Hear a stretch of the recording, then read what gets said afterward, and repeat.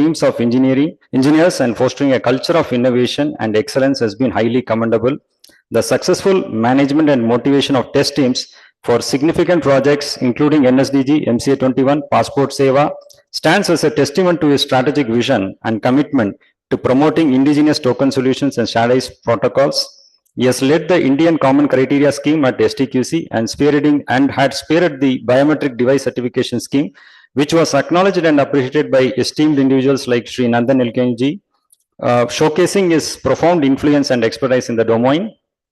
He has contributed significantly to the safety and security of the entire digital signature ecosystem, and he has also been promoting the indigenization of the CC ecosystem. We should also soon see tokens, software, common API, tools for fraud prevention, etc. His unwavering commitment to the Office of the Controller of Certifying Authorities and relentless efforts in shaping this framework and operations has been indispensable. His impact has reverberated not just within the organization but also across the broader digital security landscape. Sir, I welcome Shri Ashish Banati, Deputy Controller of Technology CC Office, to deliver the welcome address. Thank you, Balaji. Thank you. Good morning, everybody. Respected CCA sir, Shri Arvindji, the dignitaries on the dais, Dr. Prashant Mishra ji, DN Sujata madam, Professor Shyamasundar ji, and ED Sudarsan sahab, and ladies and gentlemen. And this is auspicious day, and as was told, but it's a Teachers' Day also. So I wish all the teachers present here a happy Teachers' Day. So it's a great honor and privilege to welcome you all to this 5th edition of International Conference on Public Key Infrastructure and its Applications, PKIA 2024.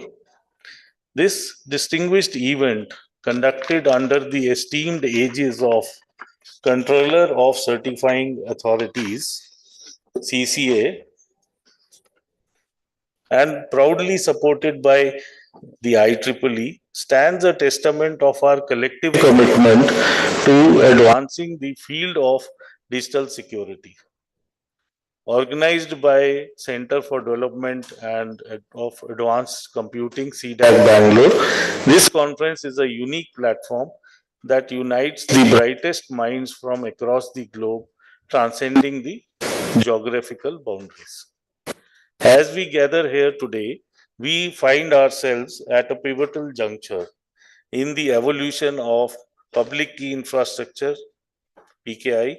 Over the years, PKI has not merely grown, it has become integral to establishing digital trust in electronic transactions worldwide.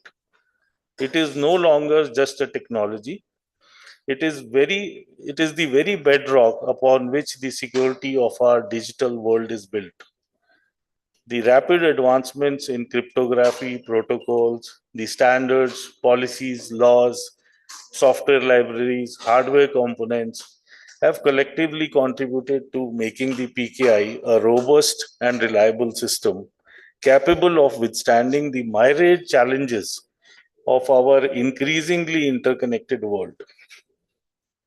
This year, under the visionary leadership and guidance of our Controller of Certifying Authorities, we are proud to embark on several new and exciting initiatives that underscore our unwavering commitment to innovation, digital sovereignty, self-reliance, and digital domain.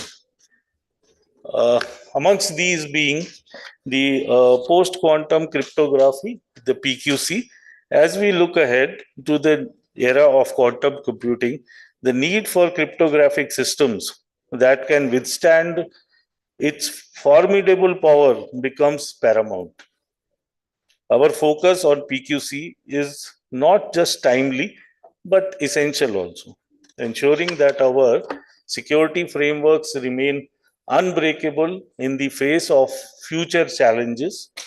The National Institute of Technology, NIST or USA, has recently released a final set of post-quantum encryption standards aimed at securing a wide range of electronic information, from confidential email messages to e-commerce transactions that propel toward today's modern economy. The second one being the Indian Browser Open Challenge Initiative. In a world dominated in the global digital giant, the development of an indigenous browser is a bold step towards asserting our digital sovereignty. The initiative invites innovators, developers across the nation to contribute to a browser that is secure, efficient, and tailored to our unique needs. Notably, this browser will include the CCA root in its trust store, further strengthening the digital trust ecosystem. And this challenge is being hosted by our C-DAC Bangalore.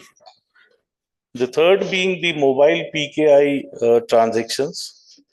With the exponential growth in the mobile technology, securing transactions on the mobile platform has never been more critical. Our advancements in mobile-based PKI transactions aim to provide highest level of security for users on the go. One of our trusted partners, eMudra, I hope they are here, has developed a secure mobile PKI system with provisions of digitally signing the transactions within the secure zone, which is the trusted execution environment or secure element, which has been provided by the mobile manufacturers. Our efforts in use of signatures in the IoT devices. The Internet of Things IoT is rapidly transforming the way we live and work. However, the evolution brings significant security challenges. By integrating digital signatures into IoT devices, we ensure that trust and security remain at the forefront of the technological revolution. The Smart City and Internet of Things Center of Excellence, with a focus of unified command and control centers, smart utilities, security and surveillance will rely on solutions based on PKI technology and digital signature certificates for successful project and pilot program implementation.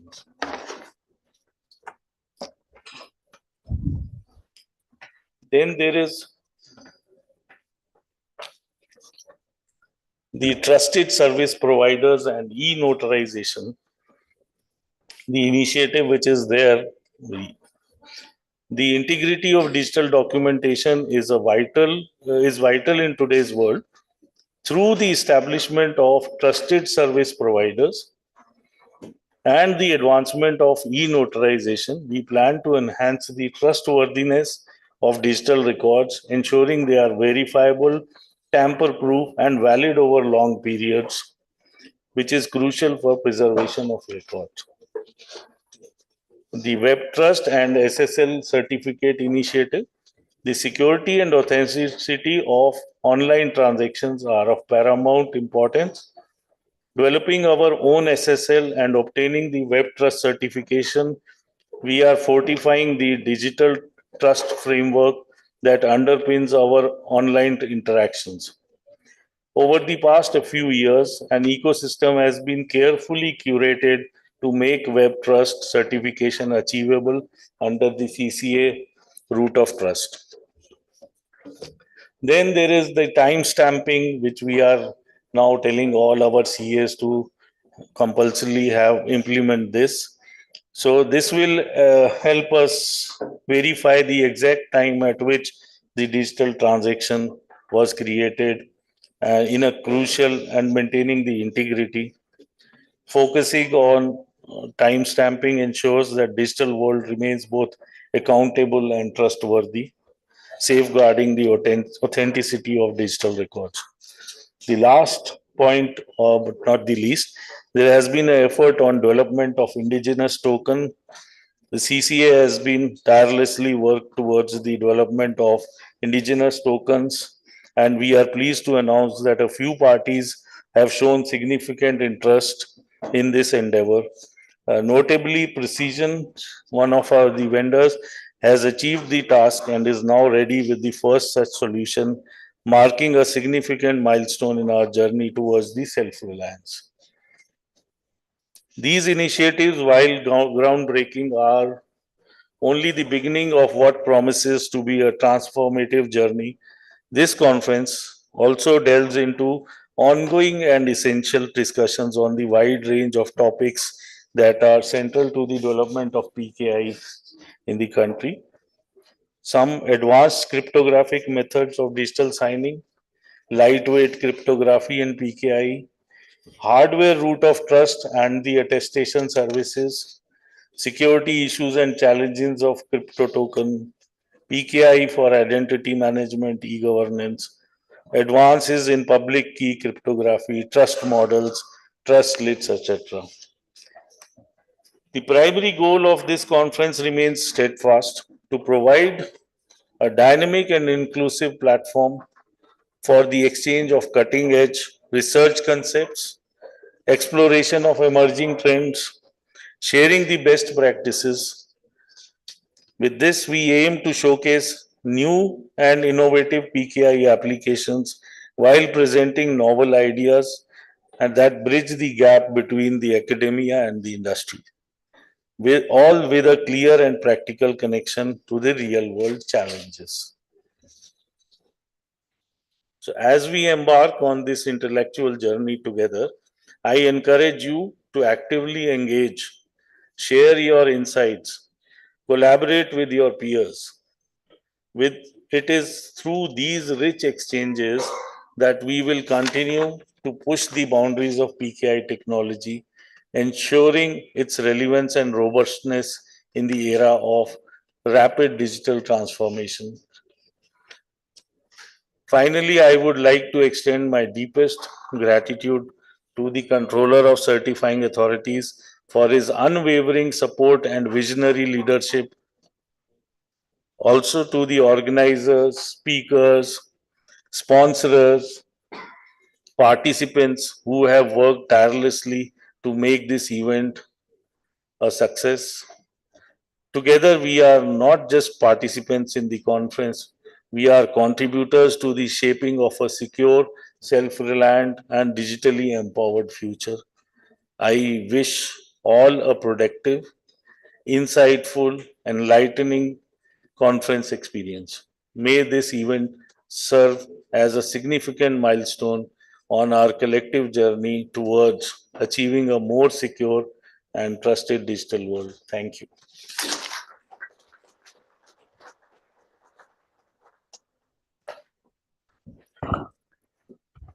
Thank you very much, sir, for giving a welcome address as well as detailing the activities of CCA as well as the projects that are being carried out now under the guidance of CCA. I now invite Professor R.K. Shyamasundar, sir, who is the General Chair of PKIA 2024. R.K. Shyamasundar is a life fellow of IEEE, a fellow of ACM, distinguished ACM speaker, a distinguished alumnus of Indian Institute of Science. He has served as IEEE distinguished speaker and was the founding dean of the School of Technology and Computer Science at the Tata Institute of Fundamental Research, TIFR.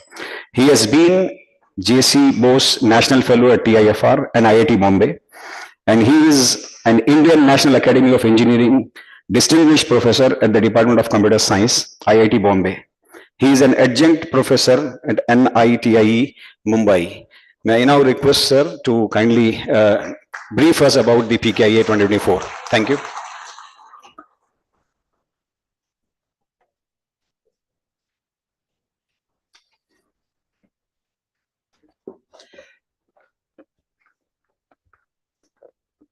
Good morning. Welcome to PKI 2024.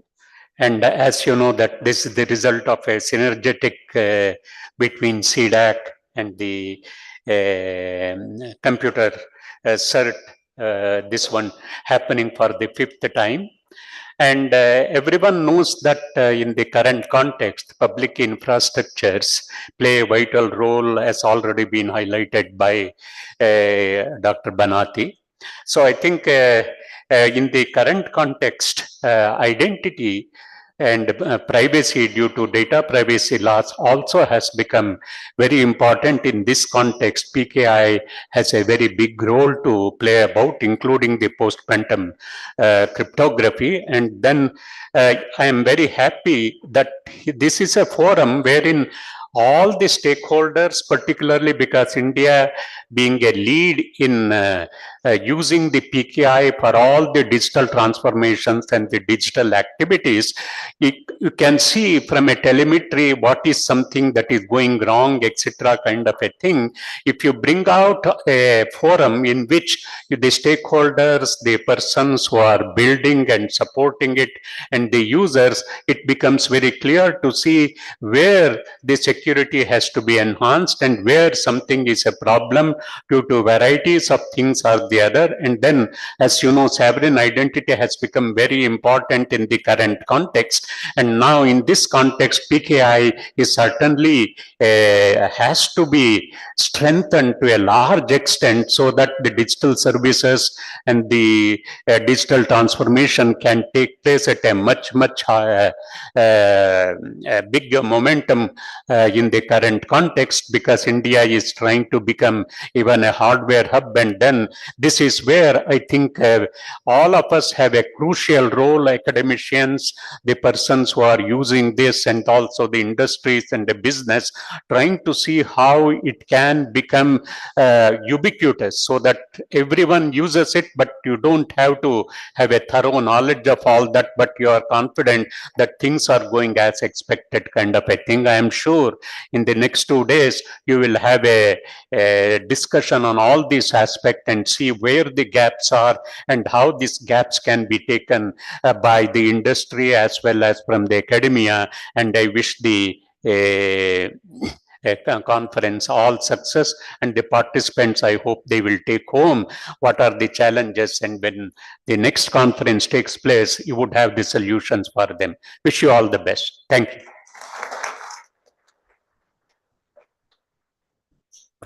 Thank you very much, sir. And we acknowledge your constant support in taking this PKIA as a brand conference now. So this is the 5th edition of PKIA. I now request the General Co-Chair, Professor D.N. Sujata, Madam. She is the Professor at Department of Computer Science and Application at BMS College of Engineering, Bangalore. She is also the Chair of IEEE Computer Society, Bangalore section. Madam has not given me full profile. So I welcome you, Madam. Thank you so much, sir, for the warm welcome. Good morning to all of you, dignitaries on the dais and off the dais. I am so privileged to share the dais with such eminent people. Thank you, Sudarsan, sir, for this opportunity. In the past decade, we have seen a lot of digital transformation, and all of us have been a part of this journey. We have seamlessly adopted mobile, computers, and a lot of wearable devices. And we all appreciate and have taken the full benefit of it. And today we cannot live without mobile in our hands. When we start in the morning, we might forget our wallet, we may forget anything else, even the car keys, but probably the mobile is something which we carry along. And seamlessly all of us have adopted. And this is amazing because we are doing a lot of transactions, applications. I myself cannot envision using mobile for my banking transaction 10 years ago. And I've so adapted it so well. I think a lot of us in this audience also would have thought in the similar lines that I was trying to think. So we have adopted it so well. There's a lot of benefits, a lot of advantages, but of course it does come with a lot of challenges. And we all know that we are all vulnerable to attack, and there's a lot of privacy issues that we face on the internet. And today is an era where we'll always have to be very careful when we are here. I think this is also the national mission of the government of India, the cyber security part of it. And PKIA is a very apt theme for all of us today. I'm really grateful to CCA, the Government of India, as well as C-DAC, for coming together, for giving us plethora of knowledge on the domain of how to keep ourselves safe, and all of us to also contribute to this domain of PKIA. So I thank the C-DAC team and along with the CCA support and IAS chapter and the IEEE Computer Society for making sure that all of this are stitched together for all of us to learn in the days to come. So I thank all of them for that, and I wish the conference a huge success, and may we see a lot of contribution from all of us here to have a very trustworthy digital world further. Thank you so much, and wishing you all a happy Gauri Ganesha festival. Thank you.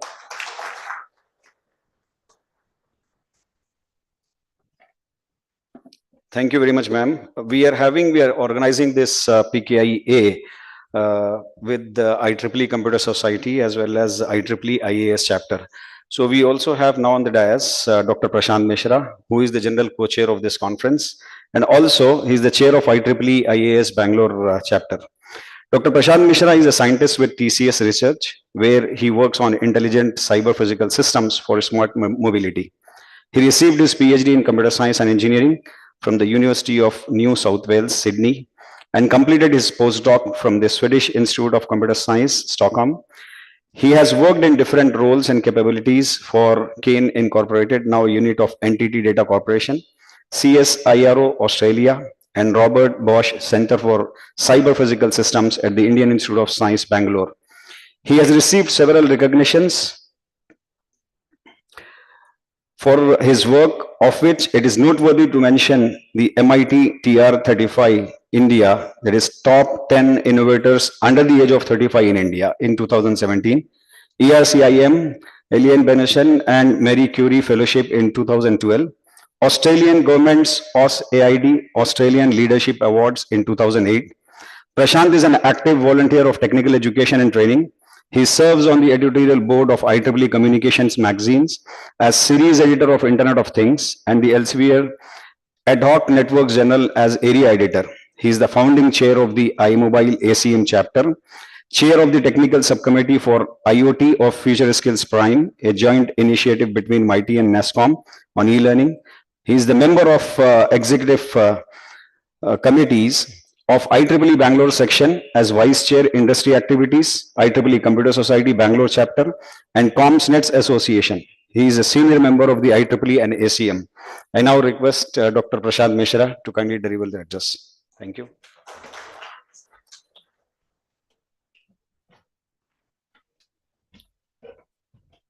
Thank you and good morning, everyone. I must first cite our colleague here for probably giving me such a long introduction. I feel I think given the dignities on stage, I think I am probably a very small figure in front of all of them. So thank you for doing the honors in this manner. So I work for TCS Research. However, today I am wearing the hat of the chair of the IEEE Industrial Application Society. And it has been a great journey with this conference for the last 5 years. Of course, IEEE got associated with the conference for the last 3 years, and it started as a collaborative exercise with IEEE Computer Society Bangalore Chapter and IEEE Industrial Application Society Bangalore Chapter. This year, we have also been able to pull in our mothership, which is the IEEE Bangalore section, into this purview. So they are also a partner to this event this year. And this is a perfect example of how an ecosystem comes together to actually organize something that is much more meaningful, right? I recall probably 10 years or 15 years back, when we used to hear about security, there were hardly any conferences, and especially in India, finding good security conferences were extremely difficult. And the few that were there, they were highly mathematical. So for people who did not have a good math background, attending a security conference was a very difficult task, right?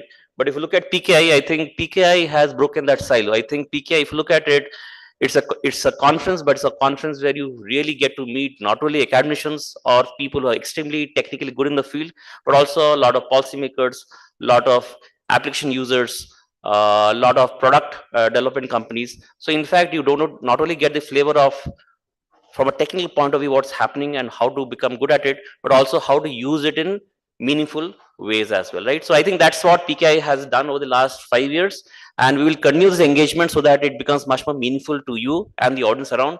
And as rightly said, a lot of the people on the stage have mentioned that it's an important field for the country, and the government of India is pushing it big time, and C-DAC is the torchbearer for that, along with CCA. So we as IEEE chapters of CS and IS will continue to support the initiative in a big way and try to make the conference bigger and better in the years to come. So with that, let me close my remarks, and I hope all of you good 2 days PKI 2024 conference. Thank you very much.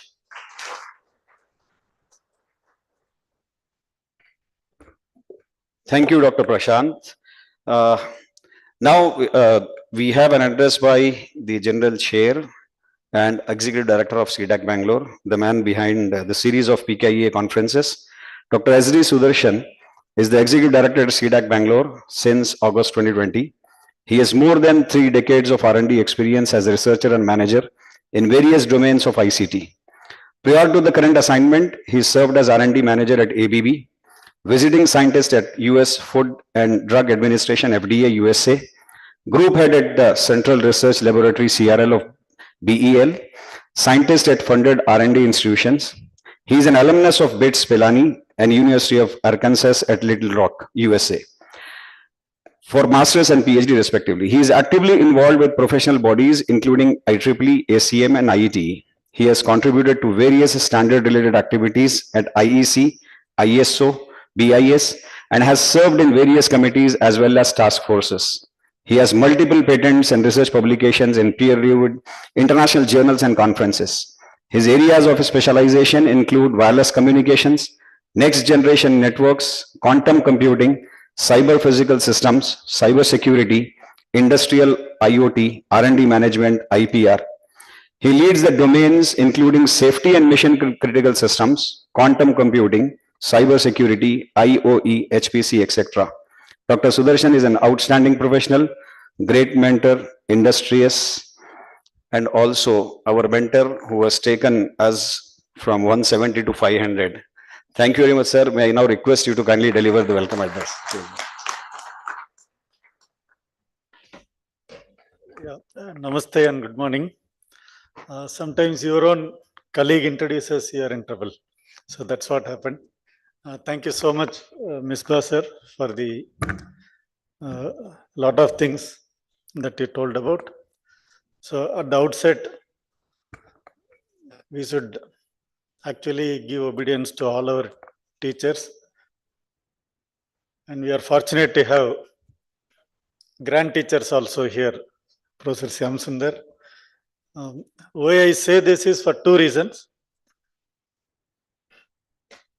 Many times we go to our grandparents because the way, even if they kind of scold it, if you want to call it that word, we like it and we want it again and again because that makes us better and they know how to mold us. And not only as the general co-chair of this conference, but as a mentor to me as an individual over the last 3 decades. And C-DAC as an organization, both in IEEE as well as ACM, various other events. He has mentored us, guided us, and the relationship has been that of, as I said, grandchild and grandfather thing. Sir, thank you, sir. Your presence and continued commitment has been extremely great for India to progress. And again, someone who is from TIFR, who are, just now Dr. Prashant mentioned, totally, you can say, mathematics at the base and physics. A science stream person coming to an application-oriented area and mentoring us has been amazing. So this is one reason why this conference, highly focused from PK security being a crypto-based conference to something today is part of your e-sign, UPI, digital signature tokens. as a fundamental infrastructure and common facility we have reached. That has been amazing. And India as a country, we are lucky to have an statutory authority in CCA, our controller of certifying authority, currently Shri Arvind Kumarji here. And since he has come, a few fundamental changes have happened. Other than being just supporting the IT Act 2000 from digital signature perspective and taking care of the other aspects that need to be done as an authority, the diversification that has happened, highlighted by our Banati sir DCT. For once, we are actually doing an R&D project to take PKI to specific domains, IoT, automotive, and so on. Because as a country, India is looking at the digital economy. The number one contributor is automotive. Then comes your cell phones and the computers. And ensuring that the automotive sector that is undergoing major transformation, both from the EV side and also from the autonomous driving side. The trust of the autonomous driving depends on all the electronics and the software that is going to run the system. So having a vision to have a exclusive capability that is based on PKI for automotive is a wonderful thought. So thank you, sir, for that kind of domain-specific, sector-specific research initiatives that will change the country, which will prepare us for the next decade and more. PQC is also another area they have been funding. So the focus is beyond policy making, but also ensuring that the policies can be implemented on ground. So the CC office has been a relentless supporter, and Arvind Kumarji along with Banati sir. And today I can say that almost their entire office, all the colleagues are here in the front row. They have come here. In fact, yesterday, whole day, they are reviewing various activities that is undergoing and ongoing under their either funding or mentorship. That has been amazing. And thank you for the whole team who have come and committed their 3 days for the benefit of the country and the adoption of PKI. Yet another point with respect to that is, in addition to the activities mentioned, there has also been a very specific focus, because every year, like for next year, we are going to already discuss how the next year PKI will emerge. Normally we discuss it during the days over the break. Two things are already discussed. One is both the IEEE co-chairs here, Dr. Sujata and Dr. Prashant, they left it to me. They said we will now discuss to elevate the association of IEEE possibly at the IEEE Computer Society global level rather than from India level. So it is going to change the landscape, because when we want to go to Olympics, there are stages. You start with zonal, regional, national, then you go up, Asiad and so on. So here also these 5 years, we have ensured that the conference doesn't digress from the theme of PKI. And the number of papers we get, the quality can be maintained, mainly because the conference is supported by CCA office,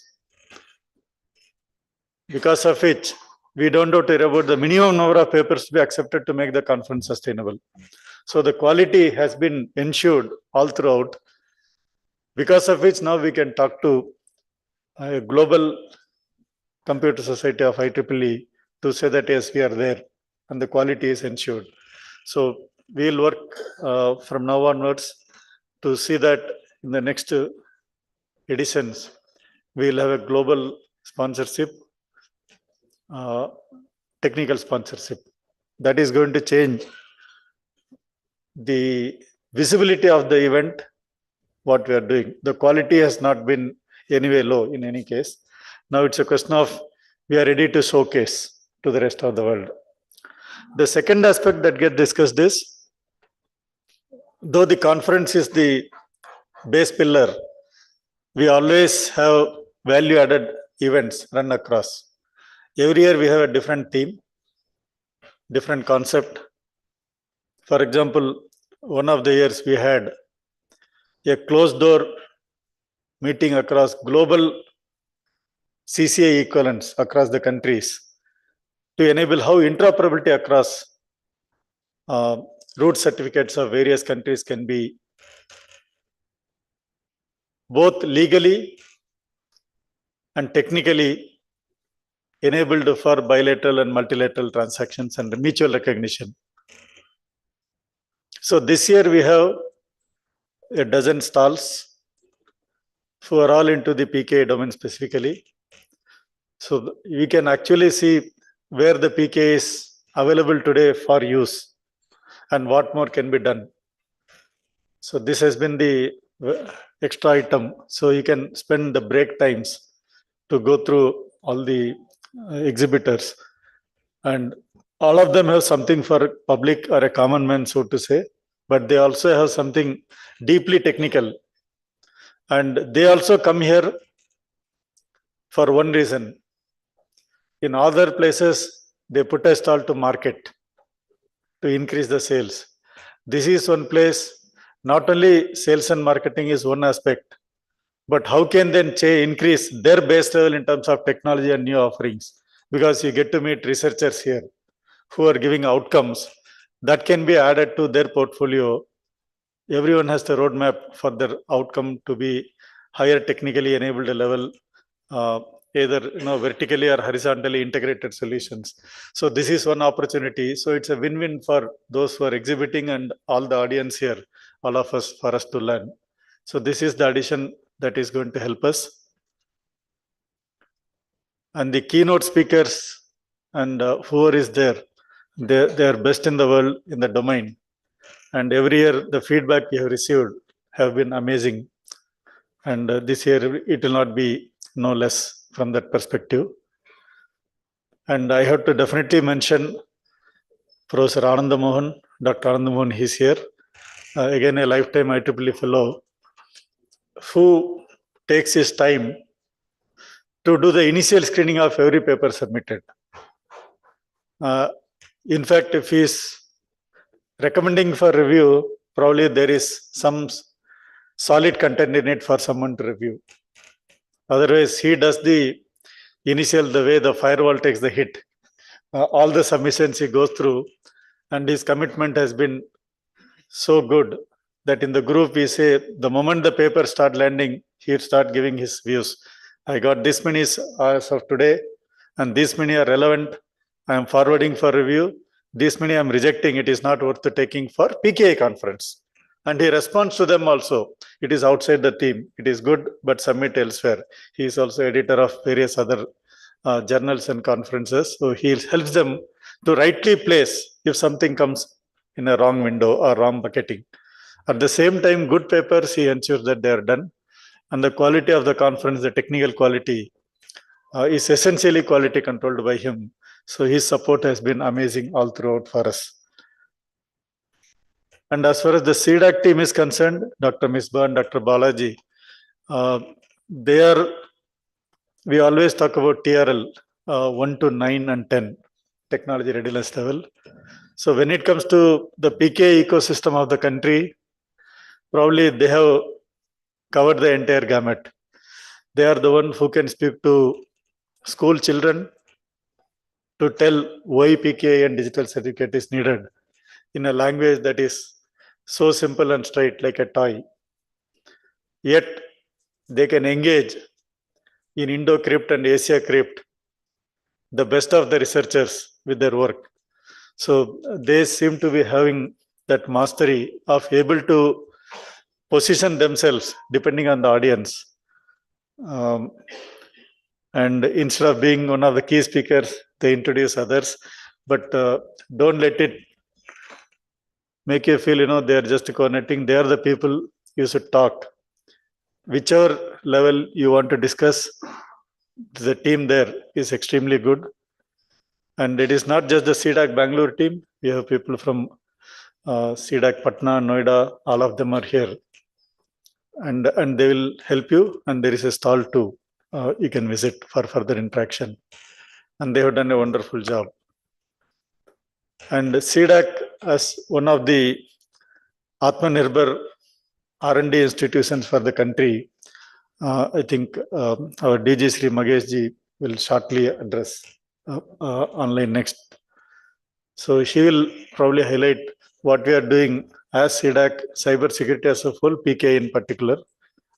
He will touch upon hopefully. And beyond that, this conference, you can see among the audience, we have not only the sub-CAs who provide digital signature tokens and so on, but we also have people who have molded us over a period. We have Professor Murali, Bindu Madhav sir, Shrikant ji, a number of people who have been taking the country through various policy and research initiatives. So it's a learning experience for all of us. And this year we also plan to hopefully do something on elevating PK to a higher level, like DCT mentioned, how to bring digital trust to the front. So that is something, some announcement will come, and hopefully CCSR is thinking when to disclose. So you can, whatever I said, you can take it as a teaser. So main picture is yet to come. Movie baki hai. So with that, I wish all of you 2 days of engaging time, and let this public key infrastructure truly become public, so that every Indian citizen is proud of this system, and the digital economy grows leaps and bounds, taking the country forward, making us a Vishwaguru. And the Ganesh also is supposed to remove all the obstacles.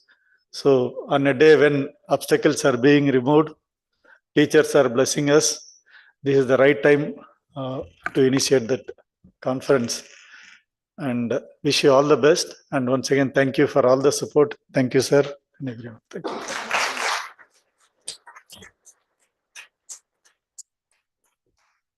Thank you very much, sir, for your enlightening address. And we have an address by Director General, C-DAC. Sir is joining. Meanwhile, I'll just read out the profile. I have received the message that he will be joining now.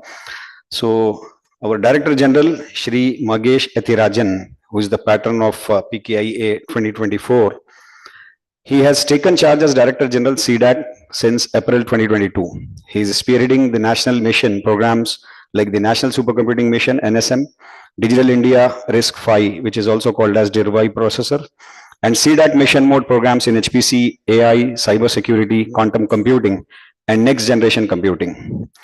He is also assigned the charge, additional charge as Director General, Center for Materials and Electronics Technology, CMET, from June 2023.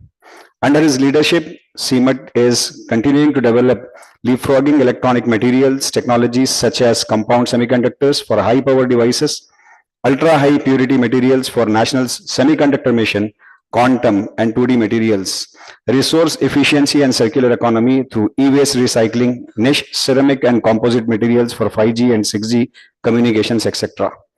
Prior to this, Shri Magesh was heading C-DAC Trivandrum Center as Executive Director, C-DAC Hyderabad Center as Director, and has also served as Vice President of an MNC.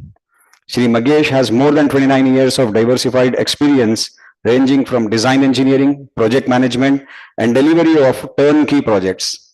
He has in-depth expertise in electronics and chip design, VLSI, hardware IP, complete product cycle. He was also responsible for SoC integration, front-end to back-end, tape-out and silicon validation, interfacing with various functional groups to deliver tested products, and managed various ASIC tape-out for customers. Leveraging 3 decades of his technology expertise, Shri Magesh has significantly contributed towards end-to-end mission planning of national importance, design, integration analysis. His innovative contributions, particularly the strategies adopted in R&D towards realizing 25 plus ASIC chip, C-DAC's Indigenous series 32 or 40 and 64-bit RISC-V based of processor called Vega processor and SoCs called Tejas under National Microprocessor Development Program, development of 20 petaflops supercomputing facility with indigenous Rudra server board, Trinetra high-speed interconnect designing and making our own RISC-V based chip, and 96 core ARM 64-bit processor in 5 nanometer for India's first HPC SoC towards exascale computing to HPC storage to HPC AI converse solutions for high-level projects.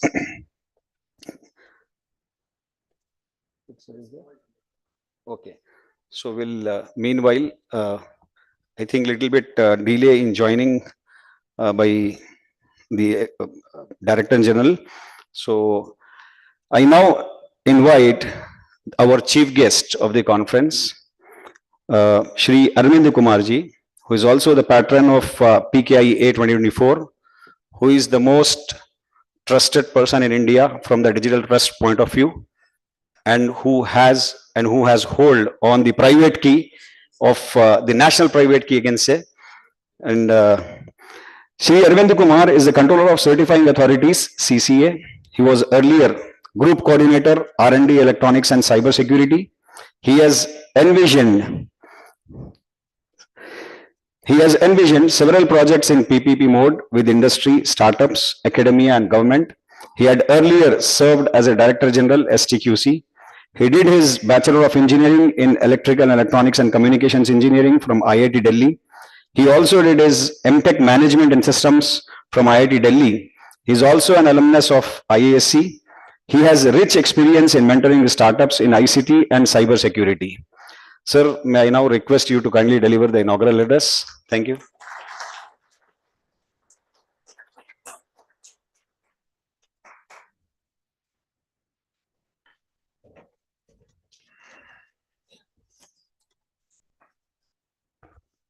Thank you, Misbah.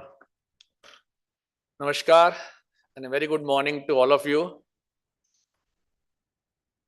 Today's conference has always been a yearly program, and it was on a fixed schedule which was falling this year on the auspicious day of Ganesh Chaturthi. So it was preponed to today. Today is the day of Teachers' Day, and this program with lighting of the lamp, spreading of the knowledge, I think it is also a very auspicious day which ED C-DAC has chosen for today's event. Respected Professor Shyamasundar sir, Sujata madam, Mr. Mishra, Sudarsan ji, Ashish Banati ji, distinguished speakers, keynote speakers sitting over here, distinguished researchers, distinguished faculty members from various institutions. It's a very warm welcome to all of you for this conference.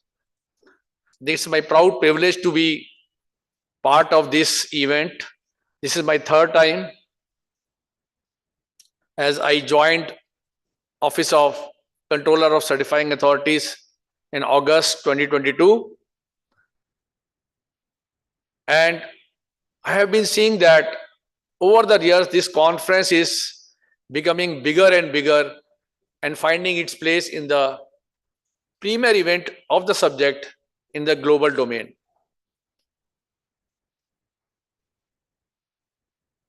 I am finding there is a lot of experts from different domains of cybersecurity, cryptography, and other areas who are sitting here, and they will be looking at not only the growth, but also the kind of complex cyber environment which needs a lot of innovations and research from the domain of PKI, the conference being very specific to the area of PKI.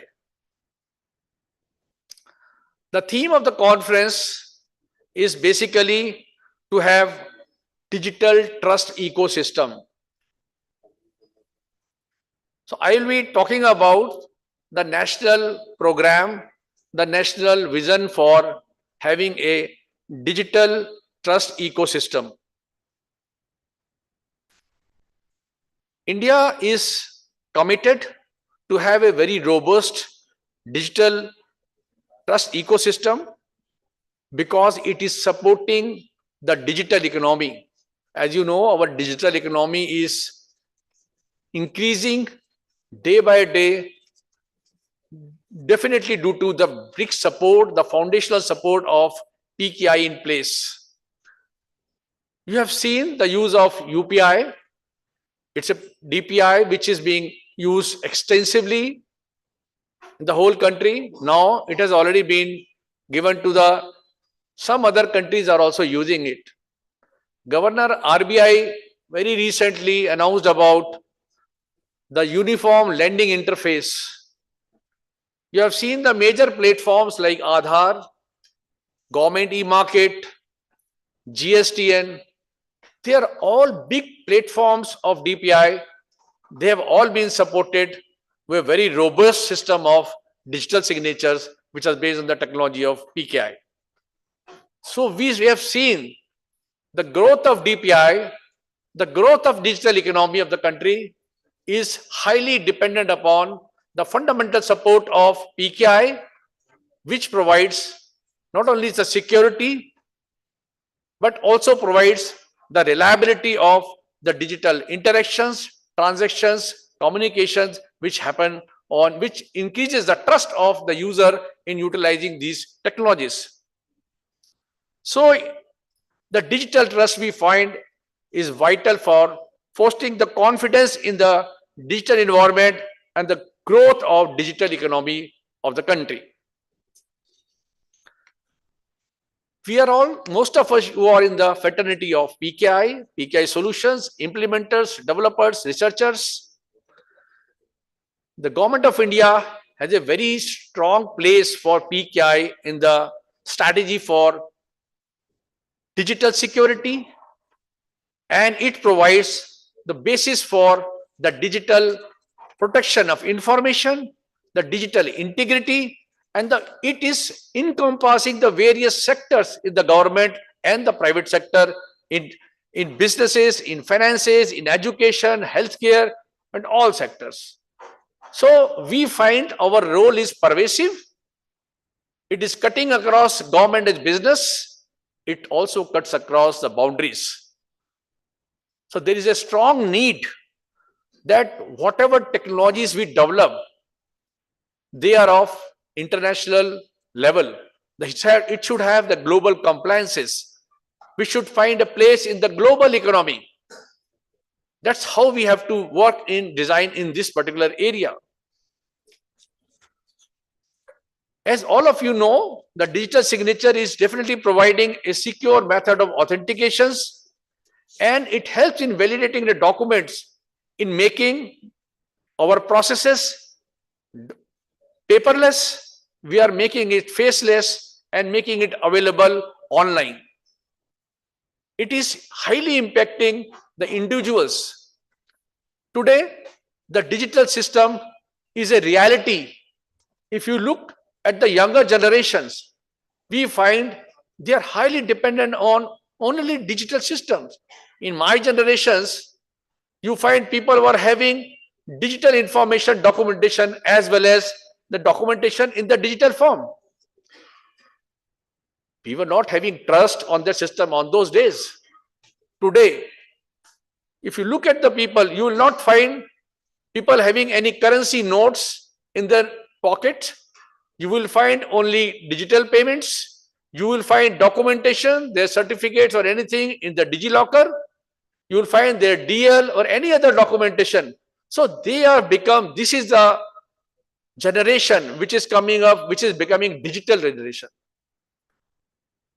And to provide protection to provide the confidence and the reliability, I think the PKI plays a very important role.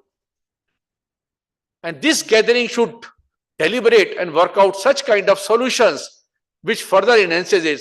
And you have seen that India is becoming leader in this area.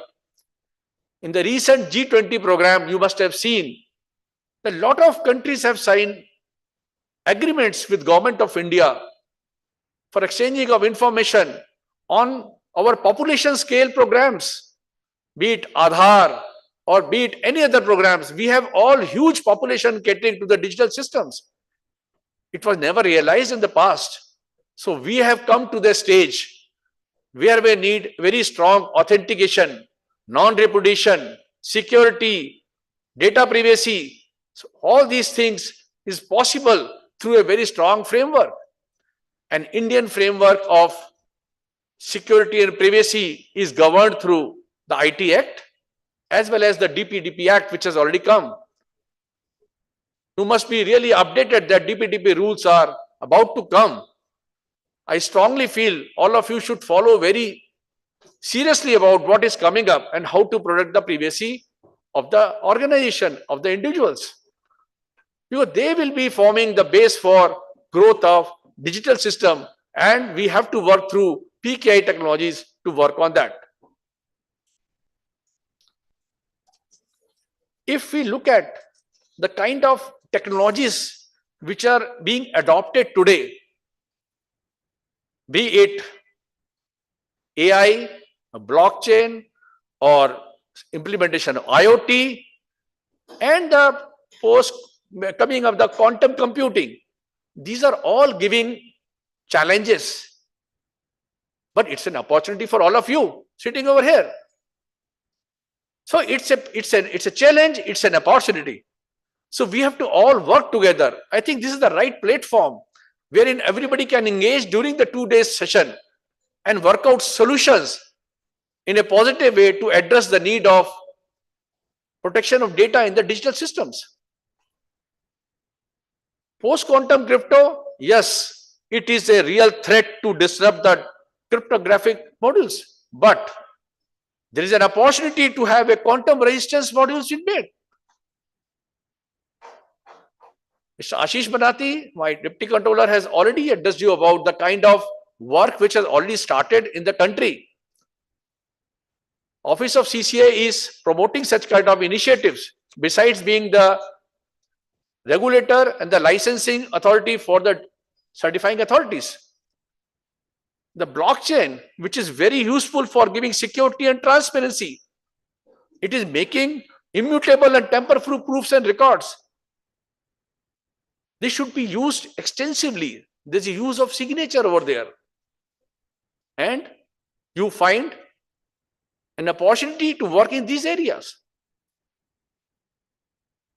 Increasing the future of digital security through AI, if you look at, so far we have been working on the static models of AI. Now we should work on the dynamic trust models.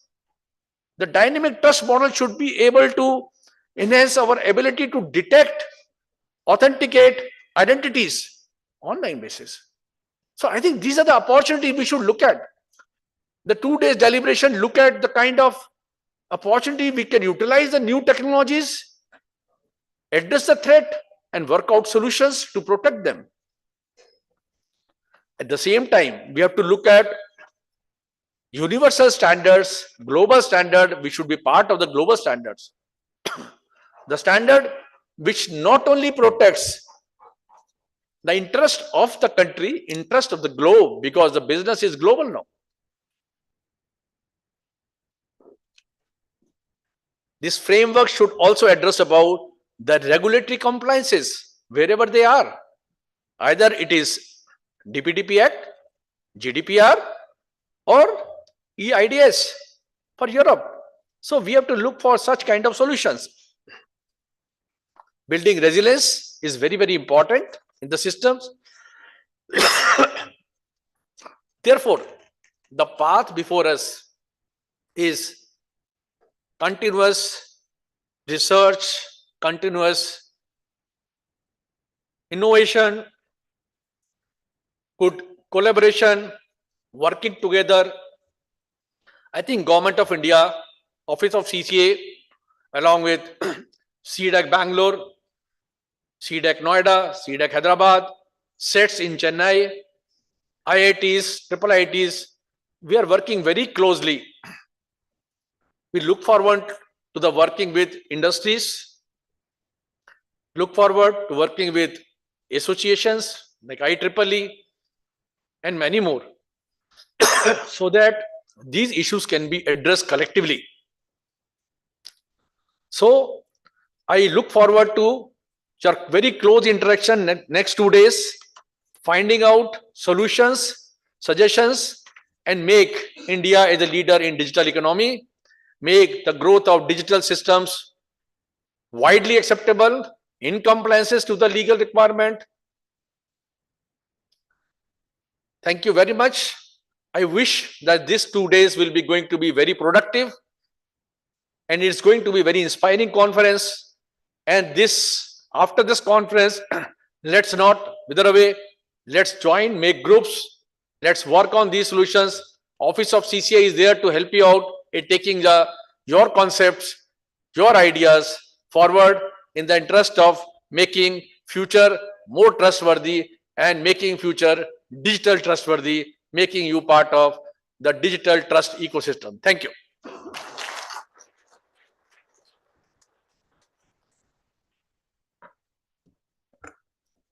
Thank you very much, sir. We will surely take forward the vision that you have presented, and will take India forward with the highest digital trust and along with the indigenous solutions. Just a small announcement. Unfortunately, Director General E. Magesh could not join because of another important meeting that he has got. So now it's time that I call Dr. Balaji Rajendran, who is scientist F and also head of the Resilient Information Systems Engineering Group. He has been leading many of the cyber security projects at C-DAC Bangalore, and has been part of digital signature awareness and PKI awareness since its inception in 2007 onwards. Dr. Balaji, may I now request you to kindly deliver the vote of thanks?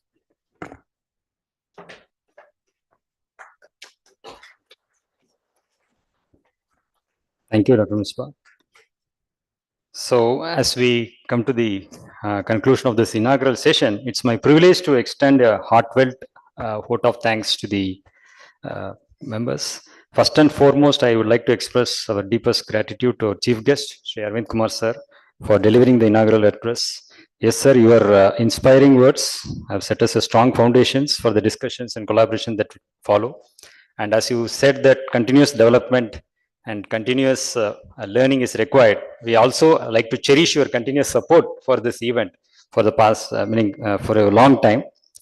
Our sincere thanks to Shri Mahesh Ethirajan sir, Director General, who has been supporting this event, but unfortunately today he was unable to join because of a preoccupied meeting. And we are deeply appreciative of Dr. S.D. Sudarsan sir, Executive Director of C-DAC Bangalore and the General Chair for this PKI 2024. Sir, your insightful address, leadership, and the fully committed support to the team has been vital for making this conference a stronger one each and every year. Actually, it was with the sir support we got through IEEE and IEEE IAS and as through Bangalore chapters into it, and we have been making it stronger and stronger as years pass by. Special thanks to Dr. Prashant Mishra, Chair of the IEEE IAS Bangalore chapter and the General Co-Chair for this PKI 2024. Your support in promoting and taking this event to the next level and enriching this conference has been really appreciative, sir. We are appreciative about it. We extend our heartfelt thanks to Professor Dr. D.N. Sujata, Madam from DMSC College, Bangalore, for your address. And of course, your support, Madam, your commitment to PK 2024 and your valuable insights are really appreciated. Our heartfelt gratitude goes to Professor R.K. Shyamasundar, sir, for throughout his continuous support to this event and all of previous events also. Sir, your presence and thoughtful introduction for the conference is really helpful for us, and your guidance will set the stage for this successful and engaging event. I would like to express my sincere thanks to Shri Ashish Banati sir, Deputy Controller of Technology, for his warm welcome address. Your support and insights are adding great value to this session, sir. And a special thanks to every CCM member for their consistent support to us and all the members who have been working as part of my team. As we say that similar to how trust is central to everyone's interaction with the society or the environment, digital trust is central to the communications and the transactions in the online world. So digital trust is the corner of our digital ecosystem, and this platform, PKIA 2024, will highlight its growing importance, ensuring that we continue to build secure, transparent, trustworthy digital environments, as CCSR has mentioned. As we explore the theme of digital trust and PKIA is enabler of it, we are confident that this audience will gain a lot from this showcasing of the latest advancement and critical discussions in this domain. I would like to take this opportunity to thank the program committee led by Dr. P.V. Anandamohan sir, our organizing committee led by Dr. Mohammed Misbauddin and Mr. Anup Kumar Pandey, our admin and support teams led by Mr. Muthu Kumar, my colleagues and my own team members who have been working relentlessly behind the scenes to ensure the successful conduction of this event. Your dedication and hard work has been truly commendable, and we are deeply grateful to all of your efforts. Last but not the least, to all of our esteemed speakers, authors, reviewers, participants who are offline, as well as who are online here, also online there, exhibitors and guests, we thank you for your presence and invaluable contributions. Special thanks goes to Skolovo Innovation Center, Moscow, for enriching the sessions through two of their speakers. To all of you, your presence and active participation is what makes this event a meaningful exchange and a successful one. Thanks to all of you. So we move to the felicitations. So I request Shri Professor R.K. Shyamasundar sir to felicitate Shri Arvind Kumar sir.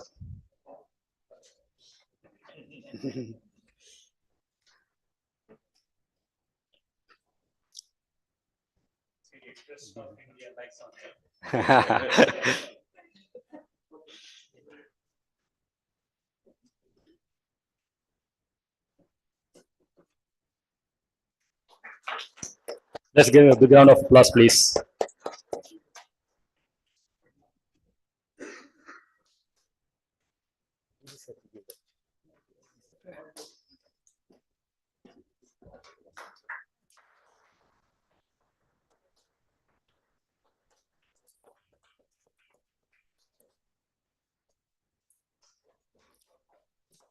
Sir, I again request to stay and request Shri Arvind Kumar sir to felicitate Dr. Prashant Mishra.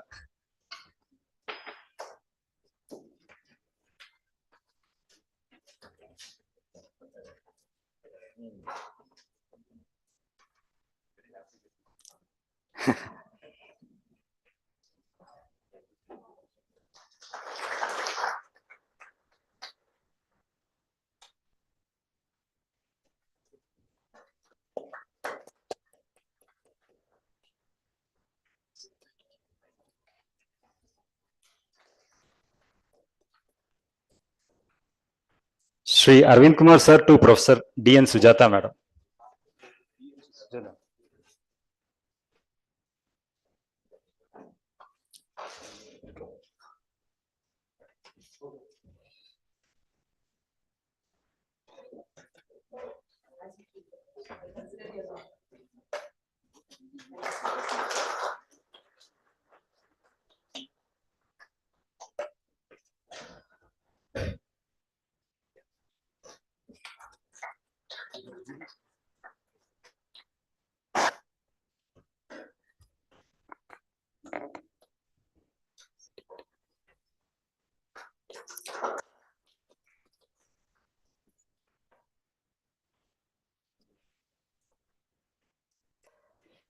Now I request Professor R.K. Shyamasundar sir to felicitate our Director General online, but just we like to show the memento which has been made for him.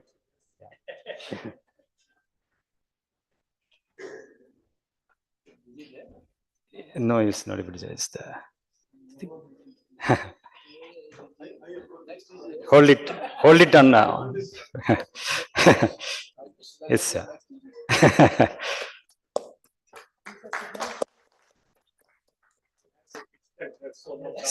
Uh, Sir Shyamsundar sir, I request you to felicitate our Executive Director, Dr. S.D. Sudarsan sir. Just this memento, yeah. Please.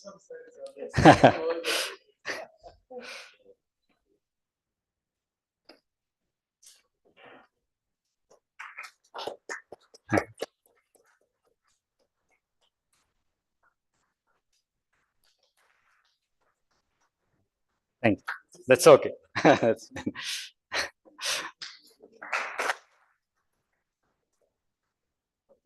Sir, now I request Dr. S.D. Sudarsan sir to felicitate Shri Ashish Banati sir.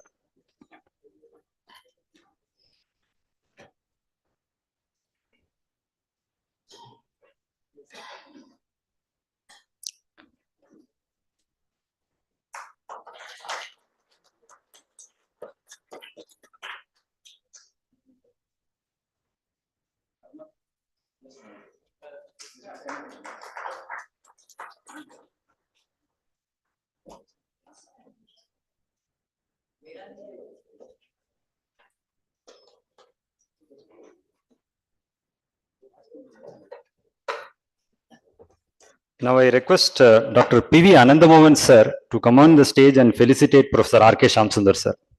Please sir.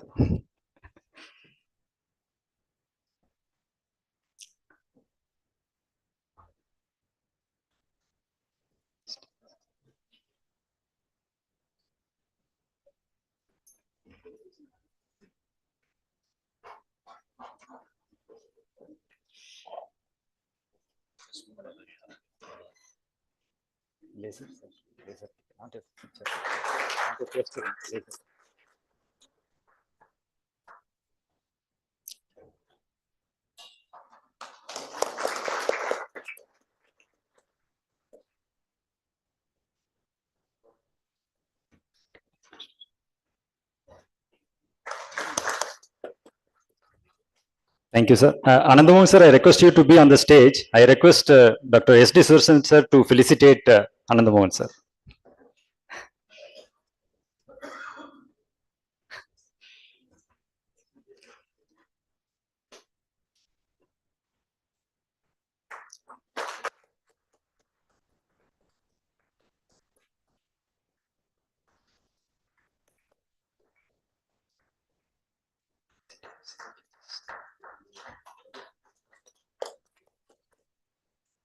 So thank you all. So as we come to the draw of this inaugural session, I request the participants to have the tea and cookies which is served next to this room. And I also request to visit the stalls. The stalls will be inaugurated soon by the CCA, Shri Arvind Kumar sir. Yeah, thank you. So after that, I request you to assemble back by 11:45. Thank you. Yeah, sure. I request the CCA members to join the stage for a group photo, please.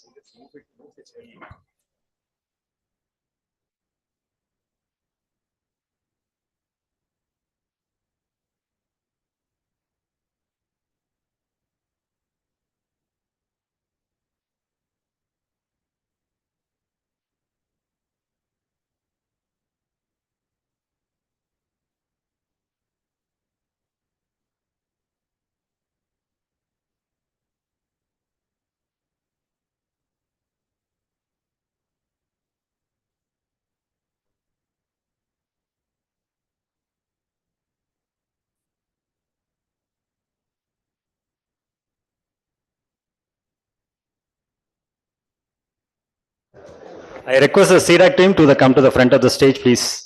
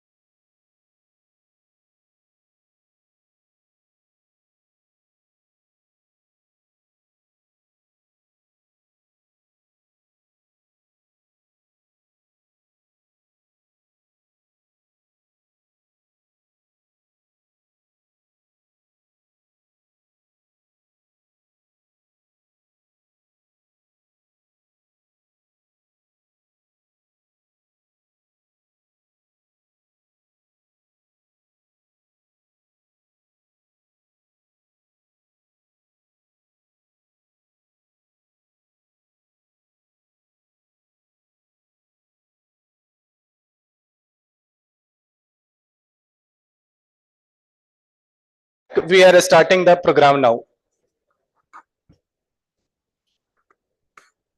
So we have our first keynote. So I request you all to please come back.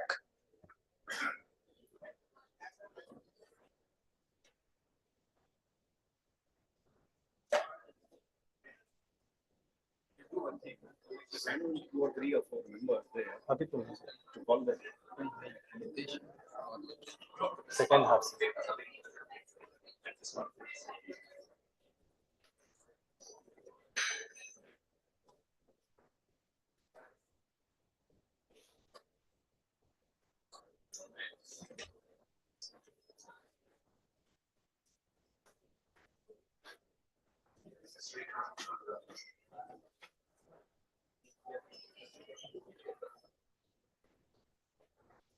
Yes.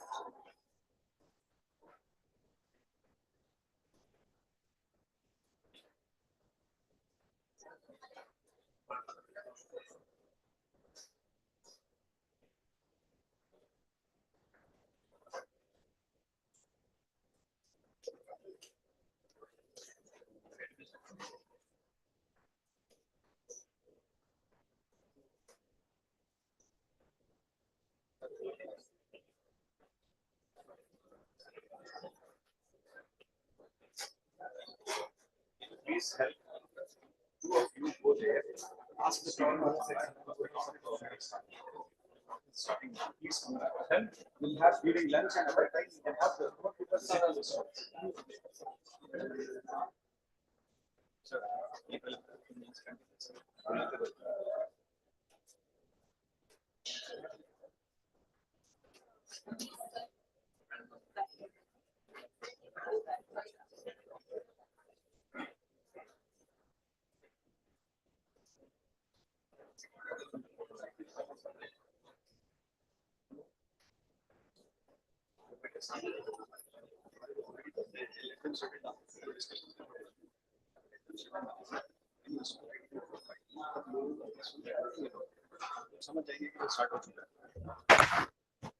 Hello. I request all the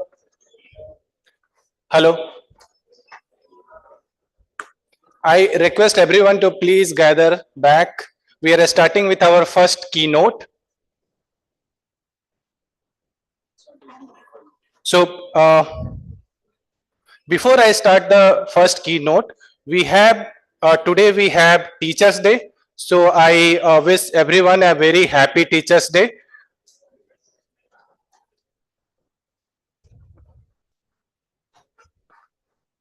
So now we are starting with our first keynote speaker, Mr. Srikant Nadamuni. He will be talking about personhood credentials. How do you prove you are human in the era of AI deepfakes? Mr. Srikant is a technologist and an entrepreneur with 35 years of experience in the area of CPU design, healthcare, national ID, banking, and financial services sectors. He is currently CEO of Khosla Labs, a startup incubator that he co-founded with Binod Khosla and chairman of Trust, a digital banking SaaS company. He was on the board of the SDFC Bank, the world's fourth largest bank. Srikant was the founder CTO of Aadhaar. He led the setup of the Aadhaar Technology Center for the development, design, and operations of the Aadhaar systems to issue a national ID to all the 1.3 billion Indian. He is also the managing trustee of the e-Governments Foundation, which he co-founded with Nandan Nilekani in 2003. It focuses on improving governance and public service delivery in Indian cities using a suite of municipal ERP product. Currently, eGov products are deployed in over 2,000 cities in India. More recently, during the COVID Delta wave, Srikant founded the 10-bed ICU project to create ICU in government hospitals in smaller towns and villages. 10-bed ICU has created over 200 10-bed ICUs in 8 states in less than 2 years. Srikant has spent 14 years in the Silicon Valley, working for several global companies such as Sun Microsystems, Intel Corporation, Silicon Graphics, and WebMD. Sir, over to you. I welcome you.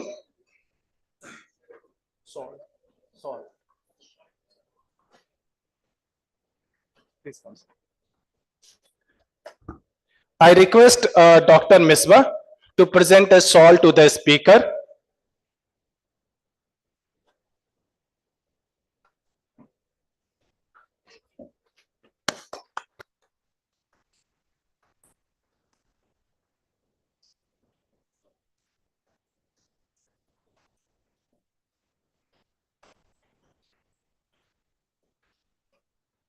Well, it's wonderful to be here at the PKI conference here in Bangalore.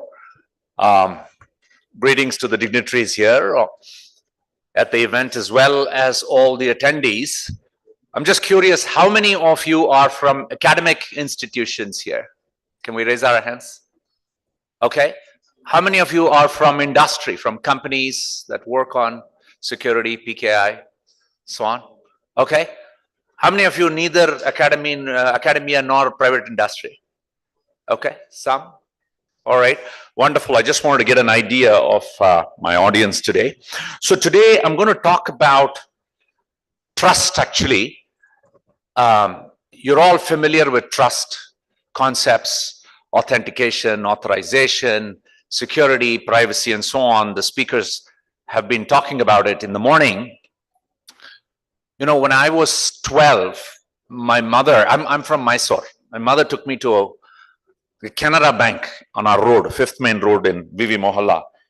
And she got me a bank account. She deposited about 12 rupees. And the bank manager gave her a small kiddies account card, booklet, okay? Bank account card. It was like a little book. And every time I went and deposited 2 rupees or withdrew 7 rupees to buy a wicket-keeping gloves or whatever, people would recognize me. They would look at my booklet and go, okay, I know who this kid is, and do the transaction. This was how trust worked when I was young. I'm sure many of you remember that era. But since then, core banking systems have arrived. Not only in banking, everything has gotten digital, and then it's gotten a little bit more complicated. So this famous cartoon in the New Yorker in 1993 actually captures the gist of the problem that we're all faced with online. No more can I walk up to my bank manager and show my card and say, I'm so-and-so, and I need to withdraw 10 rupees. And they know who I am by looking at me and looking at my card. Not possible anymore. So what happens in the digital world? So this dog that is sitting up there is telling that little dog, on the internet, nobody knows you're a dog. Okay, this is the crux of the problem. When you're on a server and you're getting hits from various clients, how do I know whether this person is Srikant Nadamuni or Ashish Banati or whoever else? That's what this dog is saying. Nobody knows it's a dog, and I can do whatever I want on the internet, right? This is the problem of authentication. You have to prove who you are, and the server needs to believe that and needs to have some sort of trust credentials. Okay, and we built one such, Aadhaar, in India. I was a CTO of the project and created the technology center with the help of amazing people here, like Pramod Verma and Sanjay Jain and others. But we'll talk today about a slightly different topic. What happens to trust in the age of generative AI? Okay. While there are amazing positive aspects of AI, generative AI, we've all used ChatGPT. How many of you have used ChatGPT? Pretty much all of you, right? Wonderful. And you know what it can do, right? So those are some of the positive things that generative AI can do. There are also obstacles, okay, that hopefully Ganesha can help us sort out. The obstacles of generative AI are what I'm going to talk about today when it comes to trust and identity. Okay, this is a paper that I co-authored along with a bunch of amazing researchers from Harvard and MIT and UC Berkeley and OpenAI and Microsoft and a bunch of other organizations. open mind, and so on. This deals with the issue of trust in the era of generative AI. It tries to understand what are the kinds of challenges posed by generative AI for the creation of trust, or the maintenance of trust in our systems, online systems, and how do we deal with these challenges. Okay, I'm going to talk a little bit, since it's an Indian audience, it's a Bangalore audience, we all understand Aadhaar. I'm going to bring in a little bit about what are the implications of this for us in India. Okay, India's taken a lead in identity and Aadhaar and so on, and the DPI. So we'll talk a little bit about that. So, okay, I've got all these Zoom things that are covering up my screen. Let me try and close this so I can see my own screen. Okay, so as you can see, there are a couple of trends that could contribute to online frauds. Okay, one is indistinguishability. Humans can't be distinguished from AI bots because of very specific things. Okay, what we were used to, what CAPTCHA, we were used to, you know, can you spot buses in all these pictures? Can you spot fire hydrants? That's how we used to distinguish. Are you a real human? Are you a bot? Okay, because if you allow bots, it will go and create 1,000 Facebook accounts and 1,000 Twitter accounts or whatever. And then Elon Musk said, I'm not going to buy Twitter anymore because it has all these, you know, unreal accounts created by bots or whatever, right? So we had these systems, but unfortunately, many of those are being compromised because of AI.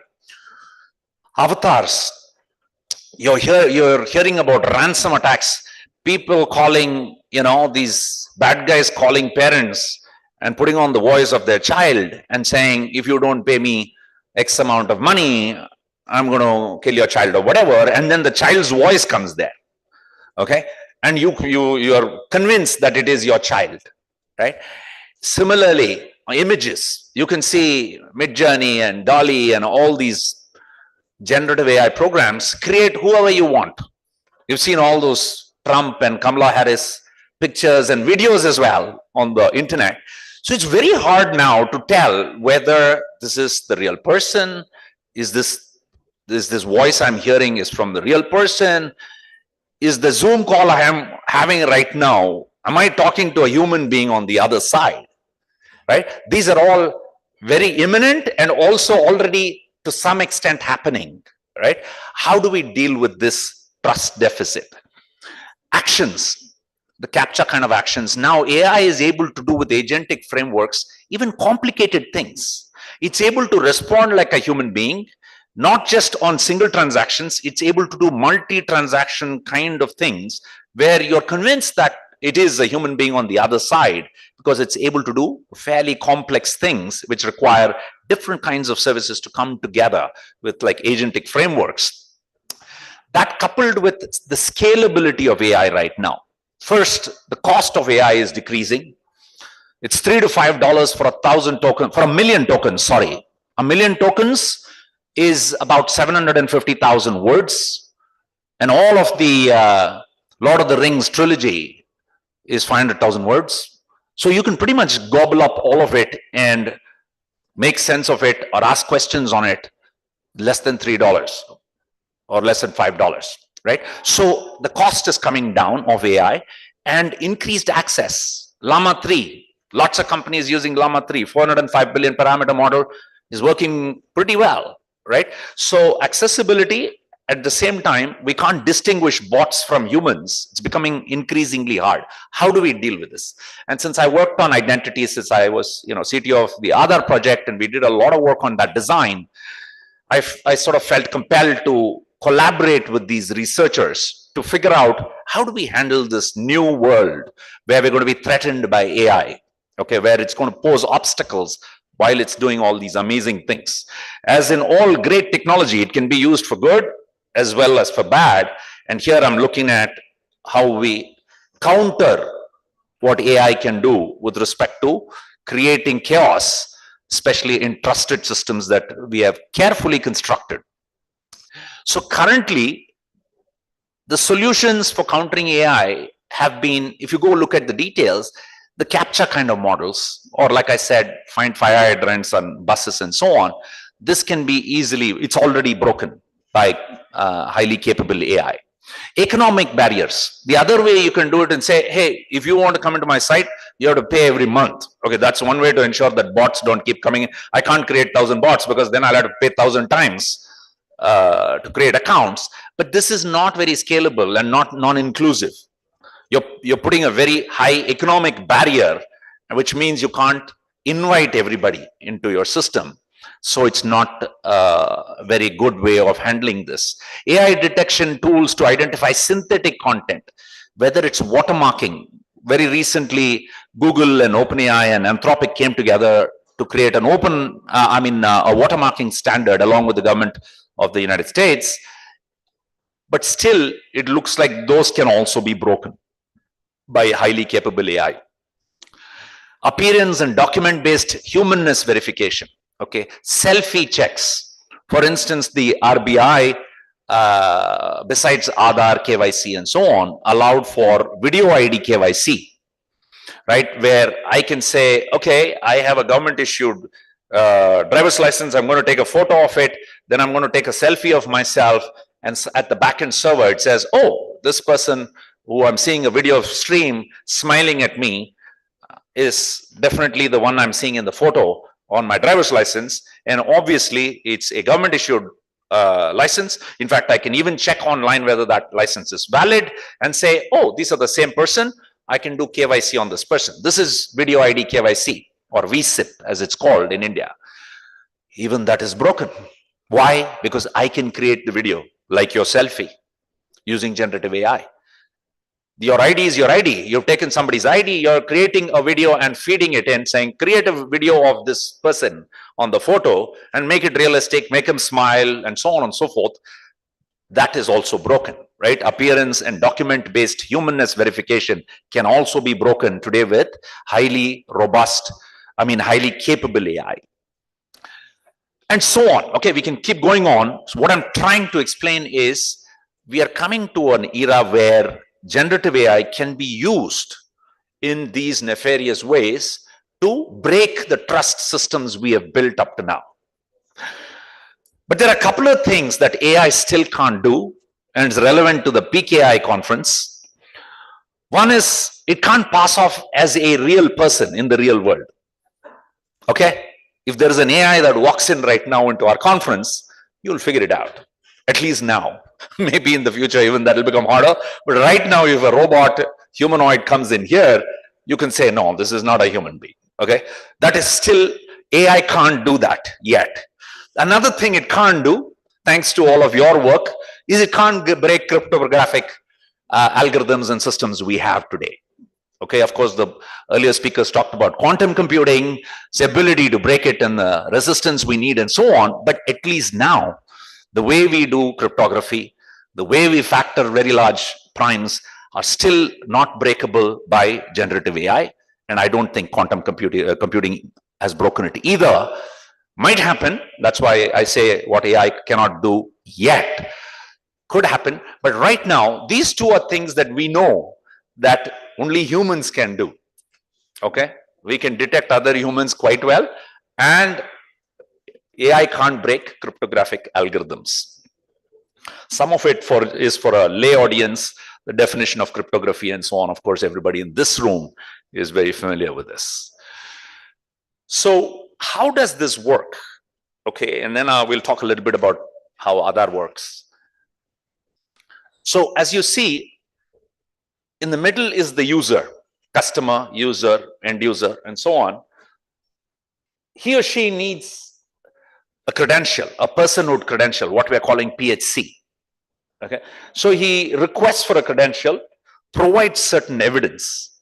Okay, the issuer can be Aadhaar, just to make it a little bit more concrete. Let's say the issuer is Aadhaar. Okay, the user has provided evidence. What did you provide? You provided proof of address evidence. You gave a document that had the address which you had filled out in the Aadhaar form. It could be one of 40 odd documents. Then there was proof of identity. You showed your photograph in one of the documents. It could be a driver's license, it could be a passport, it could be another some 30, 40 documents from in which you showed your photo and said, hey, it looks like me. When you take my photo, you will see that it looks like this, right? So you provided evidence and you gave your name, address, gender, date of birth as well. And the issuer issued you a credential. Let's call it the personhood credential right now. Certainly Aadhaar, because you came in front of me and I can make a difference between a robot and a human being, and the fact that I scanned your biometrics, iris, your fingerprint and so on, I can certainly know you're human. Okay, there's no doubt about it. Okay, we'll come to the next constraint in the next slide. Knowing that you're human is not enough for a lot of other transactions, right? So, but in this case, for the personhood credentials alone, Aadhaar can figure out that it is indeed a human who came in front of me, and they've given some validation, provided evidence of the information that they've given to me, and now I can issue personhood credentials to this person. Okay. Now, in the case of the person, today, we do have a way of getting those credentials on our Aadhaar, keeping it in our DigiLocker. You've all used all of those facilities, right? We can keep it. We can keep those credentials in here. Okay, I'm not going to go to the cryptographic details. You all understand that. You know how that is being done. But I do get my credentials in a way that I can show it to a service provider or a verifier. So that is on the right side. So the user authorizes the use of the credential with the service provider and provides a zero knowledge proof. Okay, I'm sure most of you understand zero knowledge proof. This is an idea. Let's say the famous example everybody gives is, you know, if you go to a bar, the bouncer out there wants to know whether you're 18 or above, and usually the way you do it is you pull out your ID and say that, see, I'm actually above 18, so let me inside the bar. When you do that, it's not privacy preserving. I can see your name, your address, everything, right? So how do you do it with in a way that I do not disclose more information than I need to? What is needed by the bouncer? That I'm above 18. How can I prove I'm above 18 without disclosing other information? That's an example of a zero knowledge proof, right? It can happen in many instances where the way the Aadhaar works in authentication, when you put your Aadhaar number and put your fingerprint, it's only giving you a yes or a no. It's not giving all your details that the repository has and says, you yourself check it out if it's the right person. Then you're compromising on the privacy of the individual. So it's sort of like a zero knowledge proof. It's just saying, yes, this is the right person, or no, this is not the right person, not authenticated. Password is wrong type of idea, right? So through a zero knowledge proof, you can indeed prove to the service provider exactly what that person wants to know. And then the verification, whether passed or rejected, comes back to the user so I can track what's happening. This is pretty much how the personhood credential works.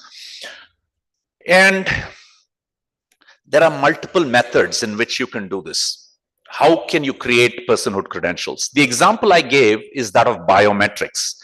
Why? Because it is part of us. My fingerprint is part of me. The entropy is in my iris is part of me. My face photo is part of me, right?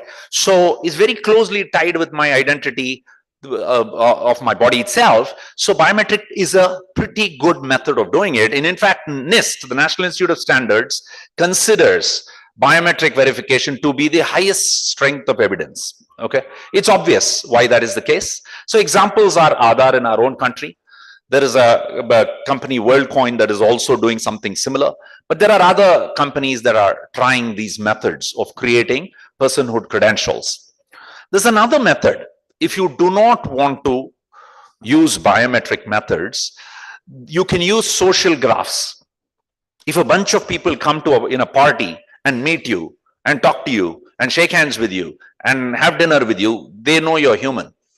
There's no doubt about it. Okay? Of course, I'm sort of exaggerating the scenario, but a social graph, a bunch of people coming together, you can indeed prove that people are human.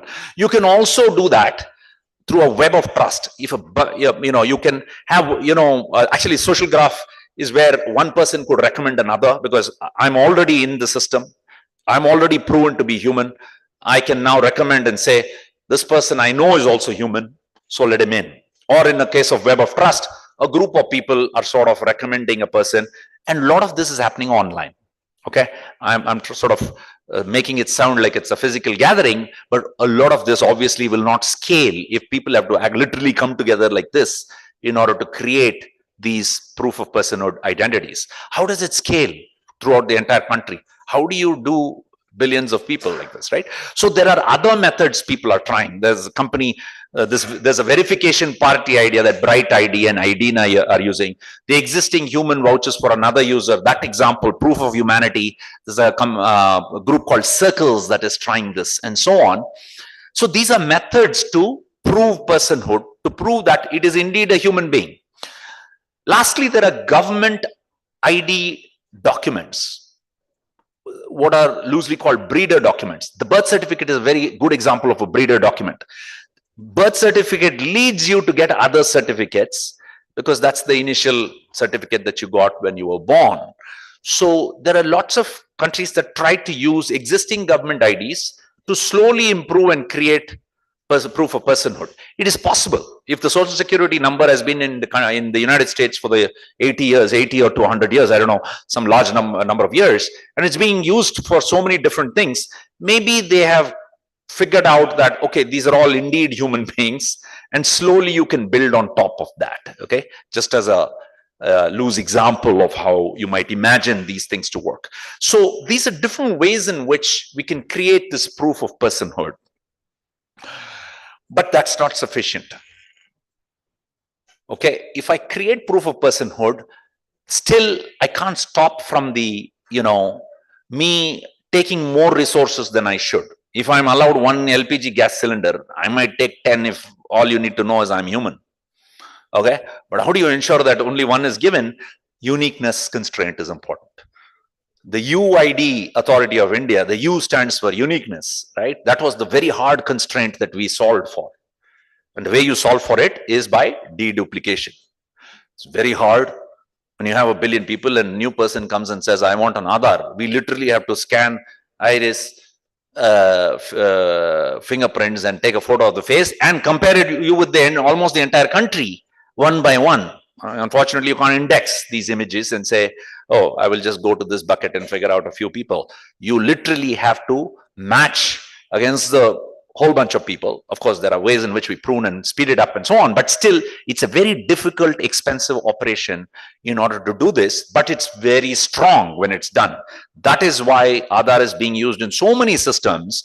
None of the earlier older IDs that we had on cards or even online did not have this constraint, nor was it implemented with such rigor.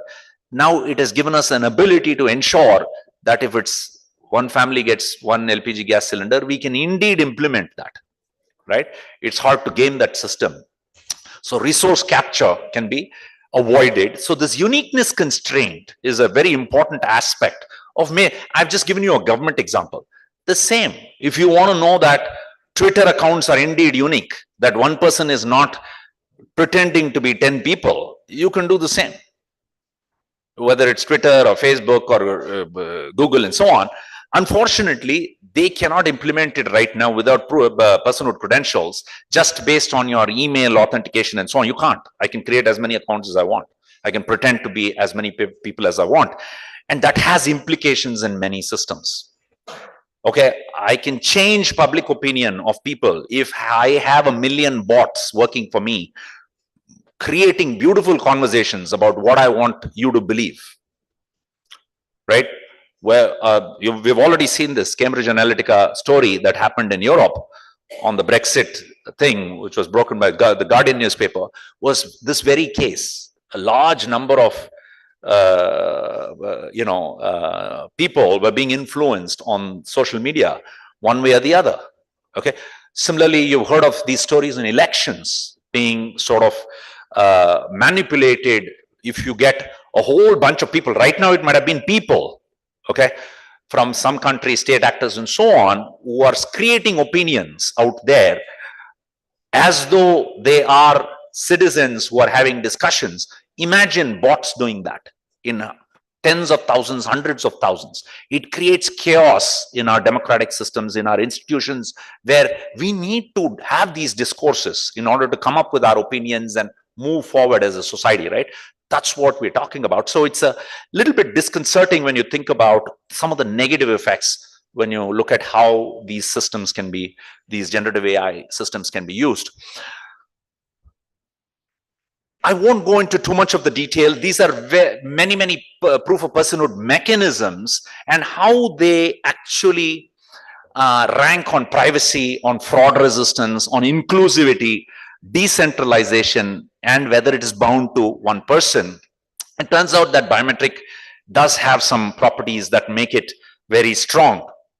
Of course, it also has the concern that if I lose my biometric, if somebody takes my biometric, I've lost it all, and so on. And you can't just, offer another one. I'm stuck with my fingerprint and my face and my iris and so on. So this is sort of a matrix that sort of shows you different mechanisms and how they rate on the various things that we do value on the left, on the y-axis. So there are three key benefits. I want to wrap it up quickly so that we can have a few questions perhaps. There are three key benefits of the PHC systems.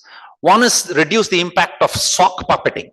I don't know if you've heard this word, sock puppeting. This is like those Muppets. You use the socks and pretend like you are a person, right? So that's the word that's becoming common in this particular sort of industry, where you talk about, creating fake online identities and use multiple accounts to deceive, manipulate, create public perception, propping up the reputation of businesses and individuals. How many times you've seen in Flipkart or Amazon, there'll be a product and somebody will say, this is the greatest thing since sliced bread. This is so wonderful. This is great. And there'll be another product you'll see, oh, this is so bad. The first day I brought it, it broke and so on, right? And you always wonder, is this person the competition, or is this person the friend of the guy who put up this product and so on? Now it's much more easier. You don't need to call a friend and say 5 friends and say, hey, tell my product is good. You can create 100,000 bots easily, right? Low cost and easily available. You can create bots and they'll make incredibly human-like comments about your product and make up even better stories than we all do. Essays coming out of ChatGPT, sometimes we feel, oh my God, I couldn't have written that. So can you imagine what it can do on products in marketplaces and so on? It's easy to do this. Carrying out scams on digital marketplaces. So this is the effect. Bot attacks, DDoS kind of attacks. You can get AI to do it. Instead of somebody programming a DDoS attack, you can have agentic frameworks say, okay, you try this and try that, and AI is, different agents of AI are trying different accounts.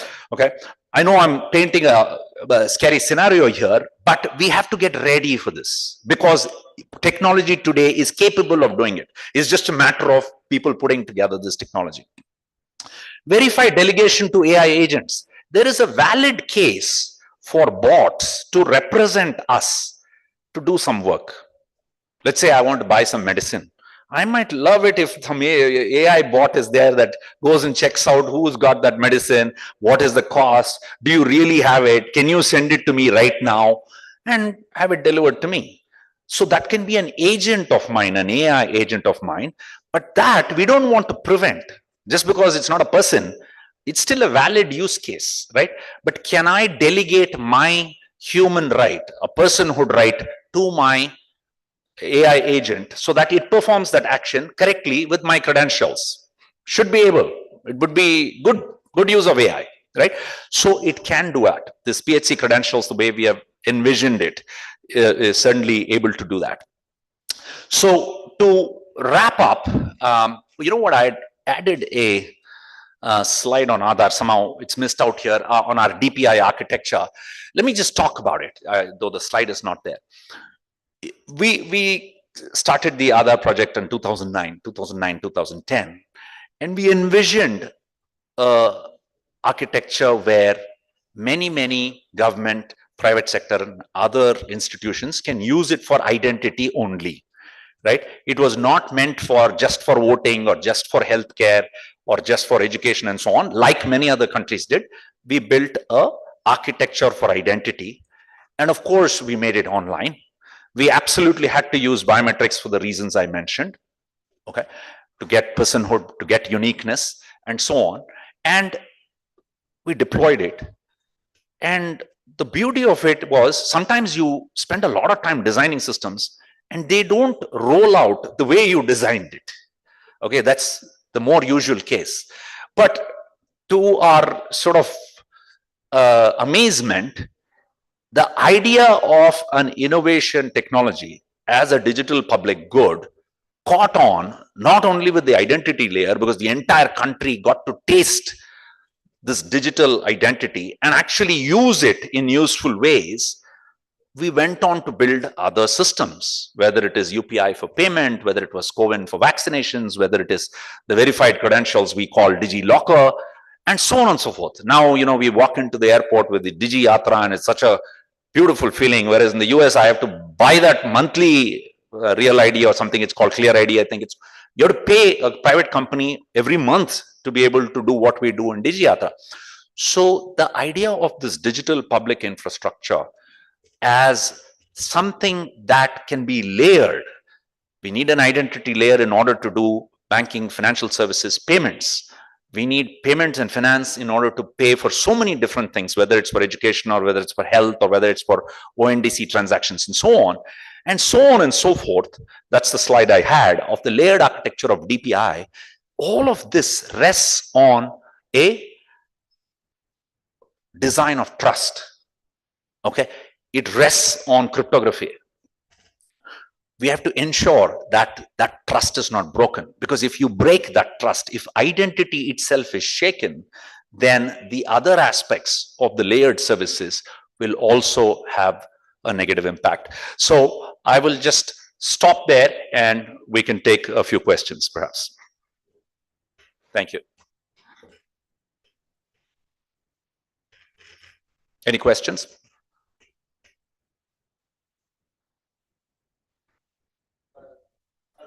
So you mentioned about balance being a very strong way of proof, but with you know, the various types of attacks that are being seen, both from presentation and injection, what is a recourse there? Yeah, there are attacks with respect to fingerprints. There are attacks less with respect to iris, but with fingerprints, definitely. There's something called a gummy finger. You can make a gummy finger of someone else, for instance, and stick it in your finger and do that. But there are ways to deal with it too. There are liveness detectors. Okay, if you have a liveness detector, you can indeed find out based on the humidity and based on you know, the warmth and so on and so forth, that this is truly a live finger as opposed to a gummy finger with some rubber sitting on top of your finger. When it comes to iris, it's actually, we don't see as many attacks, but it's actually easier to detect. We can see micro movements of your iris. We can see veins. We can see, if you zoom in really close, there's lots going on in your eyes as well. Image, unfortunately, the photo of the face is unfortunately the easier one to attack. But it's also the most convenient because we all have mobile phones. Okay, unfortunately, you know, biometric fingerprint scanners and iris scanners are dedicated devices that you need to buy or integrate and so on and so forth for banks and banking and other purposes, for attendance and other purposes. Whereas the face is catching on really well. Digi Yatra is using that. Okay. Of course, in combination with a person, that security guard over there knows that you're a real person. You're not showing an iPad over there in front of the Digi Yatra camera. So those use cases can be taken care of. It's case by case. You have to look at it. You have to look at what are you guarding? What is the transaction value? What is the level of assurance you need? And how do you safeguard that transaction? There is no easy one answer that says, okay, this is bulletproof. This will work 100% of the time.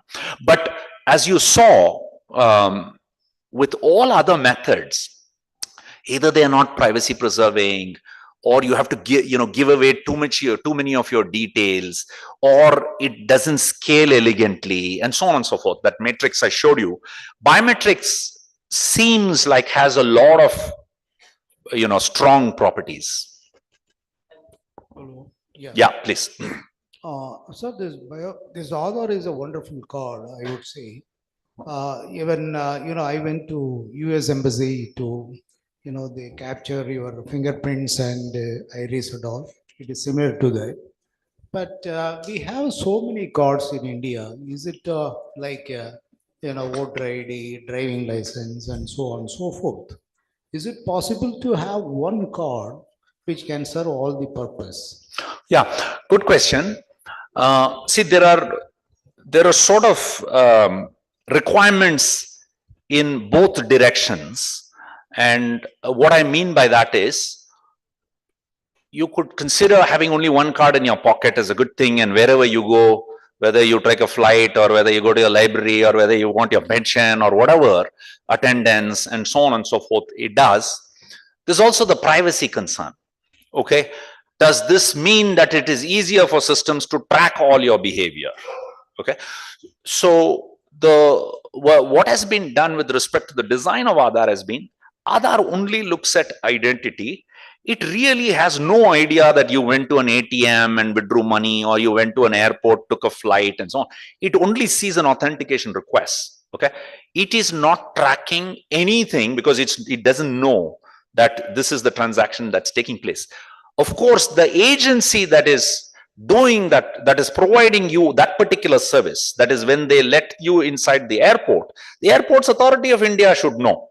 Okay, because they have every right to figure out that you actually entered the airport, or in the case of LPG gas cylinder, whatever maybe the oil marketing companies ought to know that you actually took a cylinder and so on.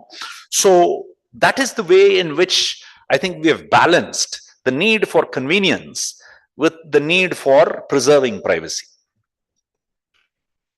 I have a question this side. Yeah, sure. My question a little bit more on the high level. I think this entire public infrastructure and the public good that we are in, as you rightly mentioned, trust is the atom that really ties these things together. Without trust, we may not have the DPI together. But given that we are using this infrastructure for much higher order services, do you think the additional layer of being genuine also would come in going forward? And let me explain what I mean by genuine here. Sorry, say that last part again. Genuine. What is genuine? Yeah. See, and if I may just compliment that, so what I mean by that, for example, at this point, my DPI infrastructure tells me that if I am Prashant, it tells me that yes, you are Prashant, but I can actually probably beef up my capabilities 100 times by AI tools, saying that okay, I may be good in one thing, but I may create a profile that might make me sound that I'm good in 10 different things, and that is where I think a lot of we lose genuinity in terms. Yeah. Okay. See, identity systems are not sort of judging your qualities, your capabilities, how smart you are, how many talents you have, and so on. That's not the role of identity systems. In fact, I remember Nandan during his initial description of Aadhaar, he would say, if you want to call yourself Amitabh Bachchan, we are not going to stop you, but you will have to be Amitabh Bachchan all your life. So Aadhaar had this property that everybody who gave their age, because people used to game the system in different ways. I am 50 years old because I want to get my payroll. I am at the same time 65 because I want to also get my pension.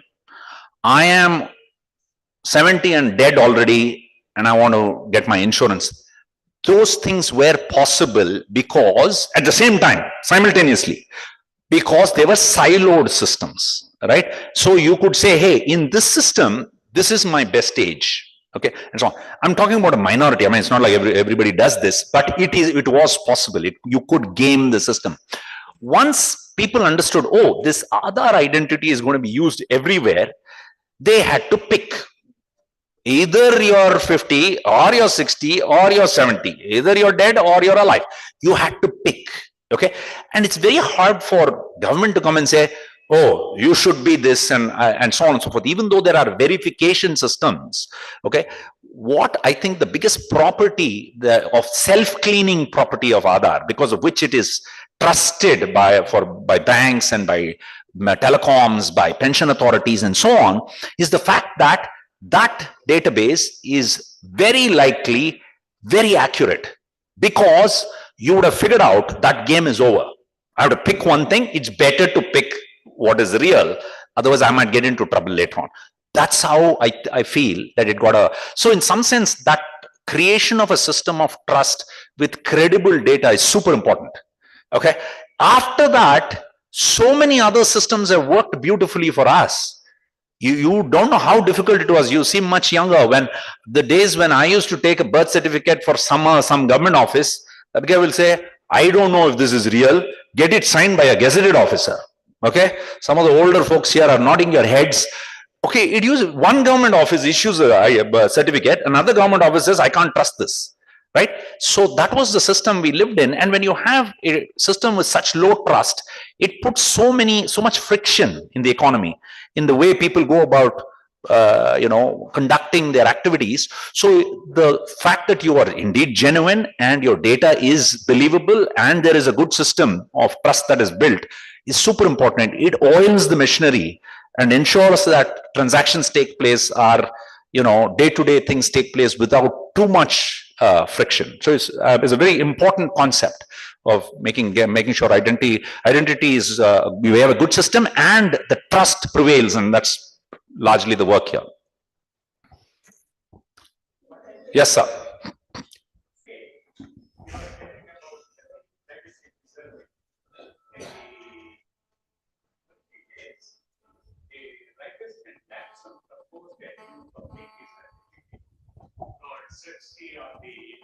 PKIA, which had the capability to give only the relevant information. The trust was the certificate is trusted, and if that certificate is trusted, I will generate a token. For example, if I am crossing for a visa, it will give only that you have the visa rather than the age or the height or whatever. That one is kind of a thing. Unfortunately, Extort 509 had already been come, so these things didn't take place much, but now due to identity it may come.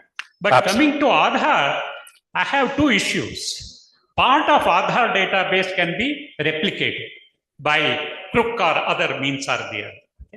And because confidentiality becomes this one, etc., a kind of a thing. And another thing is, many a times Aadhaar is used for authorization, which is not correct. And so this is where the problem comes, even though earlier Aadhaar allowed for linking for different transactions, which led to say privacy will not be preserved. And so now you say only one. And how do you handle such things? For example, if you see in the US, you have a driver database, this cannot be used anywhere. The visa database or the biometric, it cannot be used anywhere else, kind of a thing.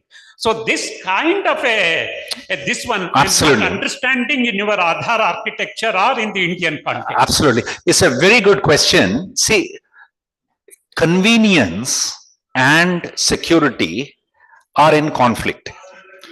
Okay, they are in conflict. If I open the gate very wide and say, conveniently come in, bad guys also come in. If I say, I want to be super secure in my country and my gate is so tight, nobody, even the genuine people, can't come in. Okay.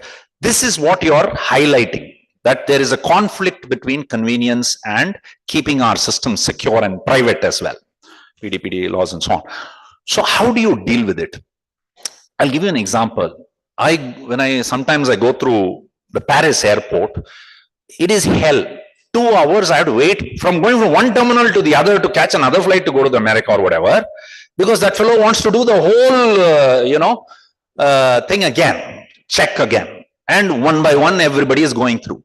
And I am saying, I am ready for you to scan my iris or take my photo or do a one-time thing. You take 5 hours to do that initial enrollment. I'm ready to do it. If every transaction I can just move like that, you're also secure. I found my convenience, we can make it happen. So my belief is, if we design systems well, Aadhaar is a good example of that. you can actually get both convenience and security. Okay, for instance, KYC used to be 1,500 rupees. Okay, we couldn't do mutual funds, sahi hai and all couldn't happen. Okay, most people needed to pay 3 lakh rupees to get a mutual fund set up, because the cost of KYC itself was 1,500 rupees, and the broker makes 0.3% of the transaction. So it's not worth it. So you'll never go beyond a certain socio-economic strata. Aadhaar KYC came and it broke that barrier. 3 rupees KYC, very high assurance.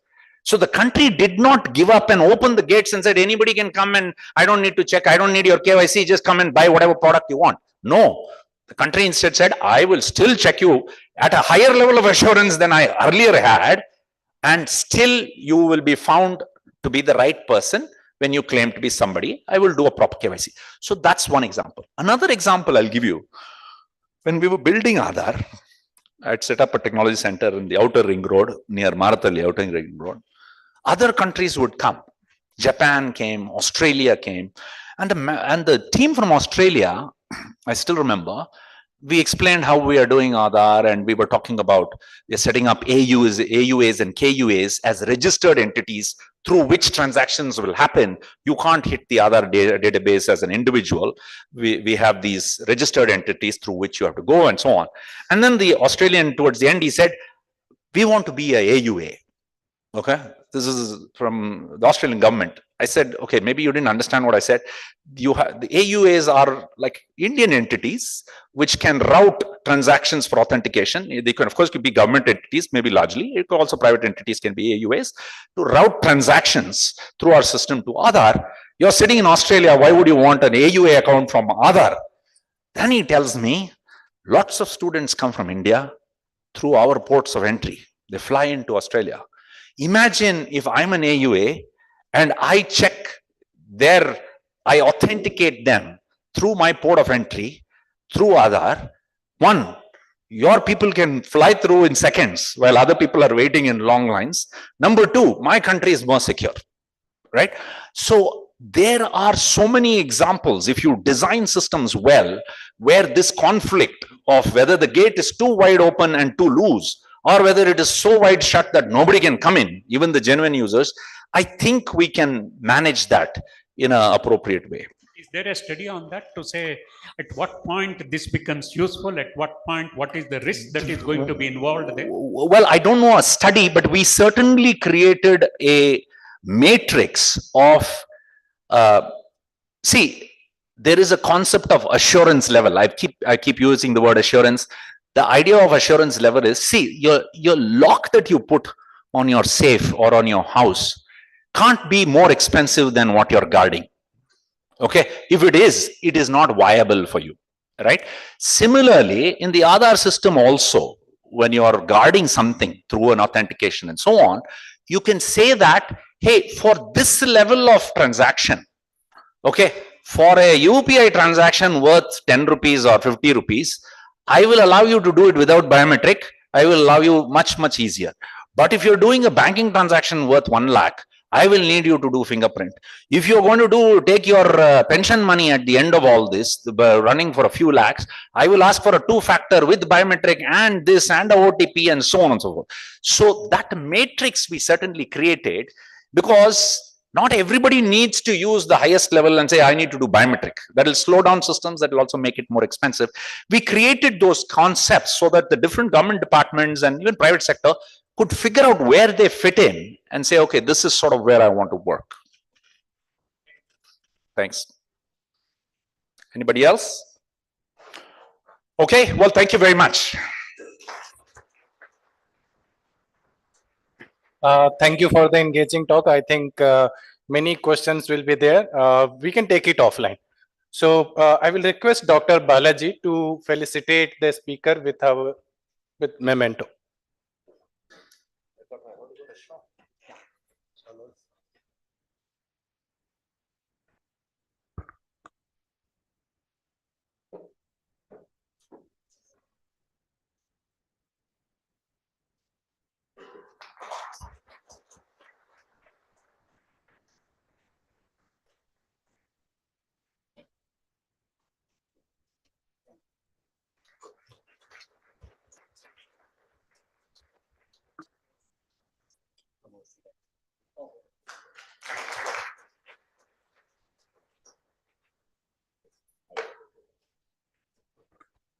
Thank you, sir. Thank you. So we have our next speaker, who is an international speaker from Russia. He is Mr. Vladimir Lazarev. He is head of development at ML Crypto Russia. He'll be talking about fraud in the cryptocurrency sphere and methods to combat it. Mr. Vladimir is an expert in blockchain analytics and anti-money laundering practices. Mr. Vladimir has higher banking education from the Faculty of Finance and Credit. Currently, he is associated with development of AML crypto, specializing in investigating cryptocurrency thefts, developing tools for blockchain transaction analysis, user behavior analysis, and identifying individual behind cryptocurrency addresses. His experience and knowledge will be a valuable addition to the PKIA 2024 conference, fostering discussions and sharing advanced experiences in blockchain technology and cryptocurrency crime. Sir, over to you. Hello. Hello, my name is Vladimir Lazarev. I'm the founder of IML Crypto. Here with me also my colleague, Ilya Бойцов. He's a crypto investigation expert. Today, we will discuss about cryptocurrency fraud scams and the methods to combat them. Our company specializes in crypto investigations and the development of tools for analyzing blockchain transactions. Each month, we received about 300 requests related to various incidents involving cryptocurrency, theft, and fraud. For over the 5 years, we have been engaged in this work. We have witnessed the evolution of fraud scams. We have communicated with victims, and in some cases, even with the fraudsters themselves. We observe how their scams, tools, and money laundering techniques for stolen crypto assets are changing.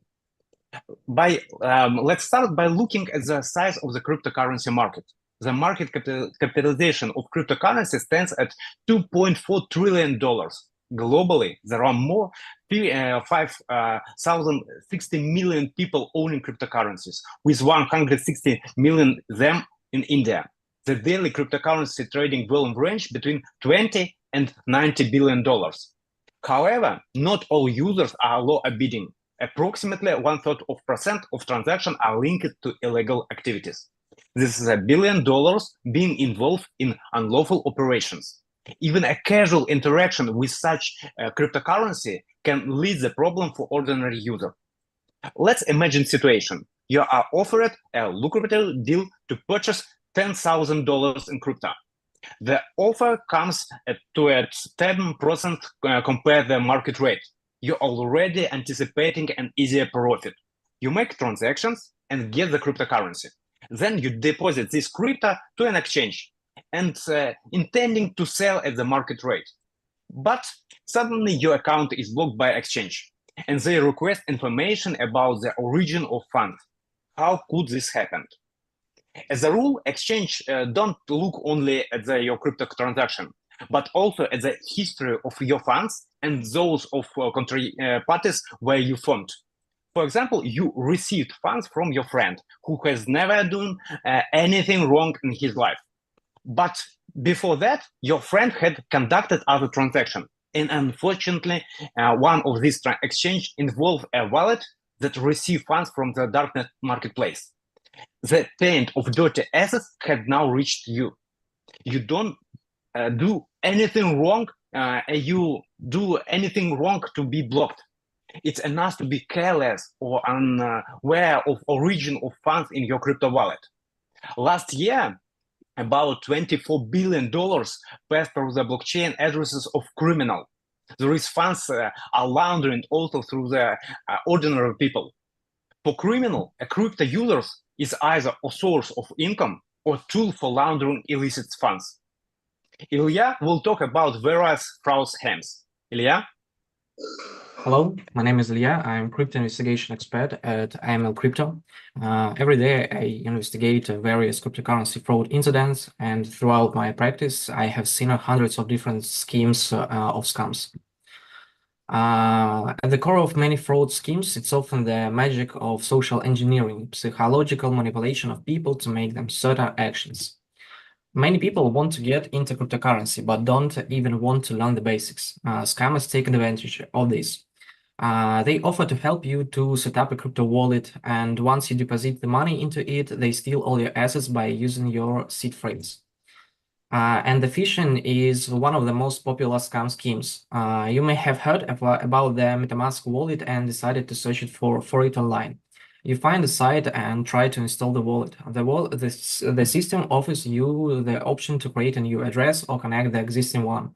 And when you enter the seed phrase, encounter an error. Try again, and it works. What happened? You landed on the phishing site created by scammers. It looks almost identical to the real one, but there may be one different, like the domain zone or a slight change in the name. When you enter your seed phrase, it gets sent to the scammers. And to avoid raising suspicion, they redirect you to the real website where everything seems to work fine.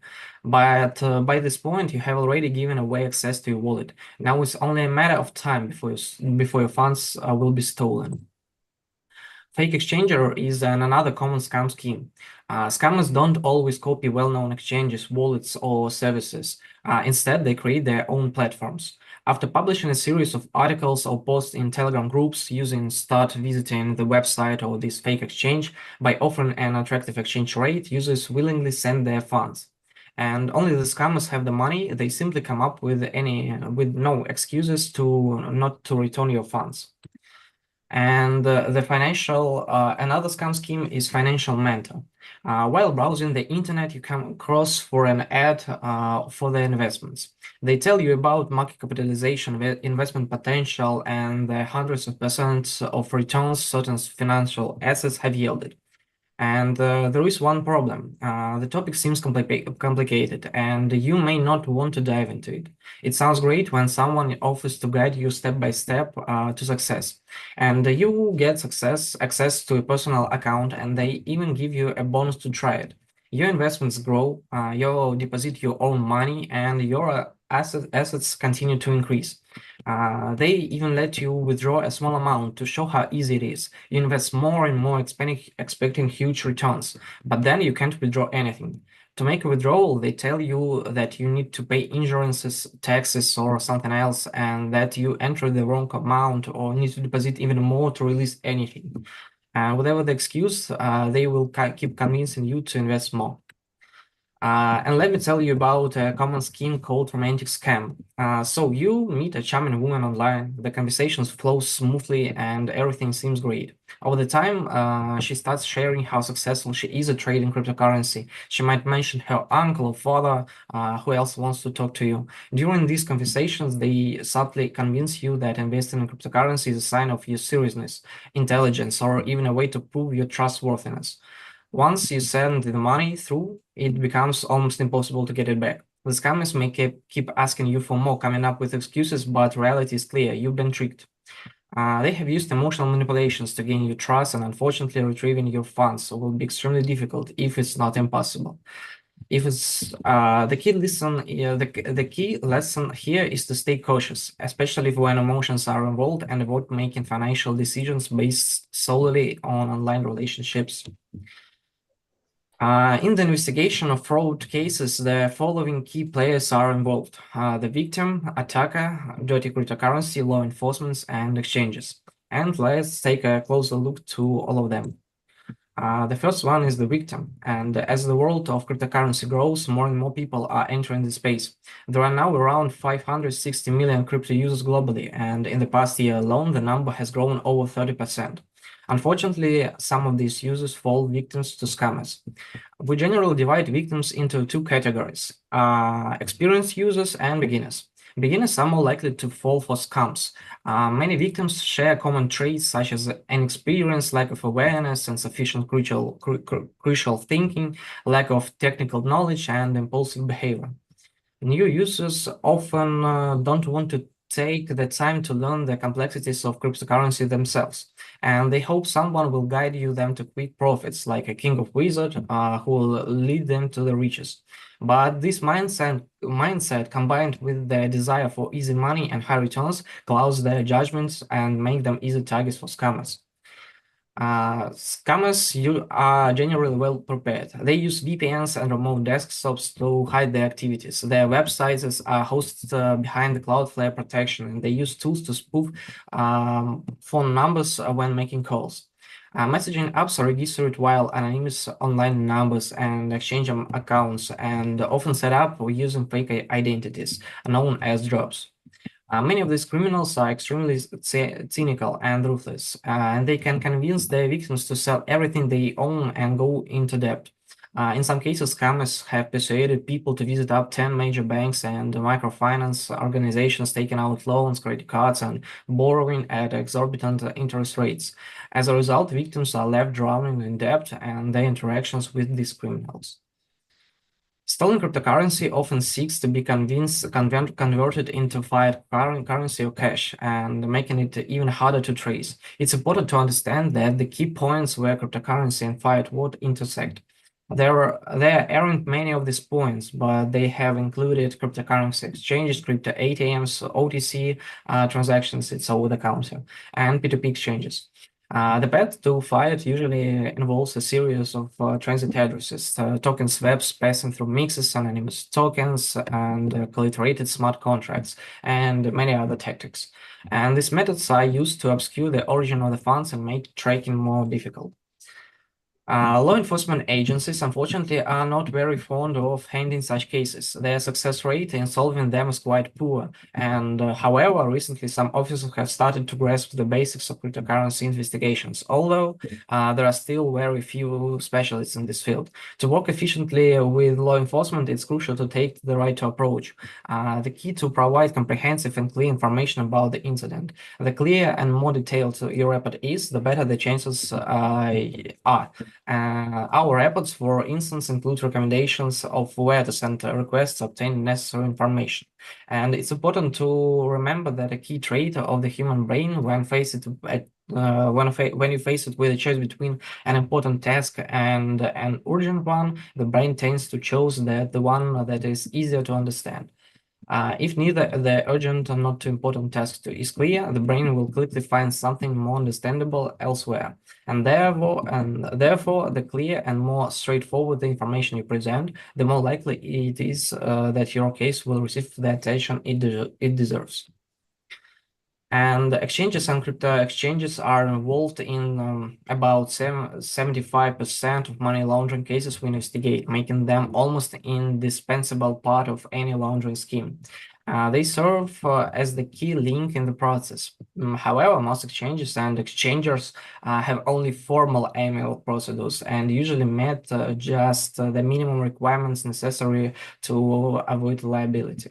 Exchanges are not fond of dealing with lawyers, law enforcement, or blockchain investigation specialists. This is because we don't bring them revenue. Instead, we only add extra load to their support teams.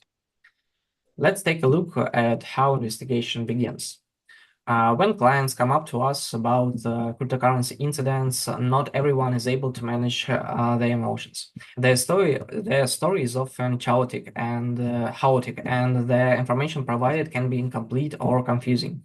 It's crucial to determine how much was stolen, under what circumstances, where the funds went, and what key detail matters.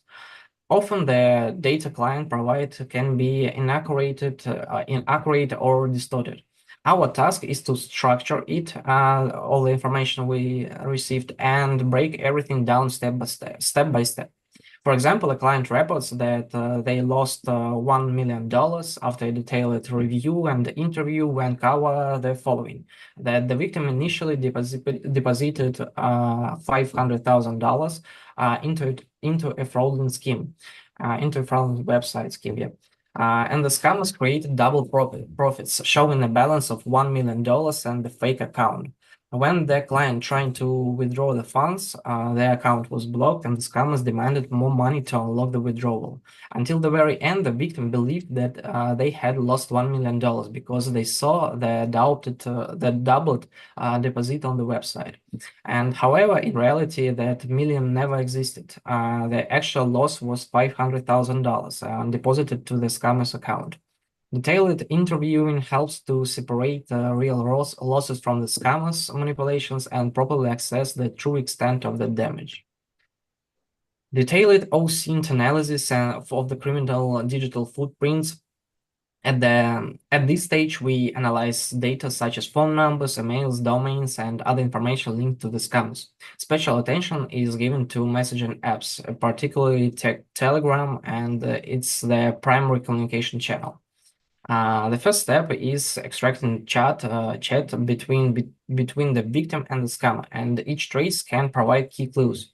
Phone numbers, emails, and domains may be linked to the other scams, messaging activity, account creation times. All of this helps us to build a clear picture. The goal of OSINT is to gather as much information as possible and to ideally identify the criminal's identity or his location. Blockchain analysis of stolen funds movement. Blockchain analysis is a crucial step that allows us to trace the path of stolen cryptocurrency and potentially identify the criminal. Our goal is to track the funds where were sent from, to which wallets they passed through, and where they ended up. Scammers may use mixes, P2P platforms, or anonymous coins, but the transaction sequence can be still traced. Key points of the interest of our interaction with centralized exchanges and services, where user identification may be required. In this way, blockchain analysis helps gather critical evidence and potentially leads us to the perpetrator. Many people use a blockchain explorer during the analysis process. For our convenience, we have visualized a tool that we call Beholder, which simplifies the investigation process. On the slide, you can see the difference between the Explorer and Beholder. The investigation concludes with a recommendation for further actions by law enforcement agencies. And let me tell you one of my favorite cases. In 2021, a person contacted us after becoming a victim of scammers. He lost several tens of thousands of dollars. And the fraud scheme was quite simple, a P2P exchange involving a so-called guarantor. The victim wanted to exchange one token for another and found a chat with seemingly good office. He contacted a seller who suggested completing the transaction through a guarantor, a third party. And it later turned out that the reviews for the guarantor were fake. Once the scammers received the funds, they stopped responding. The criminals acted quickly, and they laundered the funds through the assets through the accounts registered to fake identities, drops.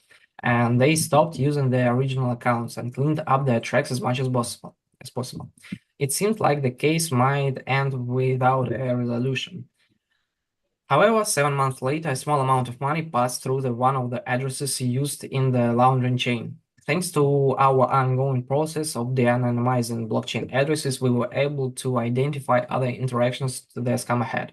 This led us to a new Telegram account. By analyzing mentions of this account, we found an ad for a bicycle sale on a Bali forum. At that point, our specialists became very eager to buy the bicycle.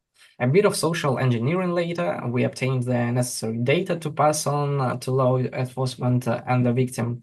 And additionally, we posted ads offering cryptocurrency at favorable rates with in-person meetings in the groups where the scammer was active when he went offline. The scammer faced a rather unpleasant turn of funds instead of cryptocurrency sale. Let's break down this case. The scheme involved a P2P cryptocurrency exchange with a fake guarantor. The user found someone in Telegram group offering an exchange at a favorable rate. The plan was to exchange one cryptocurrency to another. The buyer who was actually the scammer suggested using a guarantor.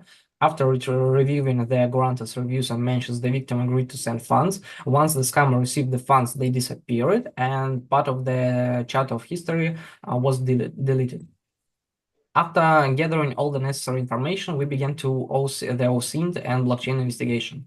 The OSINT analysis didn't yield significant results. Fake numbers and Telegram accounts created specifically for the scam. And however, the blockchain investigation revealed that the funds were being laundered gradually. Through a series of transit addresses, the funds were sent to the exchanges, and since the victim was initially unwilling to cooperate with law enforcement, the exchanges refused to assist. And this could have been the end of the story, but the criminals make mistakes too. We placed all the addresses created by the scammer under monitoring, and 7 months later, the scammer got lazy and didn't bother creating new transit address and transferred just $5.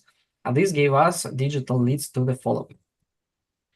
The continuous labeling process allows us to get information about the ownership of specific addresses. In this case, we noticed a connection between one scammer's address and an address where we were already familiar with. We contacted the user associated with that address and asked for comments of their interaction with one of these addresses. As a result, we obtained the conversation and the new data about the Telegram account belonging to the scammer. We found this Telegram account on a Bali forum where the scammer was selling a bicycle. My colleagues from the Austrian department contacted the scammer, posing to a potential buyer. As a result, we obtained the bank details for the down payment and the address where we could go to view a bicycle. To minimize the risks, Vladimir, can you?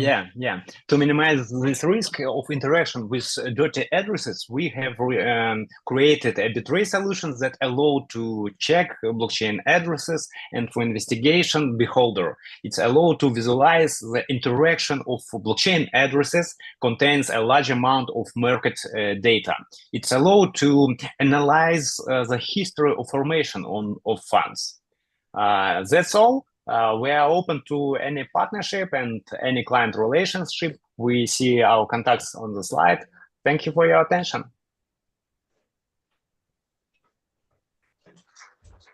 Thank you. Any question? So there are no questions. So we'll thank you. You had to wait around half an hour. We were delayed, but you stayed. Thank you. Thank you so much, Vladimir and Jan. Thank you. Thank you.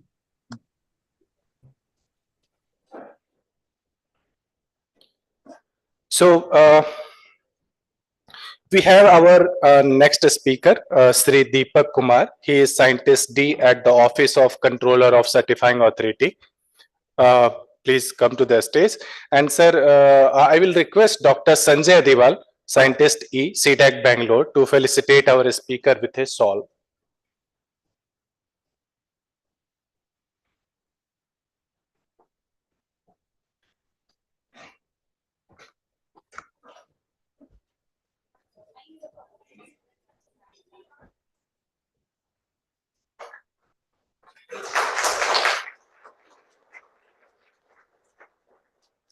Shri Deepak Kumar is working as Scientist D in the Office of Controller of Certifying Authorities, Ministry of Electronics and Information Technology, Government of India.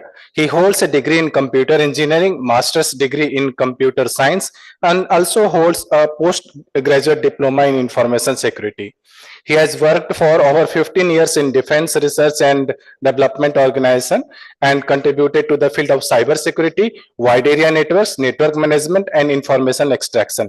He has been working in Office of CCMAT for over 8 years in the area of public infrastructure, digital signature, and information security. He has contributed to framing the audit criteria for certifying authorities and guidelines for regulating the certifying authorities. He has also contributed to preparing the BIS standard for electronic signatures and infrastructure policy requirements for applications for signature creation and signature validation.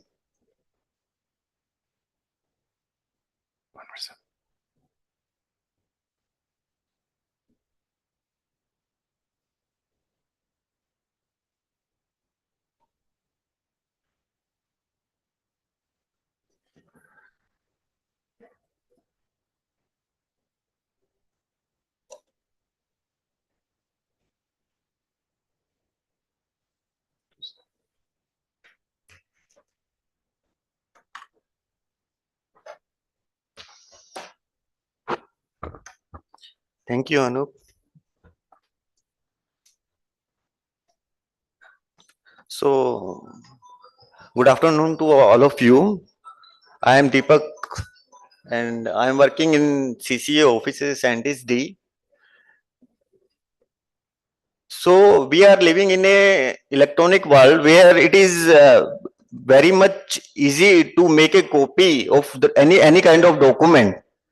So how it is, how it is very much easy to make the copies of the document. So how you can differentiate whether the document is original or it is a copy? So the authenticity, integrity, and non-repetition of the document become an essential part of that discussion, because we are having that conference of PKI. So my presentation revolves around these discussions. So from morning we had discussed about various authentications mechanism like biometrics. So we had come across, we have various kind of authentication mechanisms like based on various parameters, whatever the knowledge we have, like password or whatever the things we have in our possession, like smart card, and whatever the properties we have, like biometric, iris. So there are various authentication mechanisms through which we come across the situations where to authenticate or to verify whether the document can be trusted. So like we are doing transactions with the digital world over internet, maybe like bank. So we have to rely upon the various authentication mechanisms. So in that authentication mechanism, we have to derive the trust, like password, smart card, or biometrics. So, but in digital signature or electronic signature certificate, we didn't need to derive the trust. So CCA is the trust anchor for trust in PKI system in India. So it is assumed that whatever the document is signed using the electronic signature, so it is considered as a reliable document, and it is acceptable in the court of law as per IT Act. So we have to understood about the IT Act and how this ecosystem came into the practice. So in October 2000, and on the basis of unsettled law which promotes e-commerce across the world, so IT Act was enacted into 17 October 2000. So that act facilitates acceptance of electronic records and digital signatures through a framework for establishing trust in e-commerce and e-governance. So the IT Act provides the legal recognition to the digital signatures, and the signatures carried out through that DAC issued by the certifying authorities. So that if some document is signed using the electronic signature issued by the certifying authorities, so it is considered as equivalent to the handwritten signatures. So central government appoints the control of certifying authorities under the section 17 of the IT Act to regulate, license and regulate the working of certifying authorities. So up to 2008, only the certifying digital signature certificate based on the public key cryptography was only the signatures scheme that was considered as a kind of reliable signatures. But in 2000 amendment to the IT Act, that requirement of only PKI has been removed, and now the electronic signature has become a kind of neutral to the technology. So any technology which is considered as a reliable and that can be public and controllers feels that it is a reliable technology so that can be considered as a that can be published under that second schedule of the IT Act, and which will be recognized as equivalent to that electronic signatures, and that signature will be whatever the document will be signed using that signature, that will be accepted under the IT Act. So what are the functions of CCA?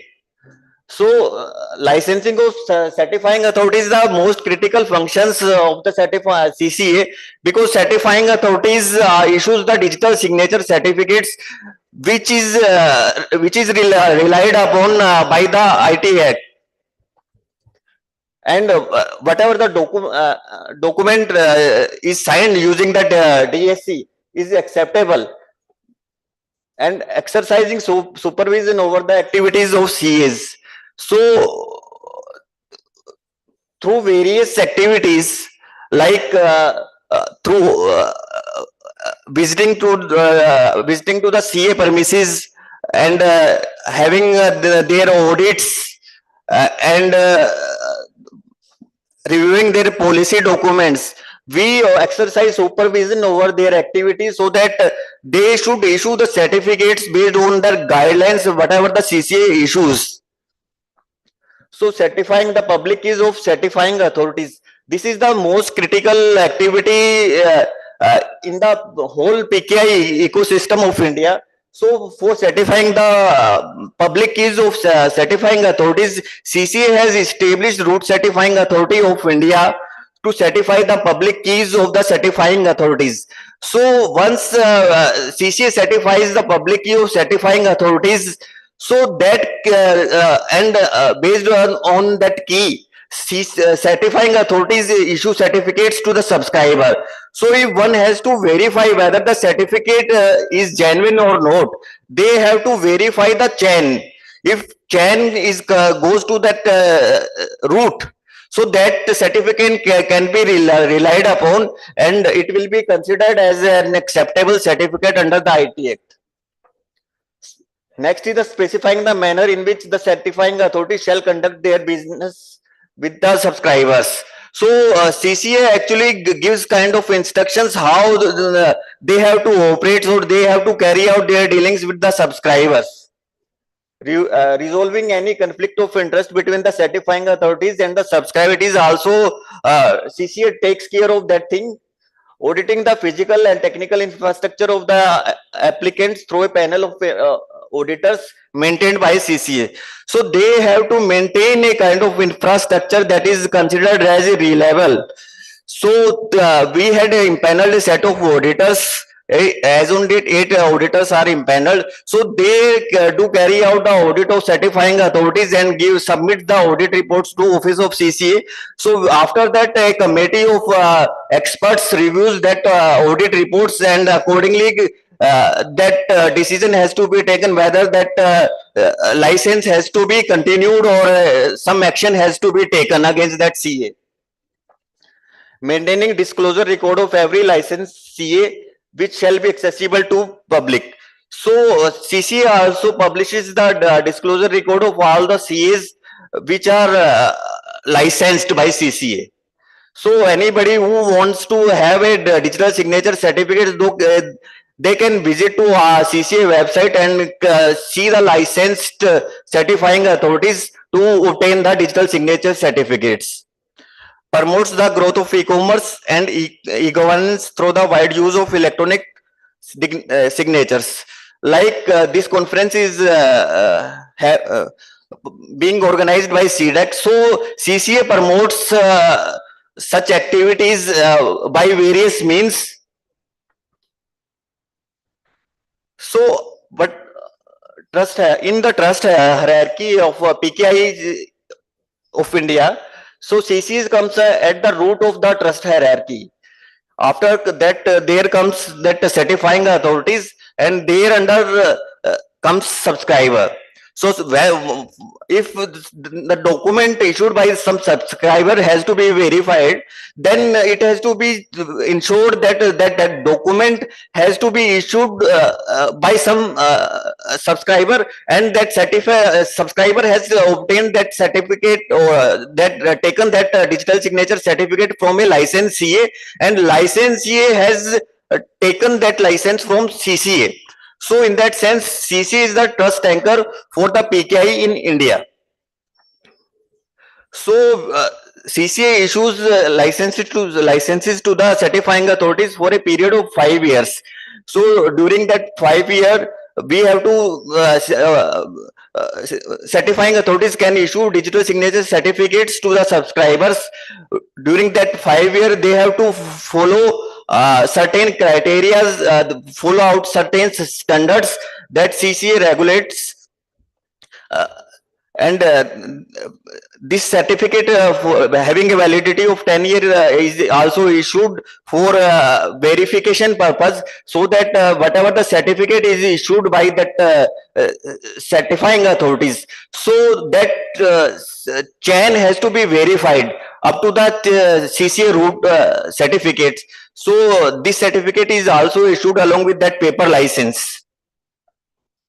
So what is a certifying authority? Basically, it is a trusted third party which issues digital signature certificates, and it is the most critical or most important component of the PKI system, PKI infrastructure. So what are the responsibilities of CA? To verify the credentials of persons requesting the certificates. So before issuing the digital signature certificate or electronic signature certificate to any subscriber, so the CA is responsible to carry out the verification of the credentials by various means as per the guidelines issued by Office of CCS. Office of CCA has issued a very descriptive identity verifications guidelines. So every CA has to follow those guidelines for issuance of digital signature certificates in India. So once verification is complete, so they have to issue that digital signature certificates. In that also we had issued guidelines that if the certificate is of certain assurance level, like if it is a class 2 or class 3 certificate, so that has to be issued in only in a crypto token device. So that kind of responsibilities also lies with that certifying authorities. So they have to ascertain that the certificate issued to that subscriber should be according to the assurance level. So after that revocation of digital signature certificates, so that responsibilities also lies with that certifying authorities. Every digital signatures have a certificate validity of maybe 1 year, 2 year or 3 year kind of validity. So in between, if some key is compromised or the person got transferred or that certificate becomes invalid, so in that case, that responsibilities of that organization or that subscribers is that that they have to contact that certifying authorities to get that certificate revoked. So after verification whether that request is genuine, so certifying authorities has the responsibility to revoke that digital signature certificate. After and generation and upload of CRL. So that is also one of the responsibility of the certifying authorities, that they have to publish the CRL on their websites so that it can be verified whether that certificate is valid or it has been revoked. So after so there are I have told that there are digital signature certificates which are issued on crypto tokens. So apart from that, there are certificates which has a validity, or in that public keys certificate is valid for only 30 minutes. That after that in that transaction has to be carried out, otherwise that key pair will be invalidated. So certifying authorities are impaneled as e-sign service provider to provide e-sign services. E-sign is basically a kind of online electronic signature services, and various EKYC modes are used for providing जो है e-sign services like Aadhaar online EKYC. In that, online verification is carried out through that Aadhaar database, and e-sign is done. Apart from that online Aadhaar EKYC, there are alternate EKYC mechanisms like Aadhaar offline banking EKYC, organizational EKYC, PAN EKYC. In that, CA has to carry out that verification, and subscriber is responsible to submit their request or request for service. So CA has to maintain a EKYC record of each subscriber, and based on that verifications carried out by CA. So over a period of 2 years, CA can have that जो है EKYC record. After that, they have to carry out that verification again. So up to 2 years, that database held or in the custody of CA can be relied upon, and that e-sign can be made. So these are the services offered by that certifying authorities which are licensed. So e-sign is a short validity certificates service. And after that, DSC or electronic signature certificates, we can say. In that, digital signature certificate is issued in a crypto tokens. SSL certificates are issued for websites. Time stamping certificates are issued to the subscriber to ensure that transaction has been carried out on that particular time. If that time stamping is there on any document, so it can be easily validated that that document was signed on that particular time only. Document signer certificate is basically for automated signing of documents.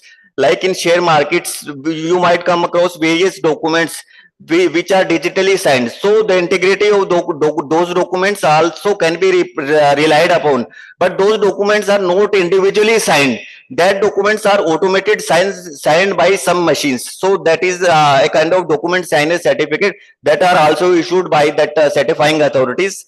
So after that, encryption certificates are also issued by certifying authorities to have a kind of, if you want to have the kind of, if you want that your information should not be disclosed, your documents information should be kept private. So in that, you have to use that encryption certificates issued by that CA. That will give you a kind of guarantee that the document you have shared with someone is private, and nobody else has tampered that document. So apart from that, CRL and OCSP services are also mandated to be provided by that certifying authority. CRL is basically kind of the services in that revocation status is checked. And OCSP is basically online certificate status protocol. In that, automatic verification is carried out in background. So you need not to verify whether that certificate is genuine or not. By that part is taken care automatically, and you will come across that without any kind of verification. You will see whether that document is genuine or not. So presently we had licensed 22 certifying authorities. So they are from various parts of the countries and various sectors like government and private sector, banking sectors. All sectors are covering or has become a kind of certifying authorities based on the kind of trust mechanism that digital signatures provides, and supported by that legal framework. PKI is the basically technological framework that provides the kind of trust that no other mechanism is providing as on date. So these are the kind of services provided by various CAs. So these are the some figures that about the digital signature certificate and e-sign issuance by various certifying authorities across the India.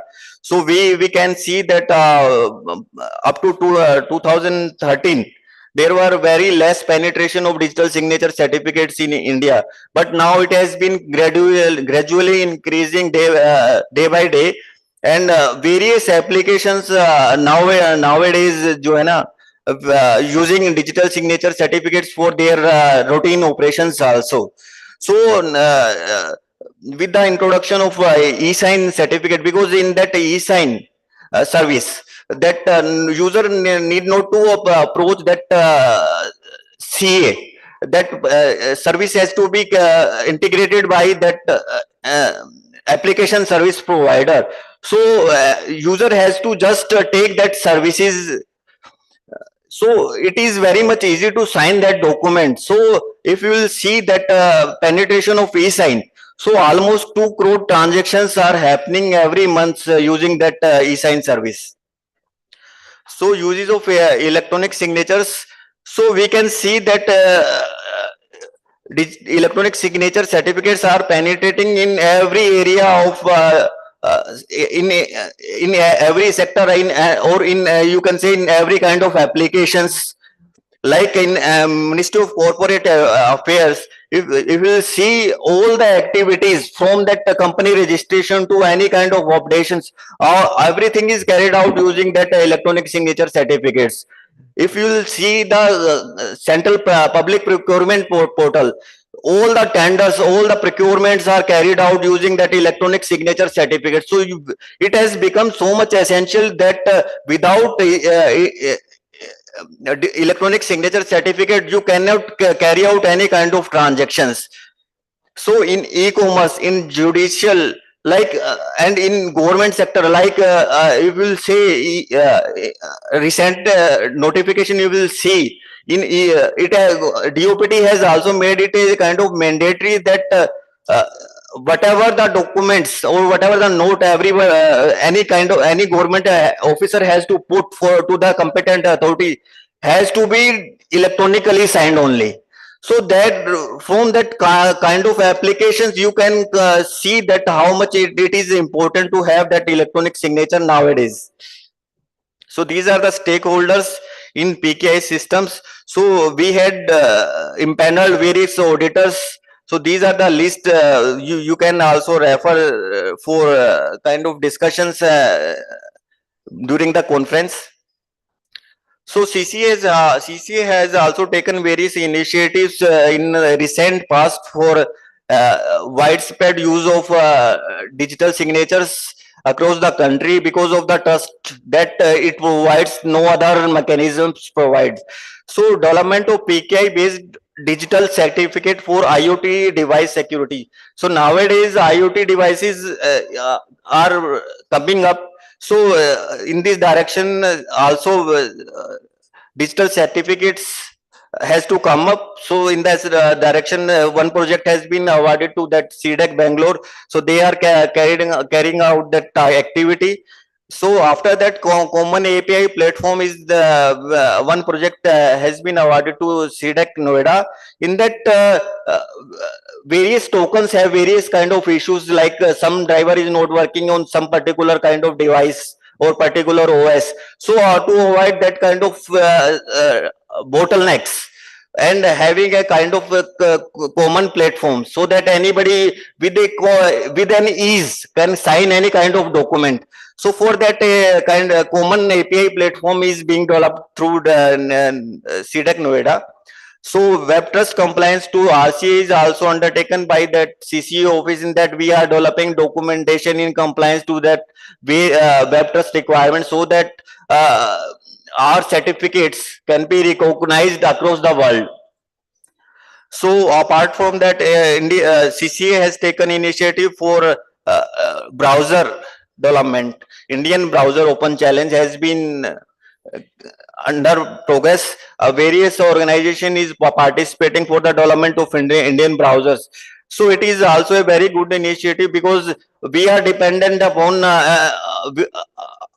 various browsers and sharing our personal details or information to others. So if we will having a Indian browser with CC India root built in that, so we will be able to share our documents or access websites through a kind of reliable source.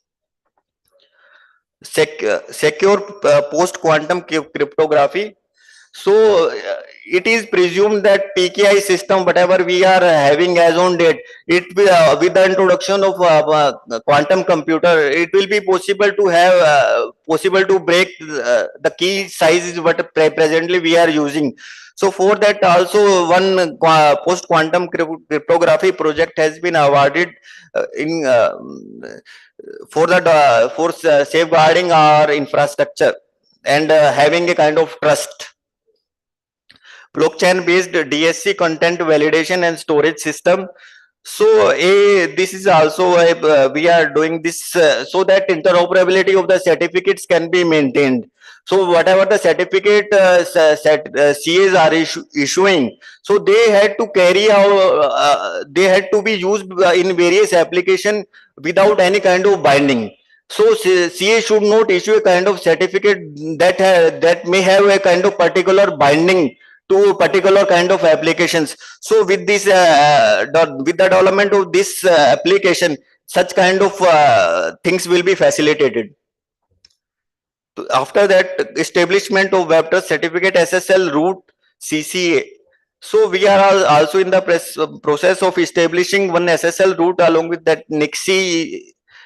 In that we are trying to have an SSL root so that our certificate CC India root certificate will be recognized in the international browsers, and that we should be able to we should be able to carry out any kind of transactions without kind of any kind security kind error, and our certificate will be recognized globally. Next is the next generation PKIA awareness program.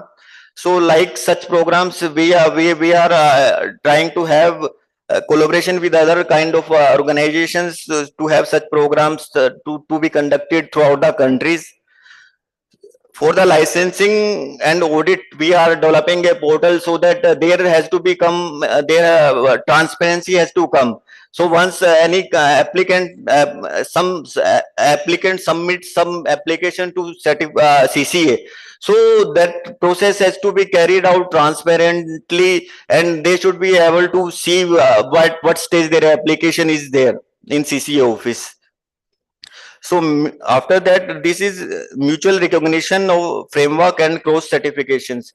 So CC certificate as on date, our certificates certificate issued by certifying authorities are not recognized in other countries. Likewise, their certificates are not recognized in our country. So we are in the process of having that mutual recognition with other countries so that the certificate issued by their certifying authorities will be recognized in our countries, and that certificate issued by our certifying authorities will be recognized in their countries. So this was the ultimate goal of the CCA, so that certificate will be recognized and cross-border trade should be facilitated. So these were the initiatives. Apart from that, we are also promoting Atmanirbhar Bharat. In that case, we are having a kind of collaboration with various industries. So we are promoting like development of crypto tokens in India. We are also promoting development of in-house software for CA software. Like as on date, we are dependent on other countries for having facilities, but in the trust comes automatically when it comes from internal sources. So once once we will rely upon the products which are developed in India, so we will be having a more trust on that, and we will be having a more control over their activities. So in that we are also promoting their activities. So this is from my side. If you have any queries, or then you may please.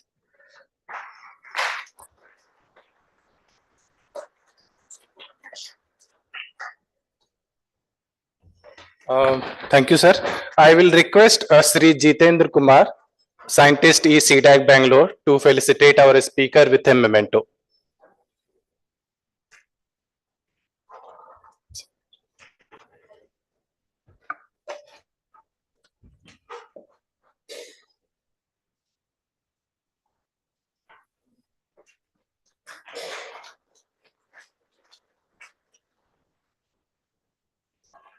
So we'll break for lunch and then we'll assemble back at 2:30. We have very interesting talks on mobile PKI, next generation PKI authentication, and extending digital trust in mails from our industry partners, Talis, Odyssey, and eMudra.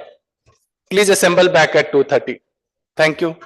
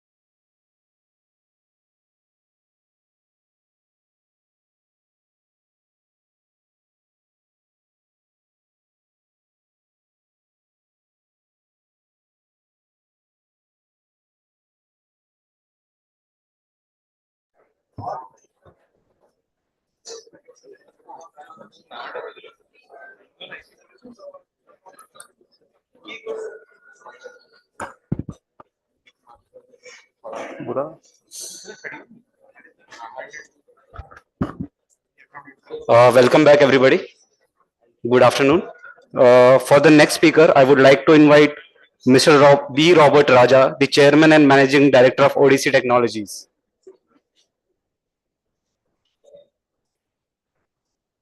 Robert Raja spent 17 plus years in the service of Government of India. In the last decade, he was working in the Indian Revenue Services. He has led many high-profile investigations, even under intelligence wing. Welcome, sir. And I would like to call on the stage Shri Raghavendra Patil, the scientist F at C-DAC Bangalore, to felicitate Mr. Robert Raja. Please, sir.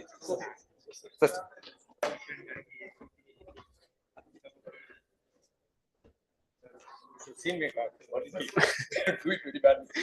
sir.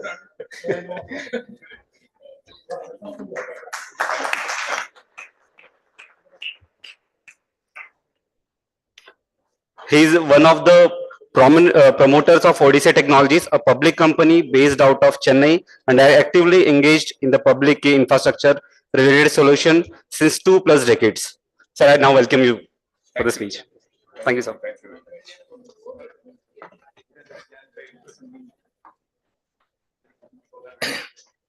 Good afternoon, ladies and gentlemen. I'll try my level best to keep myself and all of you awake after such a excellent lunch.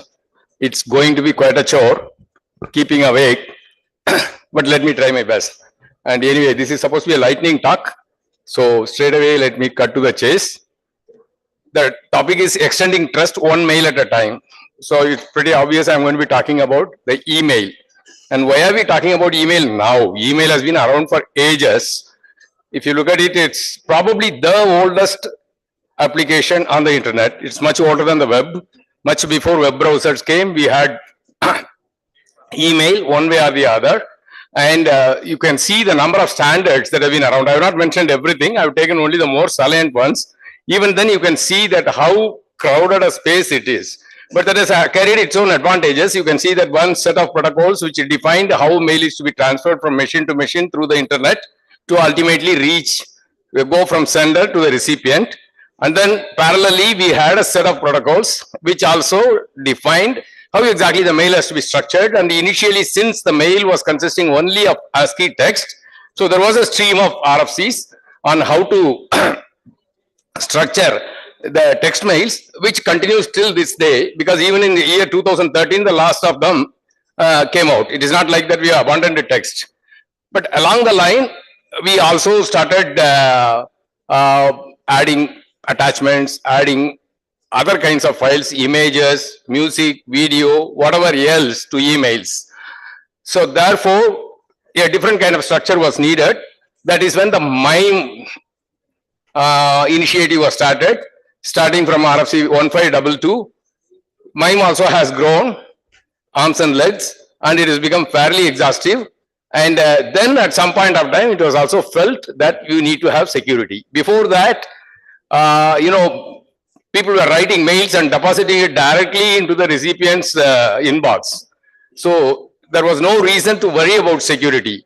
It was a close-knit community. But once we started using the internet for writing the mails, the concern of security came. Before that, even today, in the context of email, a signature means just your name, which you can attach to every mail that you do. Most mail clients allow you to set up a signature, and that is not a public key signature. That is not a cryptographic signature. It is just a name and address or whatever else you choose to put behind every mail that you send. This one, the S-MIME defined a very nice way. This was, you can see, this was in 1999, which was almost paralleling the PKIA infrastructure growth. RSA had just come out with all those standards for PKI, initial standards. PKCS 7, even I think CMS had just come out, and several standards were there for both encryption and signing. all of that were incorporated into SMIME. In fact, that RFC makes heavy reference of PKI. So an SMIME structure was evolved where you take a MIME and then you sign and pack it off more or less as a PKCS 7 document. At that time, mails were sent only from client, mail thick client to thick client. There was no issue.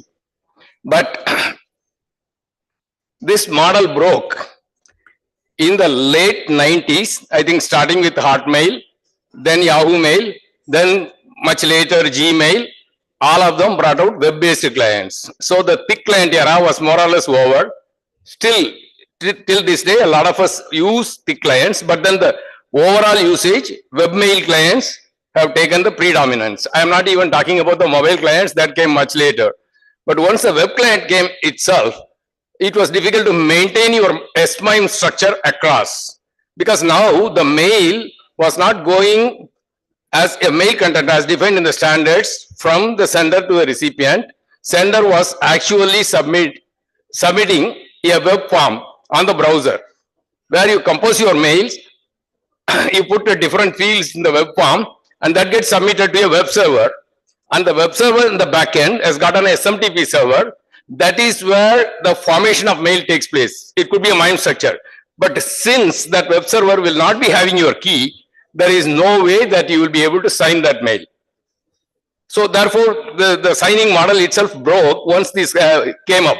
Similarly, when the mail is received also, when it is received in a web browser, this means the mail has already been unpacked at your server side, and then it has been delivered as a different parts of a HTML page. It comes only as a HTML page, so there is no way that you can sign a HTML page using SMIME standard. So SMIME itself was not possible, even when just one side involved a non-thick client model. So either for composing, unless the mail is composed and is sent all the way in the MIME structure, there is no way to maintain a secure structure, particularly PKI enabled secure structure on that. So therefore, SMIME is today a forgotten standard. Hardly ever that it is put into use. Some old bandicoots like me still diligently use that, but the number of people to whom we can communicate with that is becoming less and less year on year.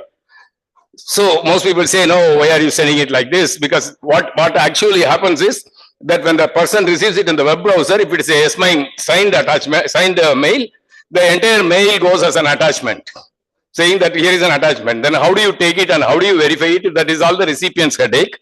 And today, hardly anyone has the wherewithal to take it and verify it. So therefore, the need that was felt in the 90s unsatisfied and which worked well for 10, 12 years has again become a need. And now there is no way that you can satisfy that. I mean, we do talk about encryption, server to server encryption. We have, of course, the SSL. When you are submitting a mail to your mail server, you are probably submitting it through HTTPS. But what does that prove? It is still not a sender to recipient identity. That is not possible. What the industry has come with in the recent times is only protocols like SPF, Sender Policy Framework, or DKIM, domain key imaging. But all of these things serve to control the server side, to assure security between servers, to assure that some policies have been followed. Nowhere does it identify the actual sender. Much of the problem arises because your mail servers remain unprotected and somebody manages to hack in and use your name to send it. So it is still, as long as the login is proper, your SPF is not going to say that you are not, and as long as he has used one of the IPs in your ecosystem, it is not going to say that there is anything wrong with the mail. So DKIM, SPF is going to pass. DKIM, anyway, the signature happens at the server level. So that is going to pass. Everything will be hunky-dory, except that the mail would not have been sent by you. So we don't have that. So this is the cause of most of the phishing attacks today. Phishing is going up by leaps and bounds. There is no stopping it. More recently, I think in the previous talk, you mentioned how AI also will come into play, how millions of bots will start sending mails. Now, if the spam is a few, probably Google spam filter can work. But if it comes in thousands, hundreds of thousands, no mail server today will be capable of filtering them and giving you any meaningful information about any communication that you have received. So one thing leads to the other, and eventually we have a huge ransomware problem also in our hands. Now, if you see last year's statistics, India was the third country to receive the number of most phishing attempts. Take it from me, this is the number of phishing attempts that were made on Indian citizens in India, but not by Indians. If you look at the phishing attempts originating in India, India is nowhere in the top 10. It is way below, in the 20s. But when you're talking about targets, India is the third targeted country for the phishing attacks, which means we are at risk. In fact, we are not the culprits, we are at risk. And the most impersonated brands in email scams, again, you can see most of the times, then they will have to, the scammer has to take some name. Most of the time, they find it very convenient to take Microsoft's name. You can see that is head and shoulders above the other companies in being impersonated. So it is very risky to look at any mail that has come from Microsoft unless you are very sure that your system is safe. And our solution for this, I'm sure all of us receive. From the morning, I have already received 3 that do not click on suspicious links, do not do this, do not do that. But how exactly do I know what is a suspicious link? You can tell people, you can shout from the rooftop saying that suspicious links you don't click, and if the mail, you are not sure about the mail, don't click. But how am I to be sure? Is there a way? Have you given me a means of identifying which are suspicious mails and then tell me not to click on them? I mean, it is left to the recipient's discretion, and much of the time what happens is the customers get confused, the users get confused. Many times you end up deleting legitimate mails which probably could have carried some good news. In fact, I came across a few years back, many people had deleted their income tax refunds. At the time, the refund advice was coming through only mails, and they had just deleted it because the format was typically that of a spam. So it is becoming increasingly difficult. So sending messages is not the answer. So what do we do? So we thought a little hard about this. I know it's extremely hard to arrive at a very satisfactory solution for everyone, but I think that we have done the best that we can. We have brought back the model of signing the mails, sender signing the mails, and recipient verifying. And instead of going and creating a new mail client or a new mail server or any new mail system, it has always been our practice in the last 20 years in doing PKI related applications. Basically, we do zero touch applications, do not modify the user's experience in any manner, but just provide the functionality. So which is what we have done here also. We have provided extensions to many of the web browsers which are used for mails, as well as some of the thick clients. It's a work in progress in the sense there will always be new mail clients coming up every day. So this is a game that we'll have to keep up. It's not something that we can say that, oh, it's a done deal. All the mail clients have been covered, but most of them are covered. Today, you can have a reasonably secure experience with our mailing system, with our mail extensions.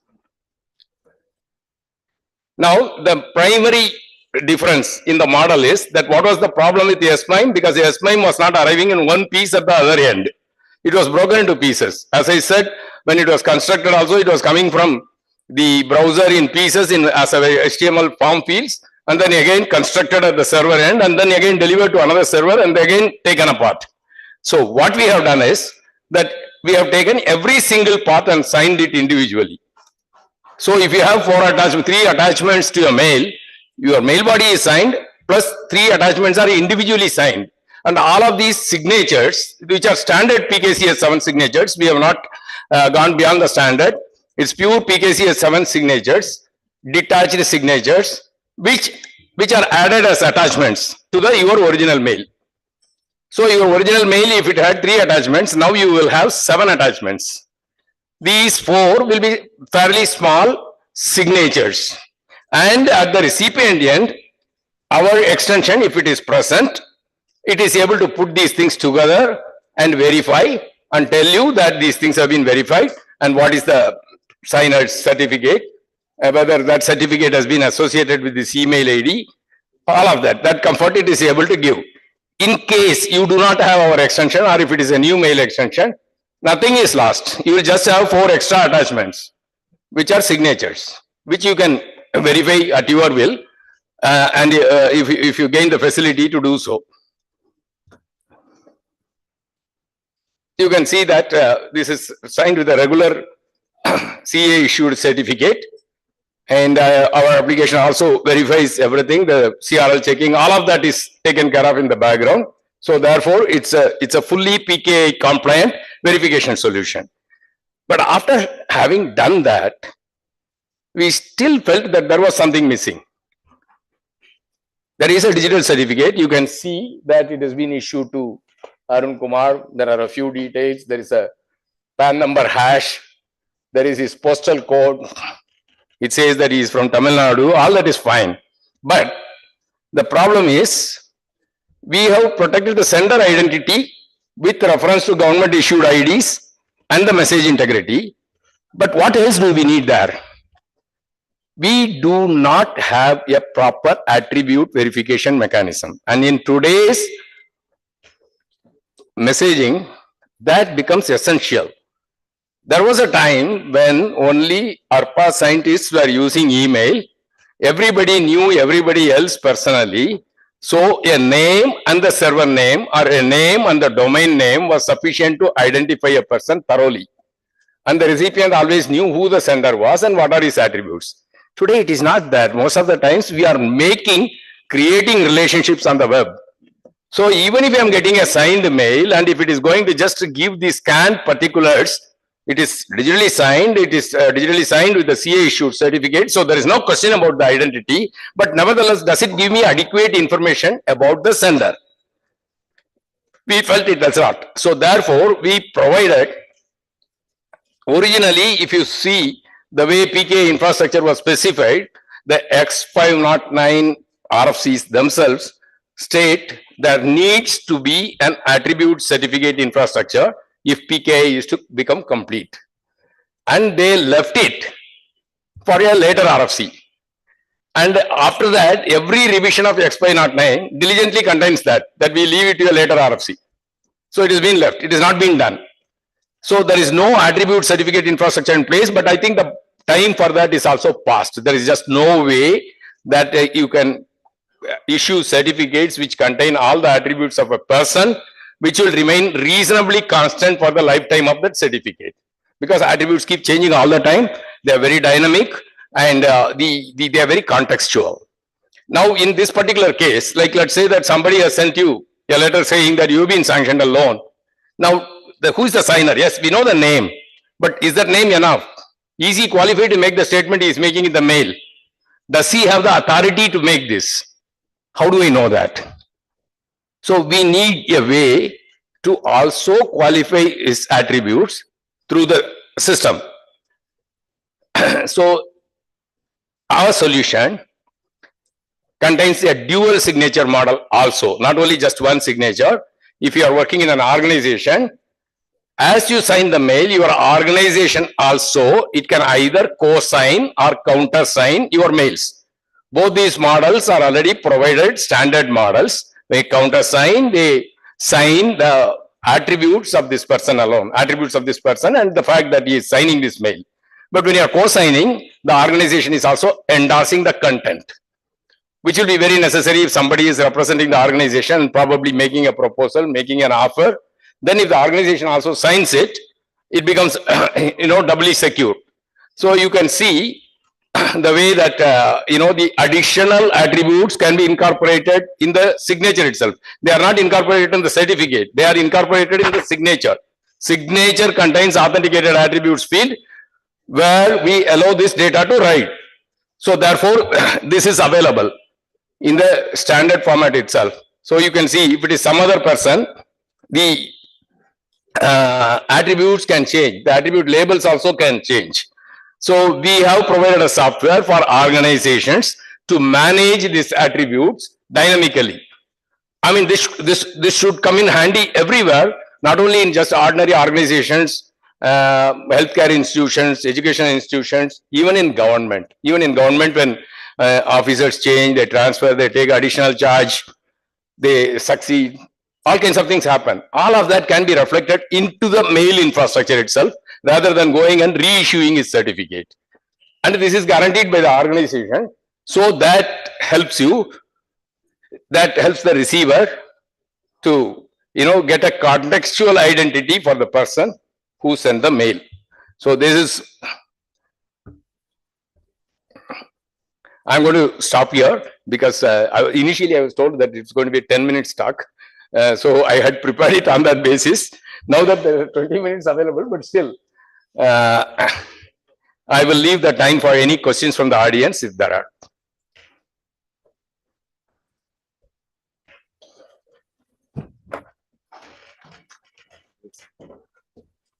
Now I would like to call Mr. Shri Shamsuddin Khan, sir, the Assistant Controller, Office of CCA, to present the memento to the speaker. No questions? Yeah. Anyone have any questions? Free? Yeah. Yeah. Please, sir. Yeah.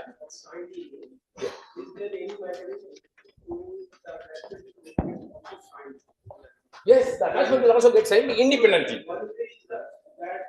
Like any attachments you are putting, either before sending email, it should be signed separately. Yes. Otherwise, in the interactive mode, once we are attaching the e file, yes, maybe whatever extension is there, yeah, it has to be signed automatically. Yeah. With the email sign. Yeah, we have provided in the application that you can set it as a default, saying every time I send a mail, you automatically sign it.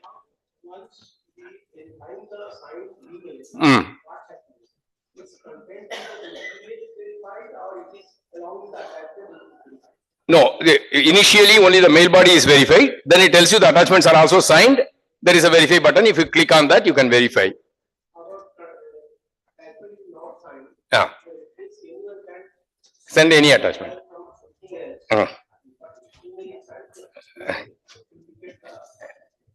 If you sign only the email and if you leave the attachment space free, then obviously you are leaving room for somebody to add something if that is possible. So it will say the recipient extension will tell you the email body is signed, no attachments are signed. So you can take your call. Ultimately, we leave it to the user to take the call.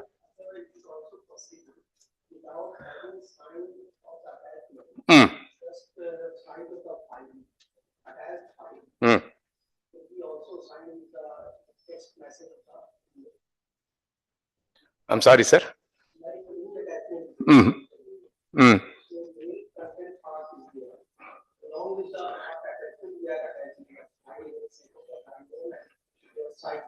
Right. Right.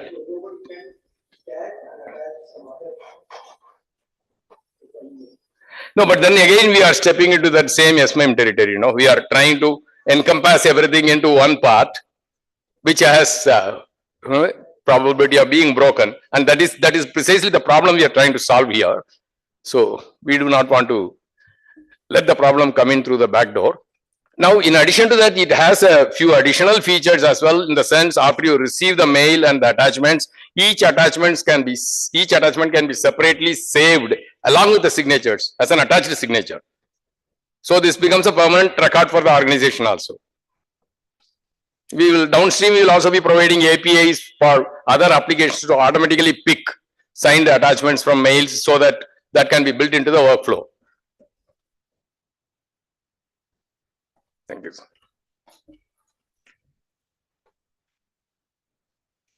That's it, sir. Yeah. Thank you. I would like to call Shri Shamsuddin Khan, sir, the Assistant Controller at Office of CCA.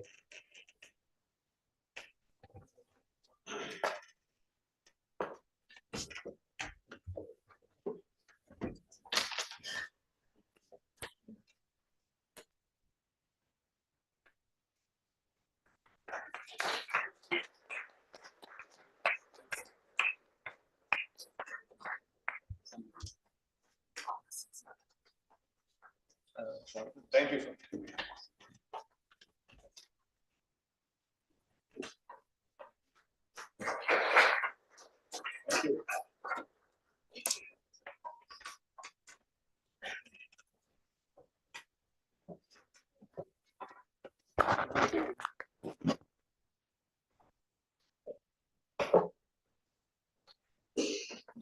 Now I would like to call Shri Kaushik Srinivasan, the Executive Vice President of eMudra.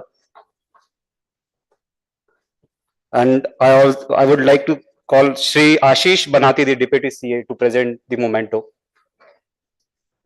Please, sir.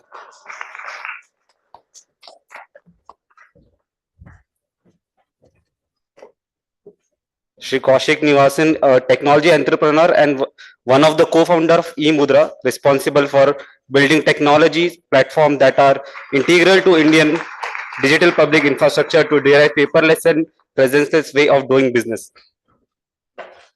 Please, sir.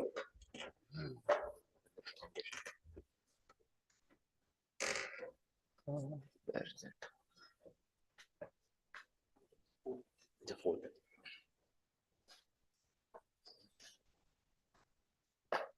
One minute.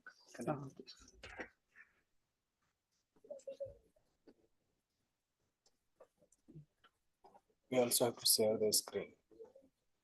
Equal choice.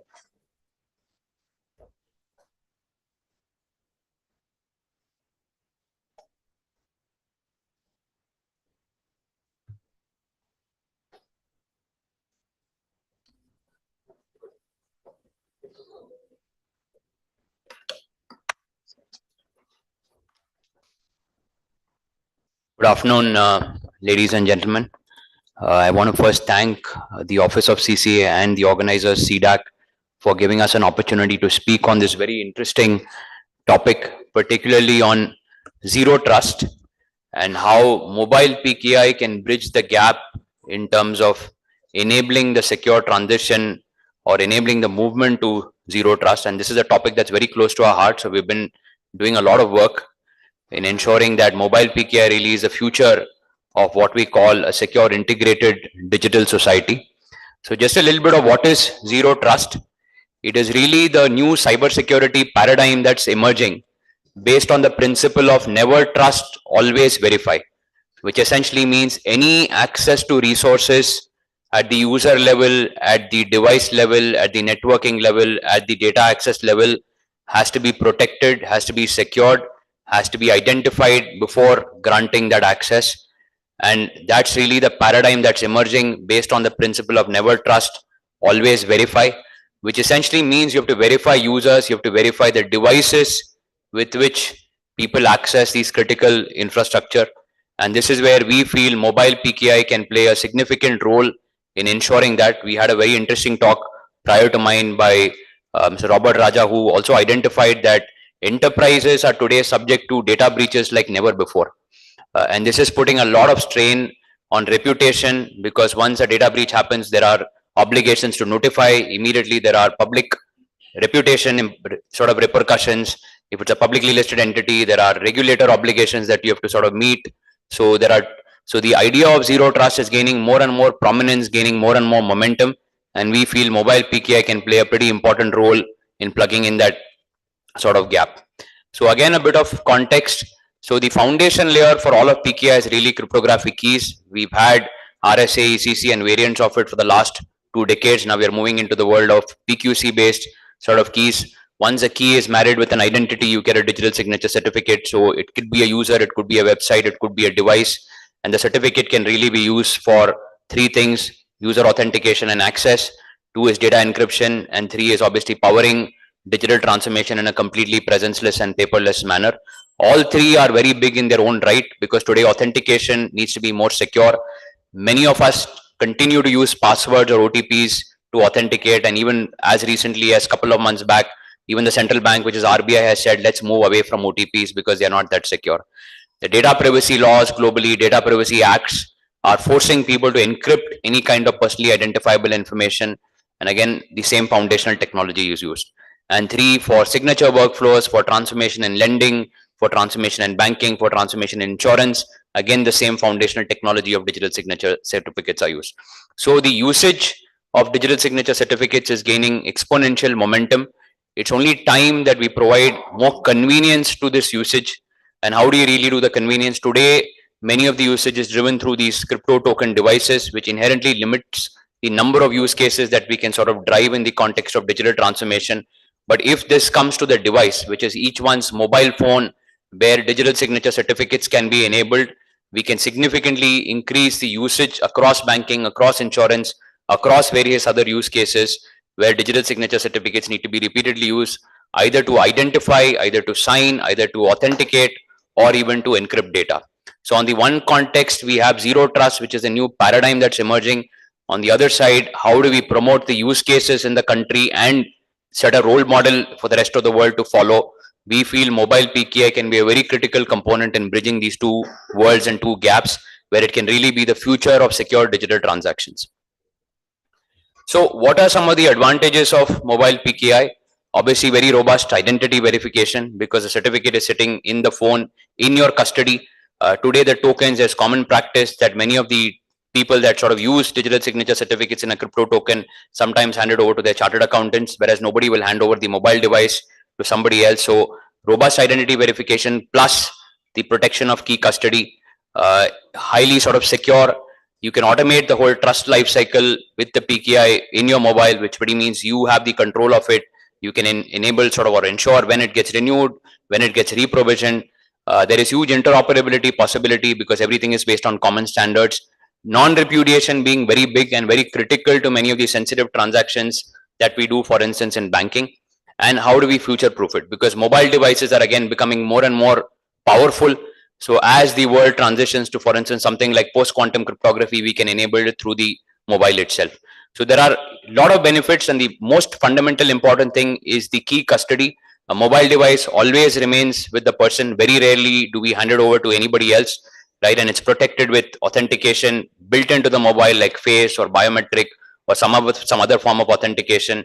And putting a digital signature certificate in the mobile in a secure manner can really explode the number of use cases that PKI can offer from an end user perspective, and sort of take PKI into everyone's sort of hands for even high value fund transfers, cross-border trade, insurance claims, and so many other common man use cases. And possibly one day we will see an evolution of PKI where it becomes a consumer to consumer commodity, where even rental agreements and contracts that are exchanged between two citizens are enabled through PKI, which today are on paper, right? Because if you see the history of PKI, at least in India, it was first mostly business to government.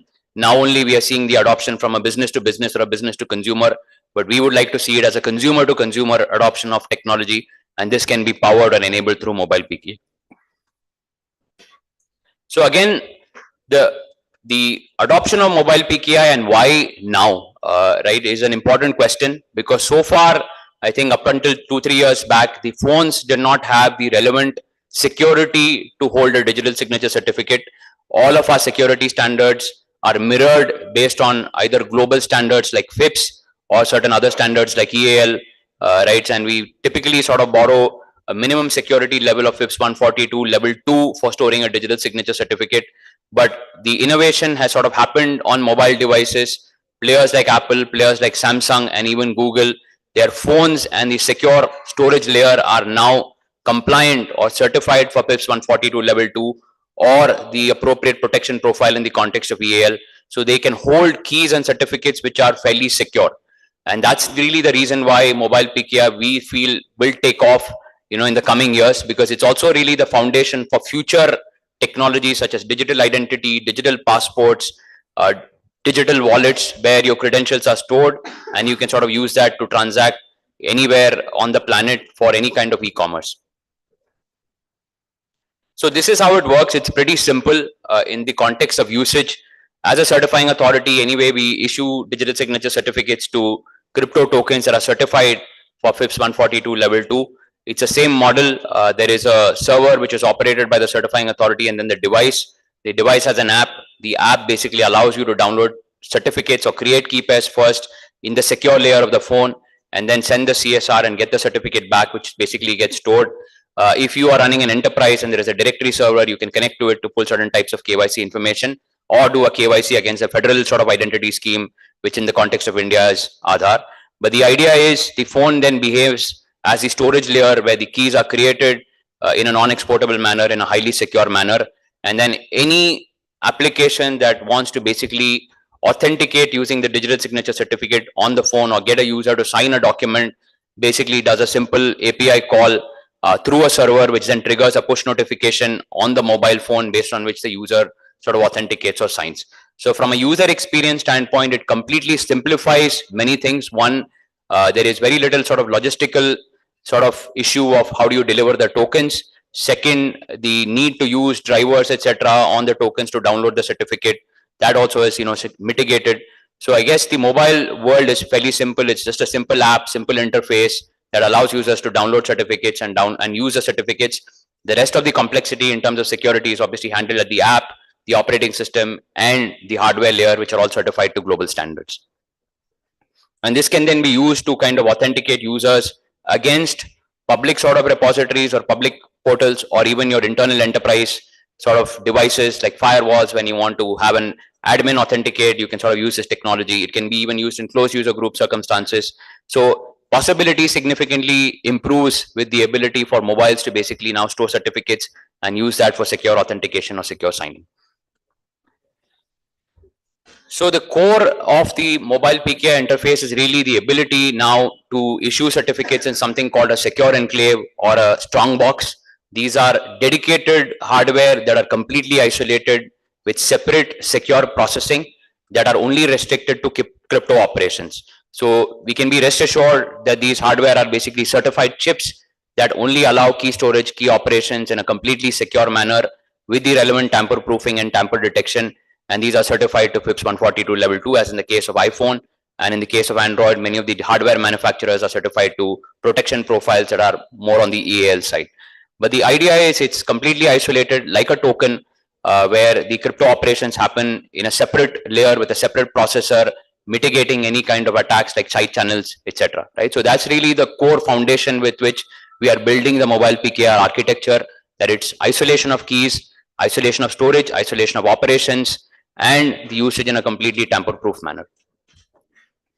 So what has Apple done about it? Apple, obviously being a US company, they've taken the FIPS 142 level 2 certification. This is available, I think, from iPhone models 11 onwards. So many of us today that are using 13, 14, 15, and likely the 16 are basically already having the relevant hardware on which the keys and certificates can be issued. And then this is a fairly secure way of sort of doing it, where now from the iPhone itself, you can authenticate or sign documents through a simple push notification, and the rest of the complexity is abstracted by the certifying authority and the hardware and the OS layer. They call it the secure enclave. The secure enclave is a separate sort of zone in the trusted execution environment, which is isolated only for cryptographic operations. Apple already uses this for a number of their secure transactions like Apple Pay, Apple sort of wallet in which credentials are stored, and many other sort of sensitive data. But this is also now exposed via the OS layer for third-party application developers to also develop and issue keys and issue certificates. The good part is any application that's issuing certificates, the namespace is tied to that application, so other applications cannot access the key. The keys are obviously non-exportable, cannot also access the crypto operations using any kind of key alias or key identifier. So it's highly secure, already being widely used, and we are trying to see how to build on top of this to roll out mobile PKI based digital signing and authentication through on the iPhone. A similar model is available in the context of Android, but Android being more the operating system layer is reliant on hardware OEMs to supply the relevant hardware. In this context, device manufacturers like Samsung and Google Pixel already have the secure enclave equivalent called Strongbox. The Strongbox is very similar. It's isolated, it's secure, it's tamper-proof. And through the Android OS, there is a concept called key attestation, which tells you whether the key is actually getting created in the Strongbox layer. So again, application developers can really leverage the key attestation model to only ensure that the keys are getting created in the Strongbox layer, which is completely isolated, has a separate CPU, separate storage, separate random number generator, and then use the keys and certificates to do secure sort of transactions, either authentication or signing. So why I'm really saying all this is I think there's a huge wave of digital transformation going in the financial sector in India, particularly in banking, and the regulators are more and more concerned about the usage of passwords and OTPs which are vulnerable to attacks. So I think PK offers an ideal alternative to some of the existing sort of forms of authentication and brings in a completely new dimension where it's the user plus the device that is getting authenticated as part of a transaction and offers a significantly higher level of security, because you not only have channel encryption, you also have payload encryption, and you have identity of the user device linked to the transaction. So we can be rest assured that even high value fund transfers today can be done from the phone, because I think from a global level, India has huge aspirations of enabling cross-border trade, and in cross-border trade, an important component is payments. So when you want to start moving money that's high value, some of these technologies will be required. And how do you really simplify the user experience? You can directly do it from the mobile. So even trade finance, payments, remittances can all happen via secure ways, basically through mobile PKI.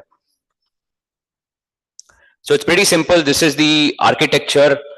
You have obviously the certifying authority that's issuing the certificates, but within the phone, there's a TE and a secure enclave, which is a subcomponent of the TE where the key pairs are created, isolated for storage, isolated for crypto operations, and keys are non-exportable, so they never come out, right?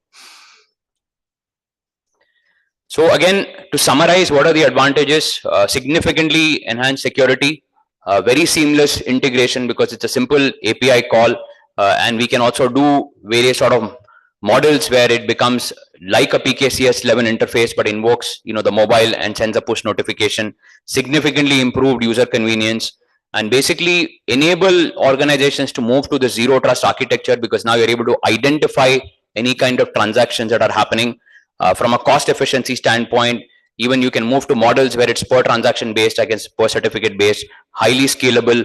Compliance, because all of these are based on global standards, either US, Europe, and obviously in India also, I think there's a lot of work on standards that are going on with BIS, and support use cases for signing and encryption. So we can over time phase out legacy ways of authentication and particularly power the move to passwordless.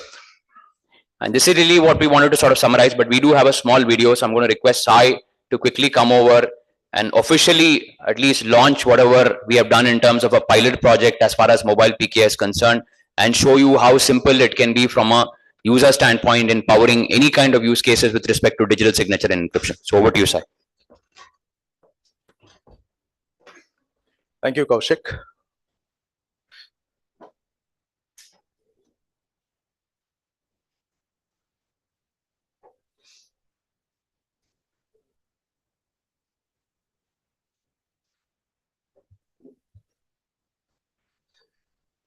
Yeah. I hope, yeah, it is visible. So this is the application that Kaushik was alluding to. This is the mobile PKI application. It's an app which is downloaded onto the mobile phone. Now I will showcase how the certificate gets downloaded on the mobile phone, okay, using this particular app, and how this mobile PKI actually gets integrated with an external application.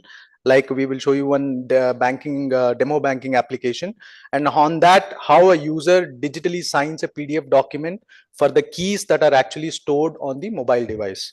So we will begin with the certificate download, which is happening. So you can see the certificate download happens through the mobile app. So the user, when the CA says that, okay, your certificate is available for the download, the user uses the mobile app, wherein the user will be asked to enter the application ID and the challenge code. Once the details are entered, then you can view the data that is going to come up as a X509 V3 certificate.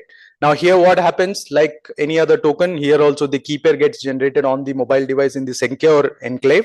A PKCS 10 request gets generated. It is sent to the CA via API. The CA will issue a certificate against that PKCS 10 request. The certificate gets back to the mobile app. The mobile app will bind the certificate back to the key material, and that's how you can see that the certificate is successfully downloaded onto the mobile device. Now we will show you how this certificate, which is successfully downloaded onto the mobile device, actually can be used for signing a document on the website. Say for example, you can see a demo banking website where the user has uploaded the PDF document.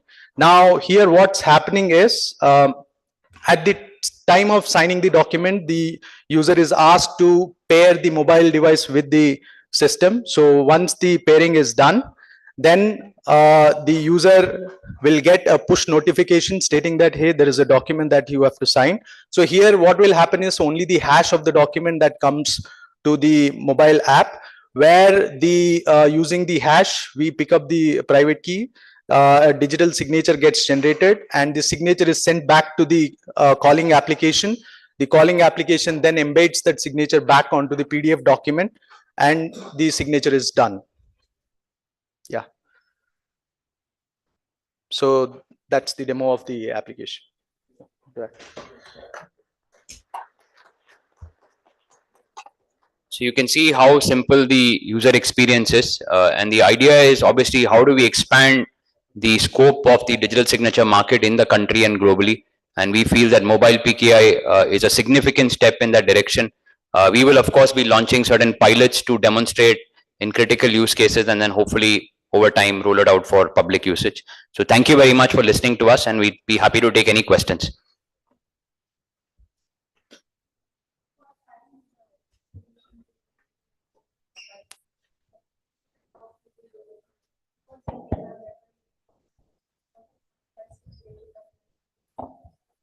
In that kind of situation, how do you ensure the sanitization, and do you have some kind of some stronger user authentication tied to the device, so that if it changes hand and if someone else will furnish and use it, your key material is sanitized completely, and then So there are two aspects, ma'am. One is how do you retrieve the certificate and the key material or trigger the signing operation, which will anyway be a combination of some PIN plus a facial or a biometric authentication. And two, if the device does change hands, which could be also a theft or a loss, there is anyway provision for certificate revocation, which will obviously revoke the certificate so that it cannot be misused from that point onward. And a fresh certificate can anyway be issued because the KYC that we do is valid for a certain period of time. So a request for a fresh certificate can anyway be triggered from a new device as well. you are not looking at entirely sanitizing the storage in the secure enclave with the intention of That can also be done, but that will be subject to the user's sort of maturity. If it's an enterprise, they typically have mobile device management solutions, which can be used to completely wipe out the storage layer as well. good session. Thank you.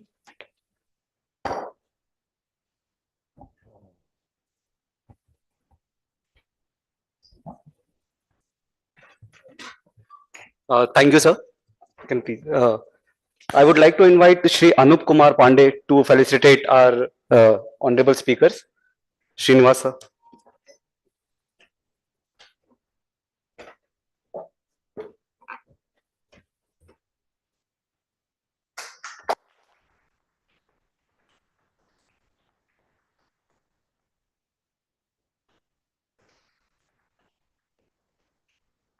I would also like to call Mr. Sai Prasad KP, sir, to please go on the stage.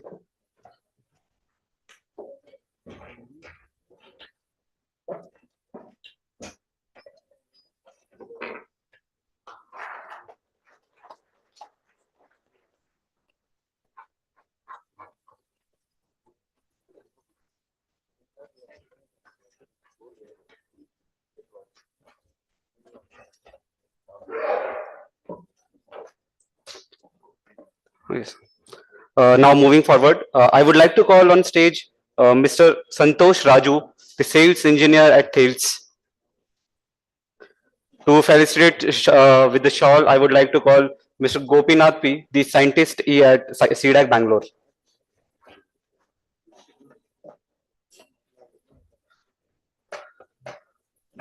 Mr. Santosh Raju is a seasoned cybersecurity expert with 15 plus years of experience, currently leading as the sales engineer at Talis.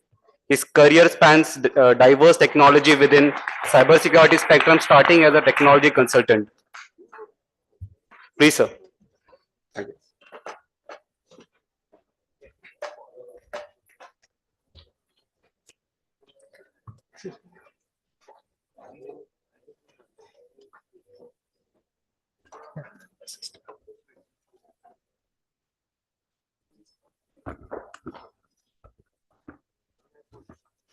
Yeah.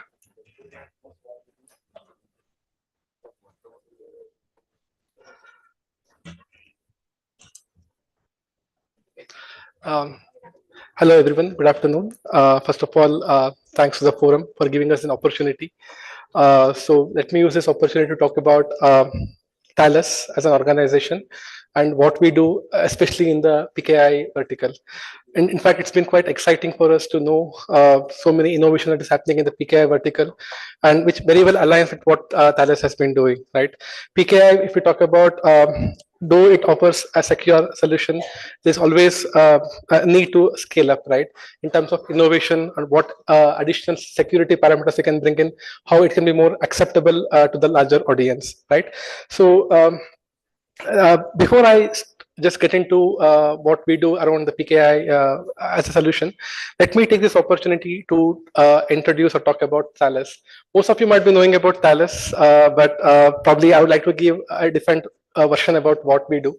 Right, there's every possibility that you might be using one of our solutions. Right, maybe the SIM card that you are using in your phone might be coming from Talis factory, or if you've done any online transaction today, it would have hit the Talis solution, wherein we are keeping the end-to-end encryption into account, right? Whether it is as a citizens, what we do, or probably in terms of covering the larger audience, right? So we operate in the consumer space, wherein we talk about the SIM card, which I just spoke about. The payment cards, the credit and debit cards is something which we have been doing extensively with a lot of Indian banks, and of course the tokens, right? I'm sure most of you might have moved away from the tokens, but those of you who are using, there's every possibility that you might be using other Talis tokens, right? In fact, we work very closely with many government organizations, wherein we offer the passport solution and also a few government IDs as well, right? Now, talking about the enterprise division, this is where I would like to emphasize more. This is where I represent within my organization. We have got quite a few variants, whether you talk about the smart cards based solution, or it can be the token based solution, right? So of course the underlying technology is of course the PKI. Where we come from is how we can make this more efficient, more portable, more effectively used within the organization, right? So that's something which I would like to emphasize. And also in terms of portfolio, we also extend the capabilities towards identity management. So if you're looking for a full-fledged identity and access management solution, both from the B2B, B2C, or B2E scenarios, we can actually help you deliver those capabilities. Why it is relevant, how it makes a lot of difference is something which I would like to highlight in my next slides, right? So as far as Talis is concerned, we have been holding the leadership position, right? We have been quite innovative in our ways of delivering the solutions, right? PKI, of course, the underlying foundation, but on top of it, we have built certain capabilities which would actually enhance the adoption of the PKI solution, right? Talis is a trusted brand, especially in the banking vertical, right? We have been helping many banks, many enterprises in securing their infrastructures, right? I'll also be focusing is how we can extend the PKI to the new use cases, right? We have been using PKI in terms of digital signature, in terms of doing some kind of encryption activities, but definitely there is scope for more, right? That's something which I would like to emphasize, right? And of course, we are talking about the cloud transformation, whether it is the government, whether it's enterprise, right? There is good amount of momentum that is going towards the cloud, right? No longer there is a hesitation that, okay, I'm not going to the cloud, but there is a good amount of adoption, right? When we give them more secure solution, more capability of adopting the cloud, definitely we have more, I would say, ways of addressing the current requirements. Right. So again, I'm focusing more from the enterprise perspective, wherein you might have an existing footprint of PKI, right? You might be using some kind of smart cards, you might be using some tokens, right? That's something which we continue to support. We want to make it much more efficient. We are closely collaborating with likes of Microsoft and major vendors, wherein it can be seamlessly delivered to the respective devices, right? We support across the channels, whether it is the mobile, whether it is your iPads, tablets, or even endpoints. We can extend the usage of PKI to any devices, right? At the same time, while we maintain, we continue to support the existing infrastructure, what we would also like to focus is how do we evolve, right? Keeping PKI as foundation, how do we enhance in terms of adopting to the more use cases, right? There are two important things that I want to position here. One is in terms of the FIDO solution. I'm sure there's a lot of interest. In fact, whatever I have spoken so far in this event, I saw a lot of interest with the FIDO solution, right? Because we are moving towards an era wherein we know depending on password is no longer secure for us. We need something which is secure and which is easy to adopt. So FIDO is something which comes first over there. And also we are also seeing a kind of an motive wherein we want to eliminate dependency on OTPs also, right? So it should be passwordless, it should be OTP-less. And to fill that gap, FIDO can be a good solution. I'm sure most of you here would agree with me, because that would give you a kind of phishing resistant solution. At the same time, we also have a solution called as ID Prime Virtual. Of course, in the current scheme, it's a human tendency, right? We tend to lose the tokens, we tend to lose the devices, and that's where we will have either there'll be a business impact or there'll be some kind of productivity impact. To address this gap, wherein we bring all the security capabilities that is available on the hardware, whether it is a FIPS boundary or the security that is required at the hardware level, the same thing we are bringing as a virtual form factor. Right, that's something which will help us to evolve to the new segments, especially in a scenario wherein you want to use PKI on the smartphones. Right, that's something we can look for, and again, it will help in terms of adopting to the new use cases. Right, so again, talking about the new use cases, if we want to extend the certificate based authentication for the application access, right, because certificate based authentication will give you much more security, right? Depending on passwords is somewhat risky, it can be easy, vulnerable component.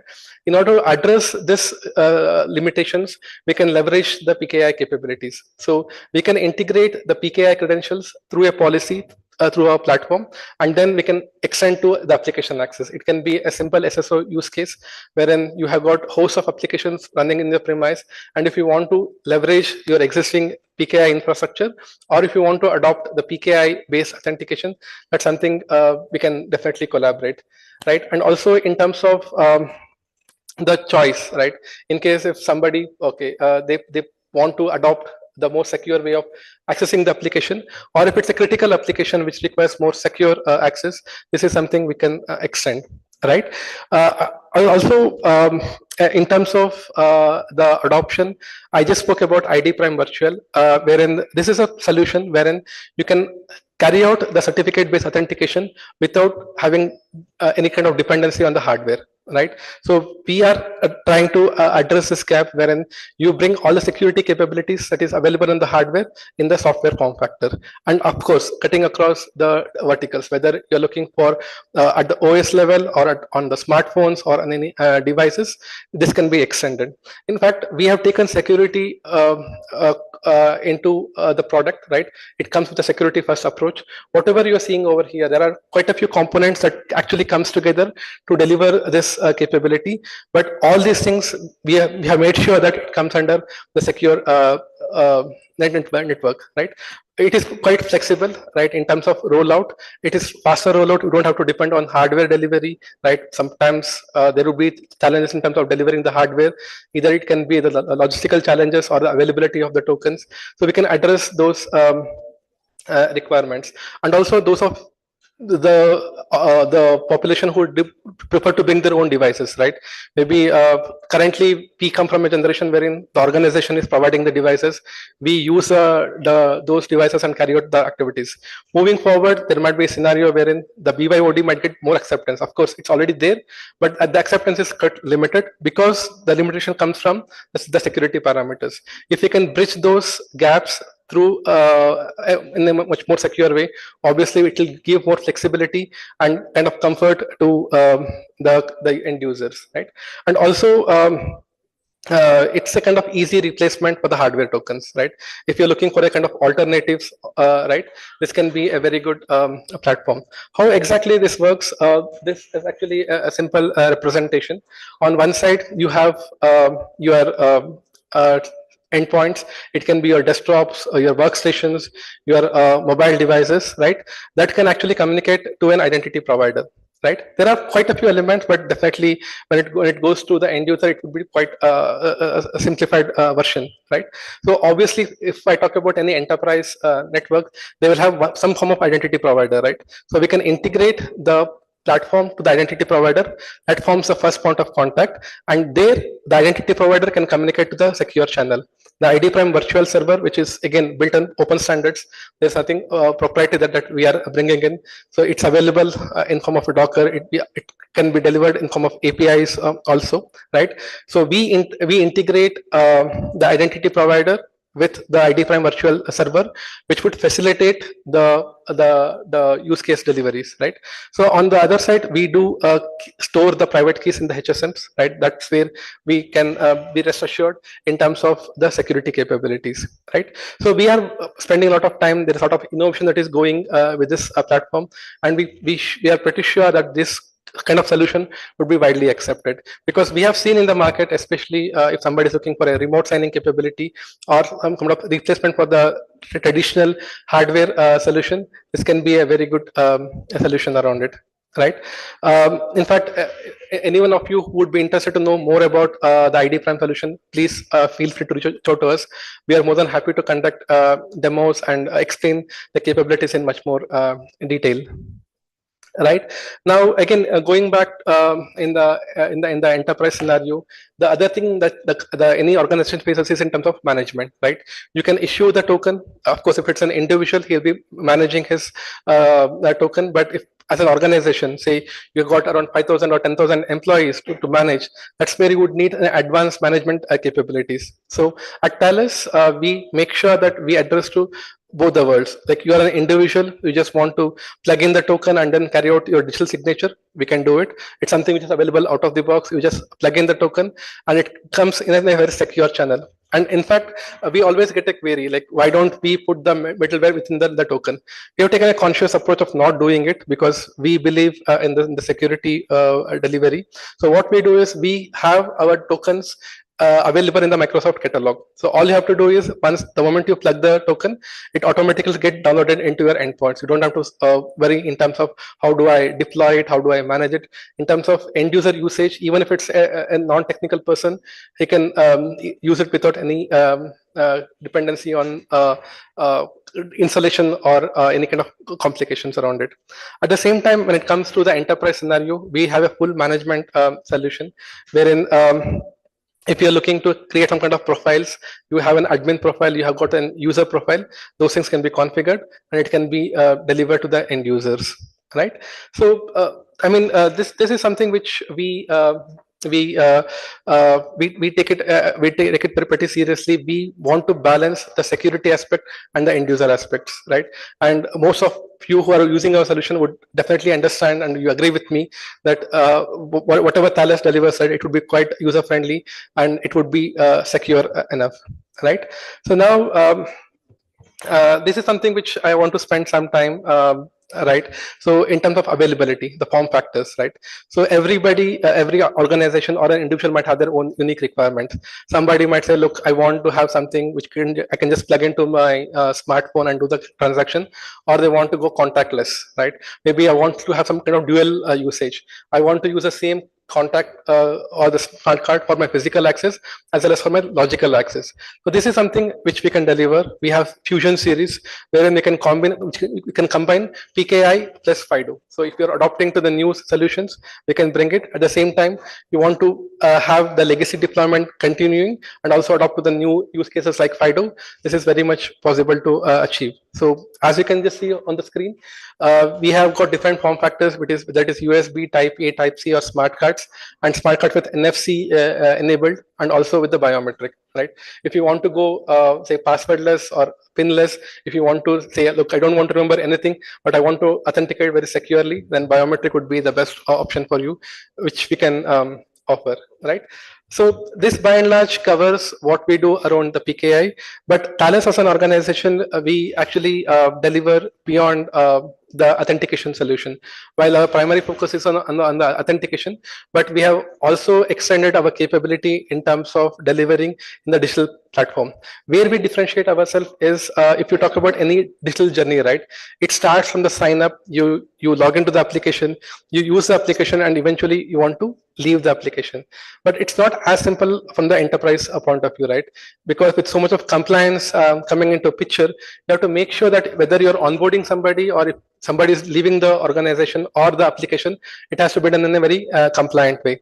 So as an end user, if I subscribe to an application or an e-commerce portal, and if I say, look, I am exiting the application, I want all my data to be removed, it has to be done in a very compliant way. This is where the privacy laws will come into picture. I'm sure even in the Indian context, we are heading towards having a privacy law in place, and this solution can definitely help to achieve the organization who are looking for the DPDP compliance or any privacy law compliance. So as you can just see here at the login stage, if you want to do some kind of integration, or if you want to have a strong customer authentication, that's something which we can deliver.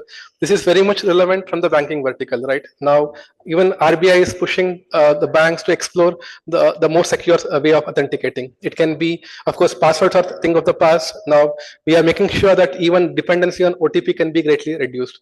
And we have the capabilities. We are working very closely with many large banks across the region, across the globe, wherein we are trying to integrate the passwordless solution with, or probably an OTP-less solution to their existing platform. Whether you are logging into your application or you are carrying out any transaction, it can be done in a much more secure way, right? And also from the enterprise or from the e-commerce point of view, you expect some kind of orchestration layer, right? Obviously, as an organization, you might have a lot of point solutions. You might need one platform wherein you can actually facilitate all those capabilities, whether it is onboarding the new users or assigning the authenticators. You want to do some kind of authorization activities, and also from the compliance perspective. If somebody decides to exit the application, it has to be done in a most compliant way. So we have built this orchestration layer. Again, it is purely built on open standards, nothing proprietary about it. Right, wherein the customers can leverage depending on the requirement, depending on the scenarios, they can actually call those respective solutions. It can be a simple API call, and then we can facilitate the orchestration layer as well. And also, if you see the bottom, again, that very well syncs up with our objective. We are talking about PKI, we are talking about next generation, how we can leverage the capabilities, right? And again, we do firmly believe that PKI is here to stay. It definitely enhances the security posture, and whatever platform that we have built, we do extend the support to the PKI capabilities, right? So with this, I would like to conclude. I hope this was informative, and if there are any questions with the audience, I'm more than happy to take it.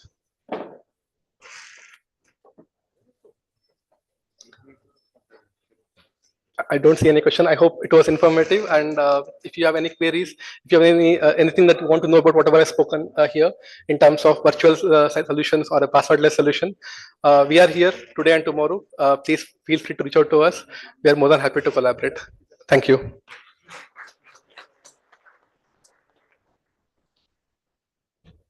I would like to call Shri Deepak Kumar sir, the scientist D from Office of CCA, to give the memento, please.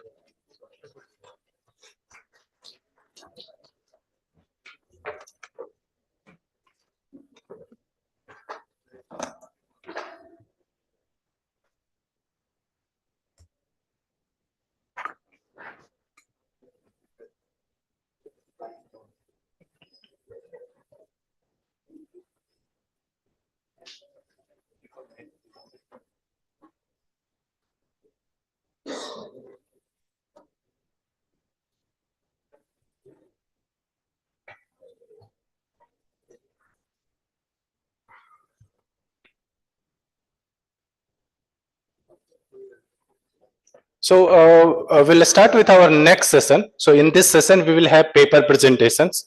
And to continue with the session, I will request Dr. P.V. Anand Mohan to be session chair for this. So Dr. Anand Mohan.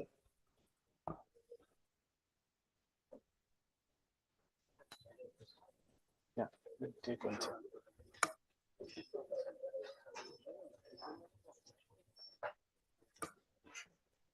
This is your yeah.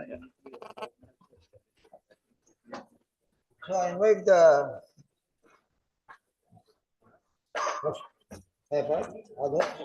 Saurabh Vishwas et al.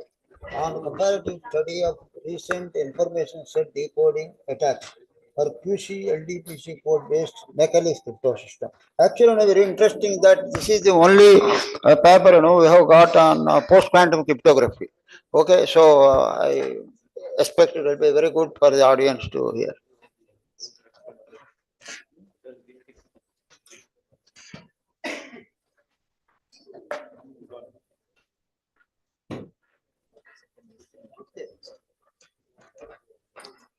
Saurav, you can start.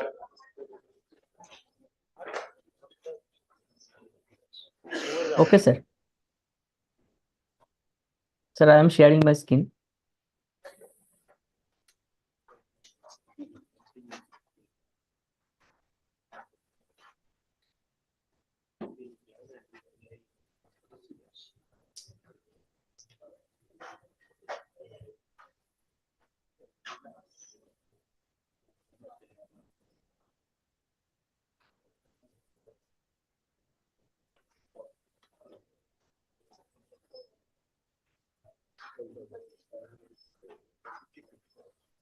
Yes, sir. Sir, is my screen visible? Yes. So you will stick to 10 minutes of presentation followed by 5 minutes of questionnaires. Okay, sir. Thank you. So today, I am going to present my our paper. So our paper title is on the comparative study of recent information set decoding attacks for QC LDPC code-based Macaulay crypto system. So introduction. One thing, sir, 1 minute. Introduction. So PQC, this is PQC stands for post-quantum cryptography. That are the algorithms that are designed to be resistant to attacks by quantum computers. Code-based cryptography is one of the main candidates in the field of PQC. So LedaCrypt is belongs to the code-based cryptography family, and it has been selected in IST PQC competition at second round. ISD, that is information set decoding, is a cryptanalytic method used in code-based cryptography to attack. This is first introduced by Pranch. After that, Stans ISD, information set decoding by Stans ISD. It is denoted as ISD Stran, and it is FS ISD, Phineas and Sendier's ISD. It is denoted as in this paper ISD underscore FS.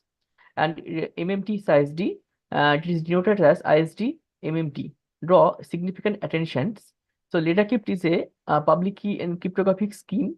It has components key generation, encryption, decryption, and it has in this paper we are describing is Macaulay's variation. A code word finding problem CFP is defined as given a parity check matrix H and a code word weight W. That is, then find C such that HC transpose equal to 0 holds, where C is the weight of W.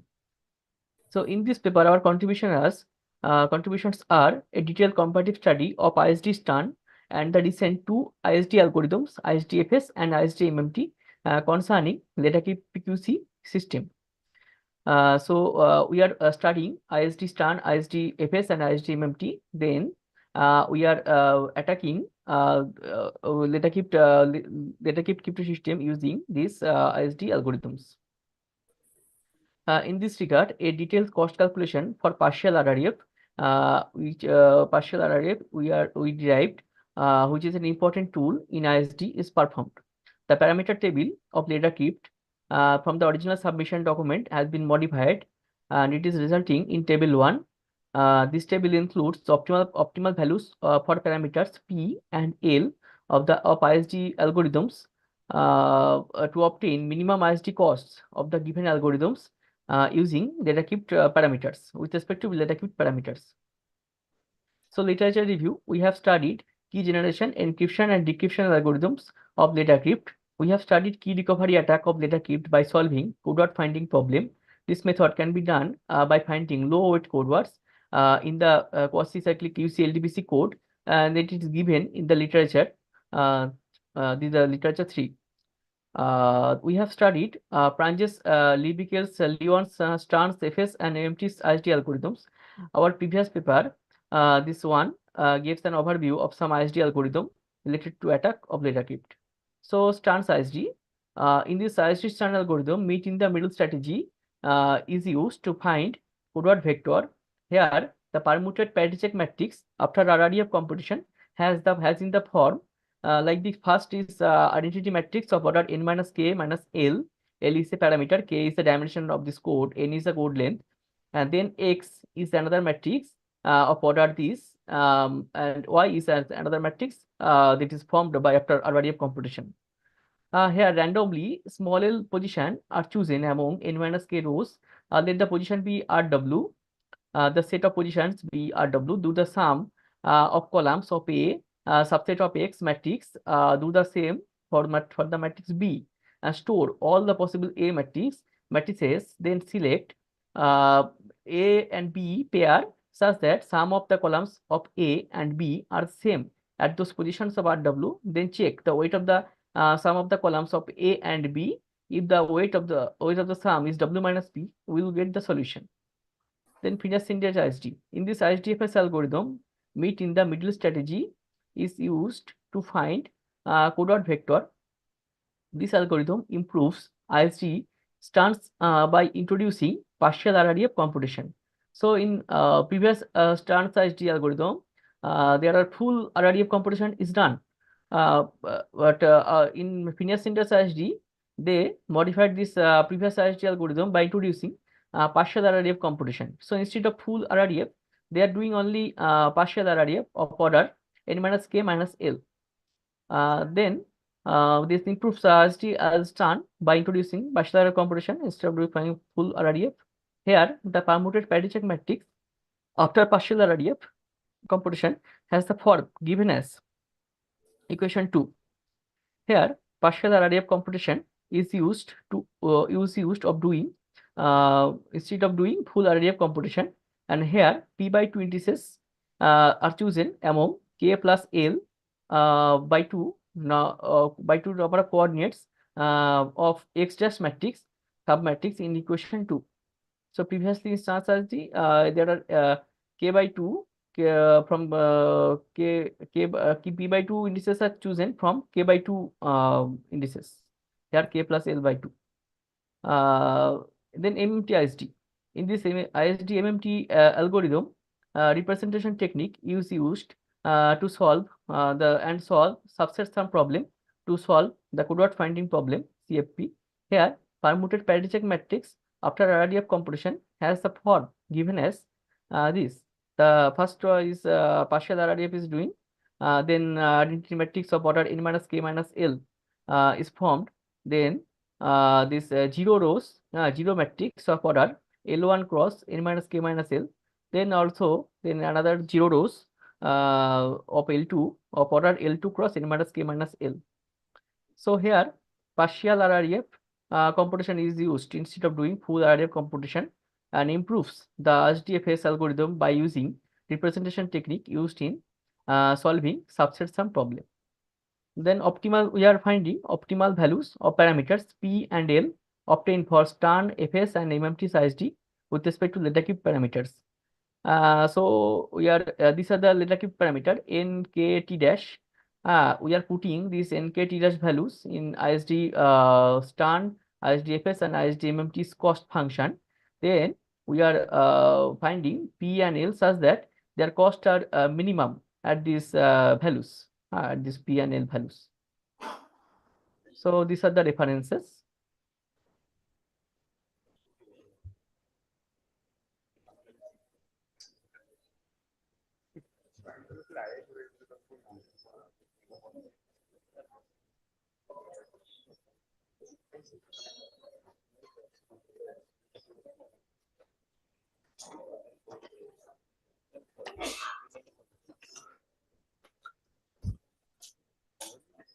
Okay, if there are no questions, we will go to the next speaker. We thank the speaker and go to the next paper. Thank you, sir.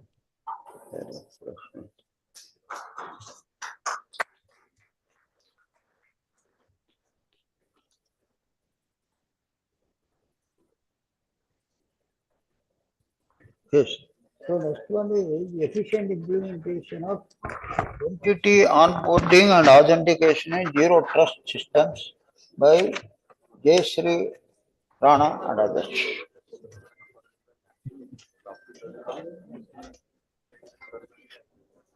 Jayashree, Yes, sir. Am I audible, sir? yeah, please share your screen and start. Yes.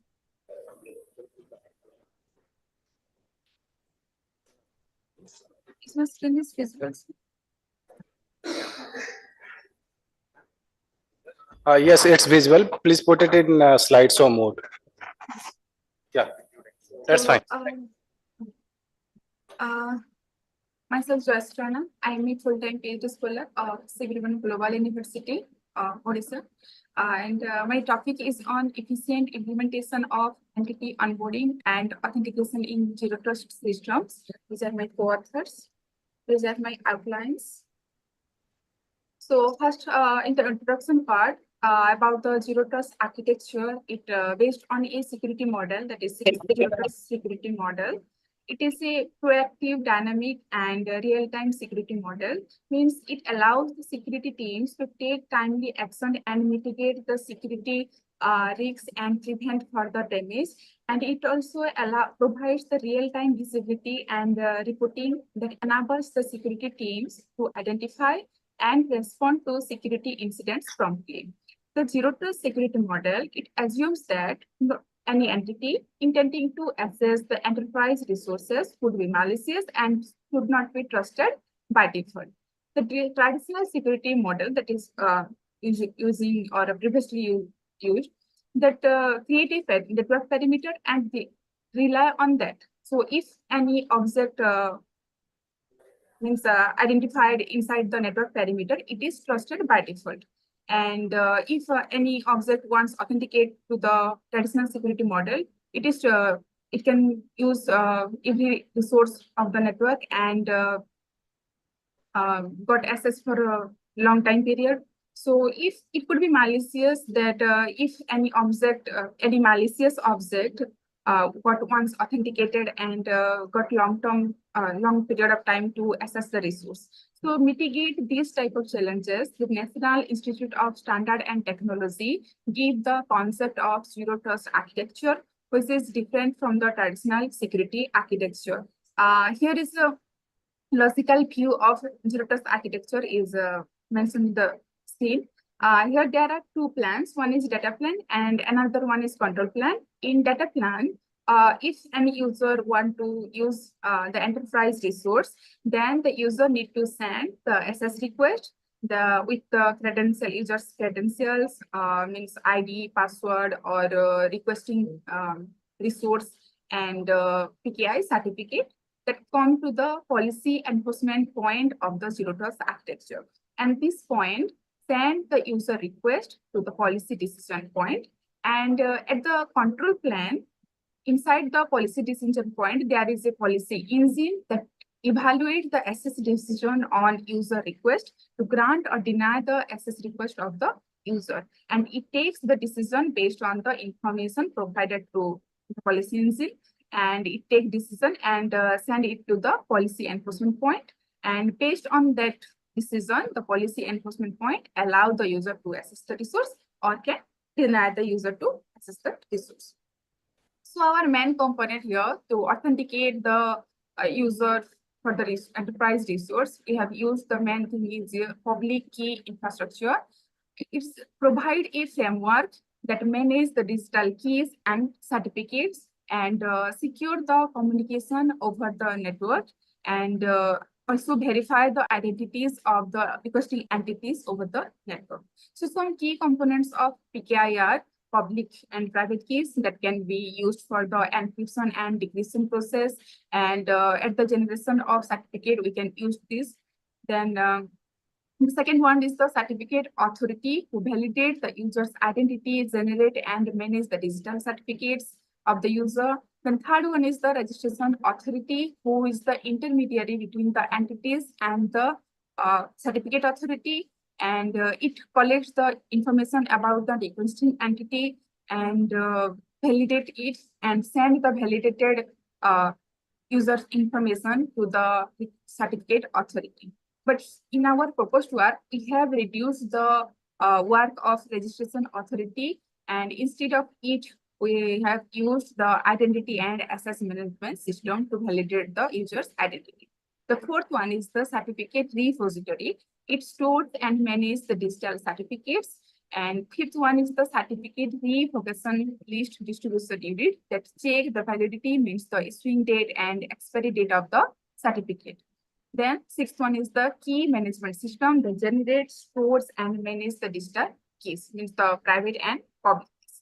The main components of PKI is the digital certificate.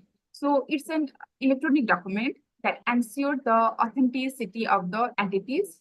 And here some the components of digital certificates are the owner's name, means the user name, the validity period, means the issuing date and the expiry date of the certificate, issuing certificate authority, then owner's public key, then digital certificate signature of the certificate authority who signed the certificate by using the private key. Then now come to our proposed work. First, we have generated a self-signed certificate authority using the open source secure socket layer tool. So first, we have generated the private and public key for the certificate authority. The command to generate the private key is mentioned in the screen that we have used the OpenSSL. And then we have generated a self-signed certificate for the certificate authority that can be valid for 365 days. Then we have generated a certificate for the requesting user through the certificate authority. So first we have generated the private and public key pair for the user using the RSA, means the Ravish-Samir-Adelman algorithm. Then we have created a certificate signing request for the user, including user's public key and identity information. The command to generate the certificate signing request is mentioned in the screen. Then this CSR is provided to the certificate authority. The certificate authority then checks the user details and publishes the certificate for the requesting user. And this certificate generation for the user thing happened during the user registration of the Zero Trust network. So the network is user registration in Zero Trust network. First, here, if any user means during the user registration, the user need to send the user details with the certificate request to the policy enforcement point. Then the policy enforcement point send the user details, forward the user details to the identity and access management system, that is AMS. And this system validate the user identity and send the validated user identity to the PKI for the certificate generation, and store the validated user information in the database for the future reference. Then the PKI design or generate the certificate for the requesting user and send it to the identity and access management system. Then this system send one copy of certificate to the authentication server for the further use, and send one copy of the certificate to the policy enforcement point, and the policy enforcement point send the user certificate to the user. Then our final work, we can see here, that is user authentication and authorization using the public key infrastructure in Zero Trust network. So here, if any user intending means want to access the enterprise resource, then the user need to first send a request that first form to the policy enforcement point. In request, it can be user ID, password, the certificate, and the type of resource the user want to use. Then this request first form to the policy enforcement point of the Zero Trust architecture. Then this point forward the user details to the identity and access management system. Then this system validate the user identity with the data user information that we have previously stored in the database. Then send the validated user certificate to the authentication server. Then the authentication server also validate the user certificate and send the authentication result back to the identity and access management system. Then this system create an authentication token and send it to the policy enforcement point. Then this point forward the authentication token to the policy decision point. Then inside the policy decision point, as I told, there is a policy engine who take or evaluate the access decision on user details. It takes the access decision and create an authorization token on that and send it to the policy enforcement point. Then this point, based on the access decision, allow the user, suppose it is granted, then the policy enforcement point allow the user to access the particular resource for a particular period of time and start communication between the user and the resource. And it also monitors the communication between them. And if it found any suspicious thing, then stop the communication between them. So this is our proposed work for the Zero Trust network. And now the conclusion part, the Zero Trust security model that ensures the robust authentication and the requesting entity of it allows that the requesting entity of the Zero Trust system that must be authenticated. Here we have authenticate the user using the extra level, that is using the digital certificate that can be used to validate the user's identity during the authentication process of the Zero Trust system. First, we have generated here a self-signed certificate. Then we have generated the digital certificate through that certificate authority in the Zero Trust enterprise systems during the user registration. Then we have performed the authentication by the policy enforcement point of Zero Trust system using EMS and that we integrated with the authentication server. And also the extra thing we have added here, the authorization, that we have performed the authorization of the requesting user by using the policy decision system of Zero Trust system. So now done. These are my references. Thank you. Any questions to the other?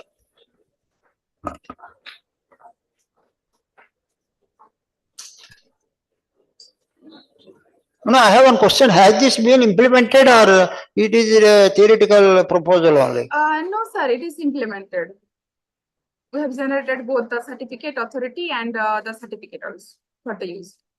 And implemented in the Zero Trust system. That is, how many bit RSA has been used? Sorry, sir. No, RSA, is it 1024 we have used for testing or 2048 bit or what is it that has been used? Oh, RSA. RSA we have used to generate the public and private key. I see. Yes. Using that OpenSSL. Okay, let us thank the speaker. We will go to the next paper. This is by Pavan Vilas Yadav et al. PKI enabled authentication and encryption for enhanced drone communication.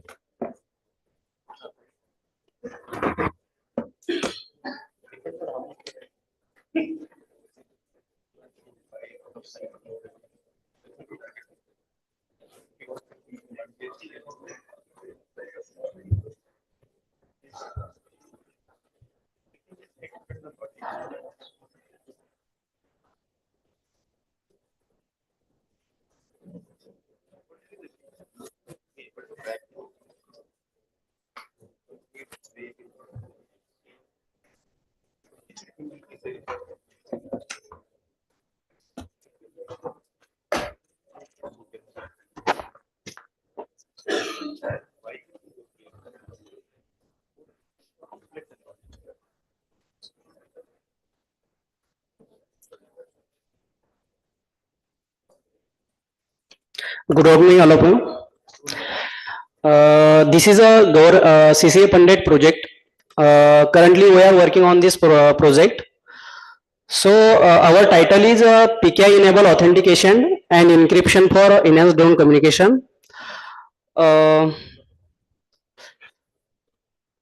my mentor is there, Krishna sir. They are supporting lots of. Then Misbah sir also. So today's Teachers Day. That's why we are saying two lines according to this one. Gurura Brahma, Gurura Vishnu, Guru Deva Maheshwaraha, Gurura Sakshat Parabrahma, Tasmai Shri Viraya Namaha. Then our project overview is that we are nowadays we are doing a drone communication like ground station to like flying drone. So in the there is no security like if you are sending data like ground station to drone or drone to ground station. So in that perspective we are thinking can you enable the PKI in that. So so on that basis we are doing the work like in the overview. So in the introduction part, like context, in the context, like drone is widely used in like in a multiple application. So it is a major application like military application, agriculture sector also, then delivery purposes also. So nowadays the drone like drone regarding thing nowadays growing like growing drone usage demands. So no security. So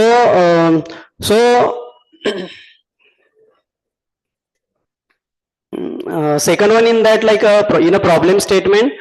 So open wireless channels pose significant security and risk for drone. In the drone communication, we are doing like a drone communication ground station to flying drone. In that in the multiple attacks in that like man in the middle like DOS attack in that. So that's why we are using the PKI in that. Then our objective in that like PKI provide the robust security in that.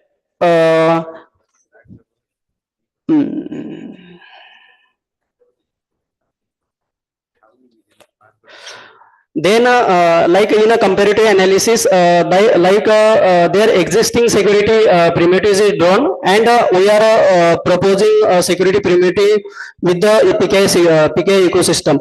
So multiple parameter in that. So like authentication method in that, encryption technique, so security level in that, so key management in that. So in the multiple factor in that, so according to this factor we are doing our project this kind of. In the framework there are 4 to 5 main component in that, like trusted say in that, then like public key in that. So in a public key certificate contain public key for authentication. Then secure channel, we are enabling the secure communication between drone and ground station. Then in a hierarchical structure, so like in a root security, in a root CA, like it is main anchor to the like in a CA. So in an encryption technique, why are you selecting the ECC as compared to RSA? Because in a ECC, like it is a we are using a less key size because of in a microcontroller less space is required. It is for more if we are working on more efficiently on that. Then it is providing the like when we are exchanging the key, so it is providing more security in that. So on that perspective we are using ECC encryption technique.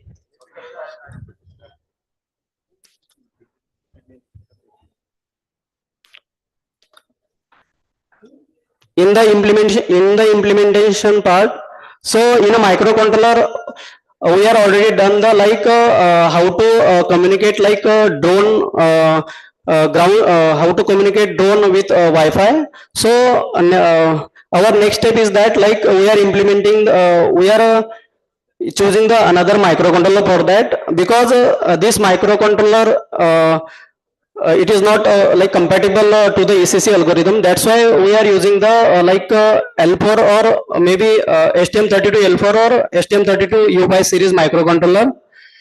Then we are using the one cryptographic accelerator here, hardware cryptographic accelerator. So because we are doing communication or we are sending data to a ground station to like a flying drone. So we need a speed because we are that's why we are using the cryptographic accelerator here.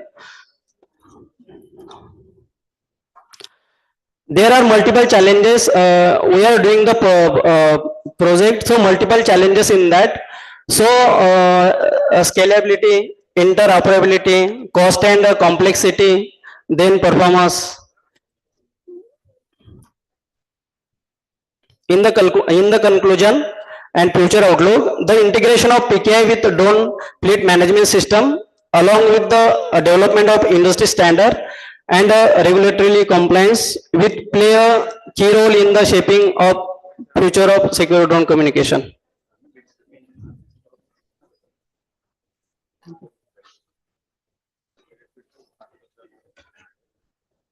So any questions to the speaker? So what ECC has been used? What ECC?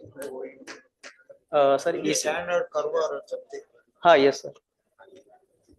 In the like standard curves, we are using standard curves, sir, in that. Let us thank the speaker.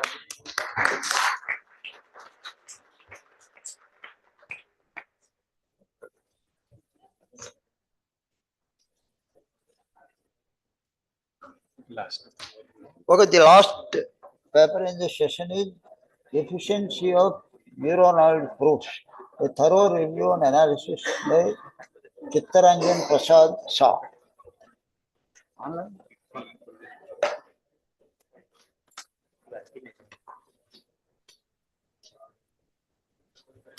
Mr. Chittaranjan, Okay, sir. please share your screen. Oh.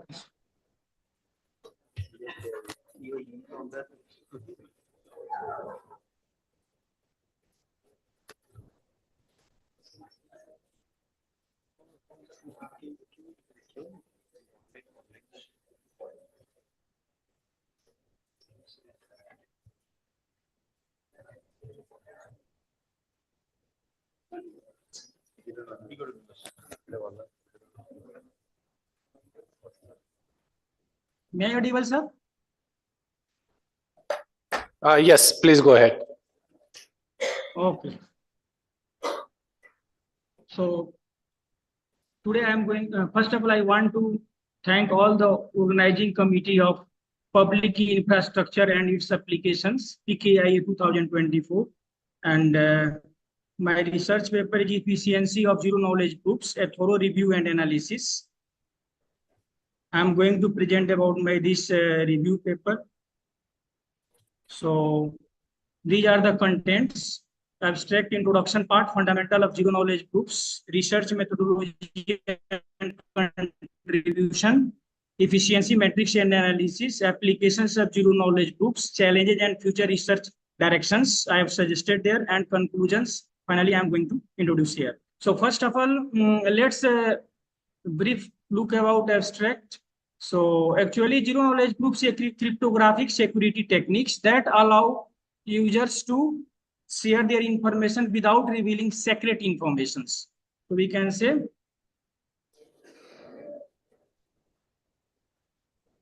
and this research paper, actually review paper, which investigates and analyzes efficiency factors, robustness features, applicability and uses, along with different challenges for implementation part of these techniques. We have reviewed here in these research papers. Specifically, there are three types of zero knowledge groups techniques in cryptography: interactive zero knowledge groups. Basically, two types: interactive and non-interactive zero knowledge groups types, and one subclass of non-interactive, succinct non-interactive arguments of knowledge, SNARKs, advanced versions of, we can say, non-interactive zero knowledge groups. And Libra stand out for its outstanding efficiency. We have reviewed and suggested by different researchers, requiring a one-time trusted setup depending on the input size among different prominent models of ZKPS. And the study explores various challenges in zero knowledge proofs techniques suggested by different kind of researchers in this field, and they have pointed out need to be enhanced their robustness for real life applications usage. And to solve such kind of trusted set of dilemma and quantum computing attacks, the researcher suggests making progress by integrating different models, improving efficiency, looking into new mathematical problems for the implementation, etc. And the results highlights the need to overcome constraints and improve zero knowledge proof security and effectiveness in practical setups to enhance their efficiency. So let's start from introduction part. So zero knowledge proofs are a special kind of security mechanism that is used in non-black box techniques, and in which two parties try to convince each other their claims while protecting the privacy of underlying data. And these parties, we generally say prover and verifier, communicate in a non-interactive manner, which guarantee an extremely safe way to verify claim without disclosing private information. So this is a beauty feature of, we can say, of zero knowledge proofs. So we prove our claims without disclosing what is the secret hidden behind this. So cryptography classifies specifically in zero knowledge proofs comes under non-black box approaches in cryptography technique due to its sophisticated and advanced nature. And zero knowledge proofs protocol can be used in voting, auctions, blockchains, digital signatures, verifiable encryptions, blind signatures, cryptocurrency, proof of identity, and there are so many other applications as well.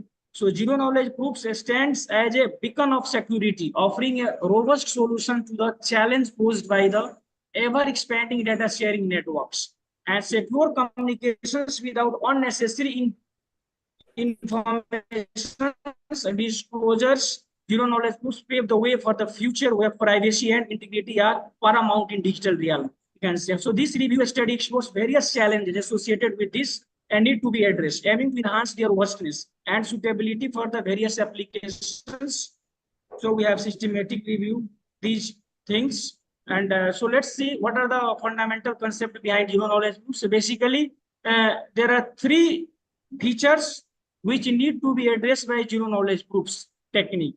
So those are completeness, soundness, and zero knowledge proof. So what is completeness? So if the statement is true, then an honest prover can convince an honest verifier of its validity. And soundness feature is if the statement is false, no cheating prover can convince an honest verifier that it is true, except with a small probability. And zero knowledge means the verifier knows nothing beyond the truth of the statements. So these three features makes zero knowledge proofs superior than other security mechanisms. And so this study discusses protocols such as the Ashish zero knowledge proofs protocol for discrete logarithm, and that is in reference number 44. Facts and heuristic, bulletproof, ZK and ZK snarks, and ZKIP. And we can achieve a high level of security by using interactive zero knowledge proofs, but multiple communications rounds are required there. So this is drawback, and this is eliminated by non-interactive zero knowledge proofs, which address communications overhead, offer efficient proofs. And snarks is the subclass of non-interactive zero knowledge proofs that takes efficiency to the next level for such kind of security.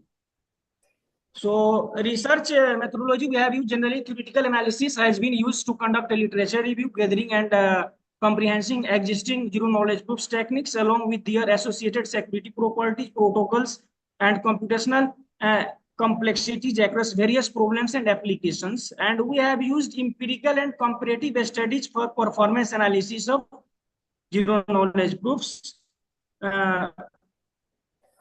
used by different researchers and addressed by different researchers. And so our research contributions are as following. We have proposed the use of zero knowledge proofs in conjunction with subset sum problem, mathematical problem, and to meet the security requirement for various type of communications and transactions.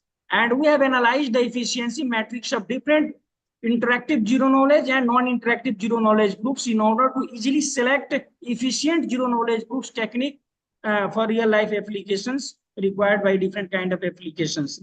And we have explored different kind of applications of interactive zero knowledge groups and non-interactive zero knowledge groups for use in different domains, identified significant challenges. What are the challenges need to be addressed to make it more robust and more efficient, and proposed potential future research directions in this field. So our main part is efficiency matrix analysis and discussions. So for this we have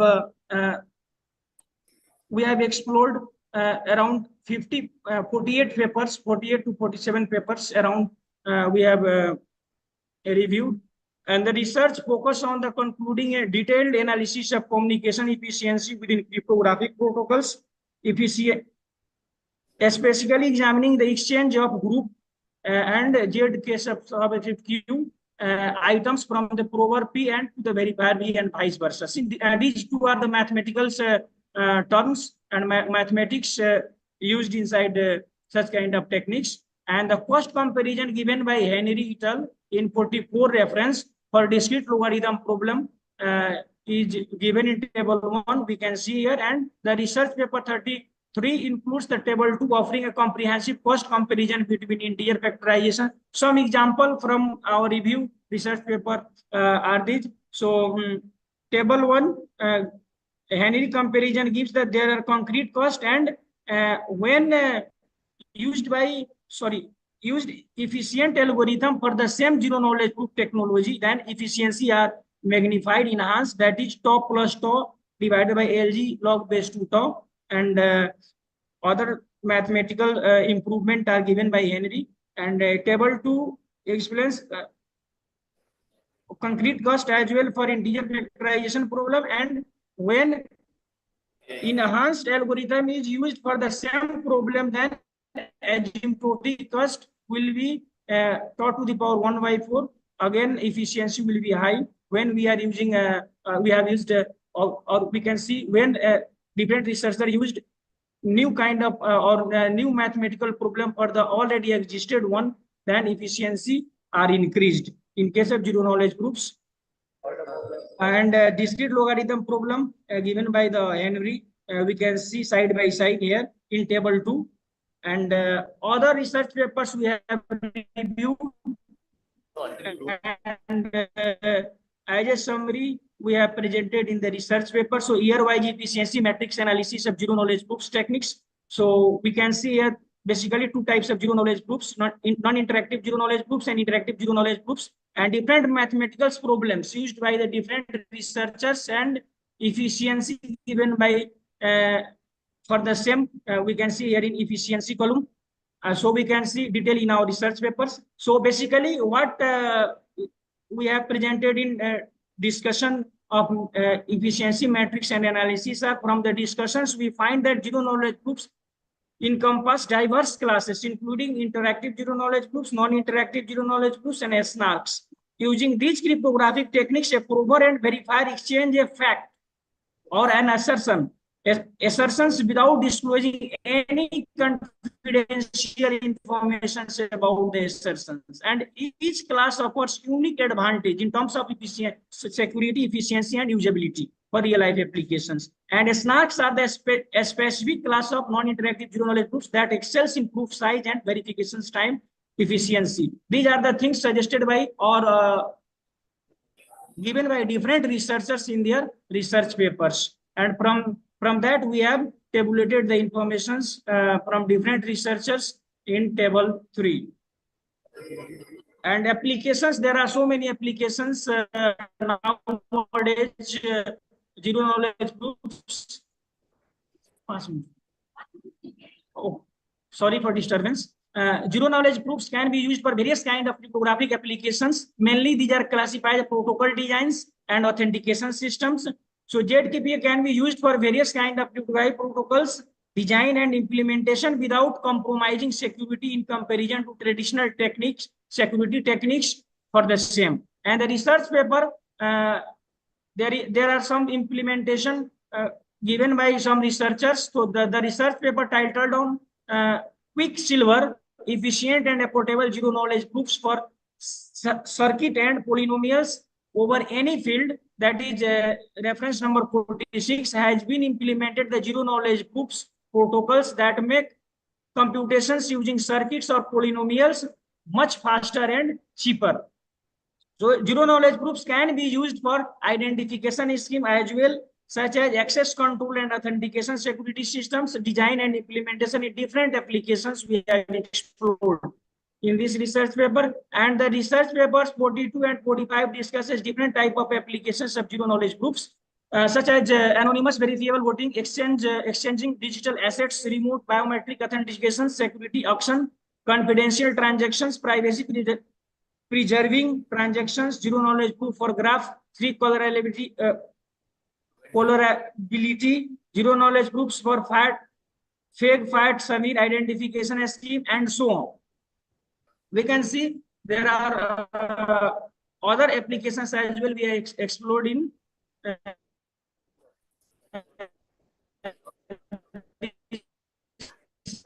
kind of challenges pointed out by different researchers in their research paper regarding zero knowledge proofs implementations and different kind of things, so that our zero knowledge proof technique will be more robust. So in the research paper 42, the authors have identified significant challenges in zero knowledge proofs and propose potential research avenue on the following topics, right? Reducing assumptions. When we are going to reduce such kind of assumptions, some kind of assumptions in zero knowledge proofs, then we can get some, we need to face some kind of challenges, like obtaining better efficiency without involving a reliable third party is a major difficulty in the context of ZK snarks, and integration of diverse mechanism.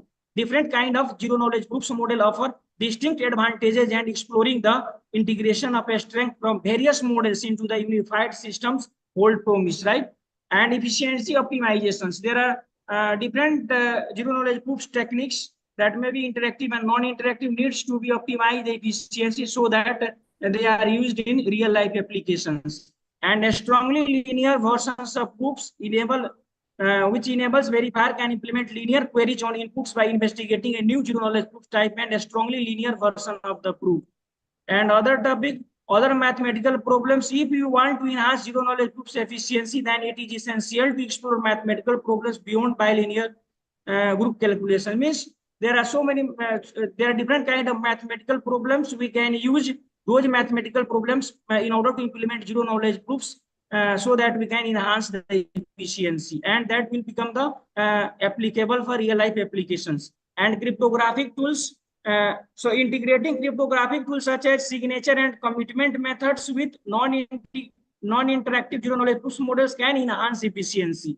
And lattice-based cryptographic means public key cryptographic algorithms in blockchain-based zero knowledge proofs models are vulnerable to quantum computing attacks. So needs to be reconsideration and implementation of lattice-based cryptography by using different kind of other mathematical tools, so that it will become robust from quantum computing attacks. So finally, this is my conclusion part, and this review study comprehensively investigates and analyzes efficiency factors, robustness features, applicability, and usage, along with different challenge and suggestions for the different solutions for those challenges. And the paper categorizes zero knowledge proofs in basically three types: interactive, non-interactive, and SNARKs, with distinct trade-offs. And efficiency metrics analyze models like ZK SNARKs, Allegro, bulletproofs, Hyrex, Aurora, and Libra, highlighting Libra standout efficiency with one-time trusted setup. Means Libra is superior among these. And the review study investigates several zero knowledge proofs challenges that need to be addressed in order to make it more robust, including the trusted setup problem and quantum computing attacks.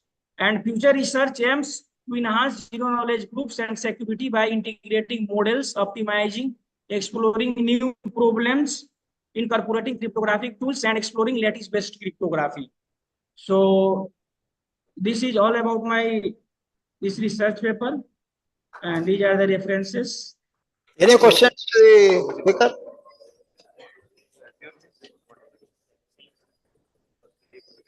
I have one question. Has this been used in blockchain? Yes, That sir. what is the Blockchain, yes, sir. Zero knowledge proof is now we are using blockchain applications. There is main role of zero knowledge proofs inside there in order to verify the prover and sender and receiver. As we know, in blockchain application there are two parties. In order to prove the authentications, zero knowledge proof are used. Non-interactive zero knowledge proofs are used in blockchain applications as well. Okay. You want to summarize? No. So, thank you, Dr. Anand Mohan, for presiding the session. So, we'll break for tea, and our next session is by Dr. Venkat Tulsiram from Melbourne, Florida, USA. So, and then we have another talk by Shri Subhas Rao on new identity verification guidelines. So, please assemble back at 4:45. Thank you. Okay, sir. Thank you.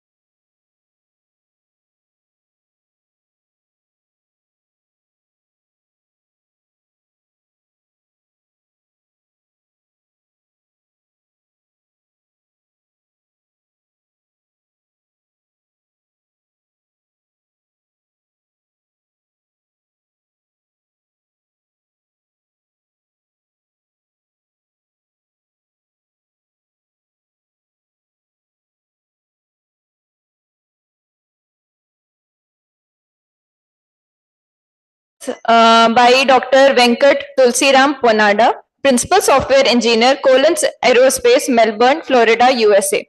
The title of the talk is Beyond Safety, the Security Imperative in Safety Critical Systems. Dr. Venkat Tulsiram Ponada is a distinguished principal software engineer with a PhD in computer science and engineering.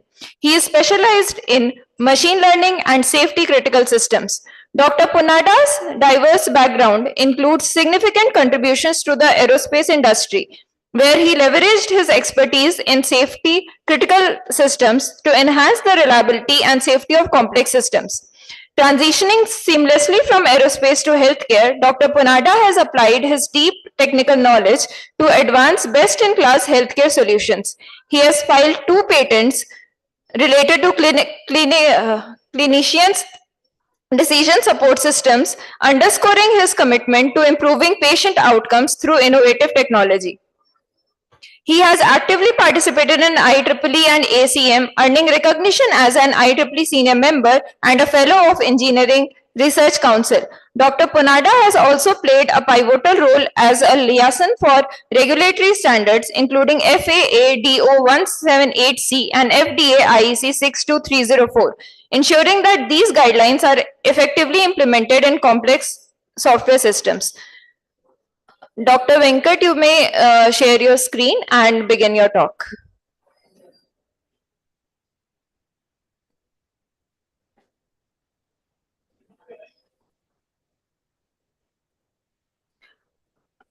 Dr. Venkat, you may share your screen and begin your talk.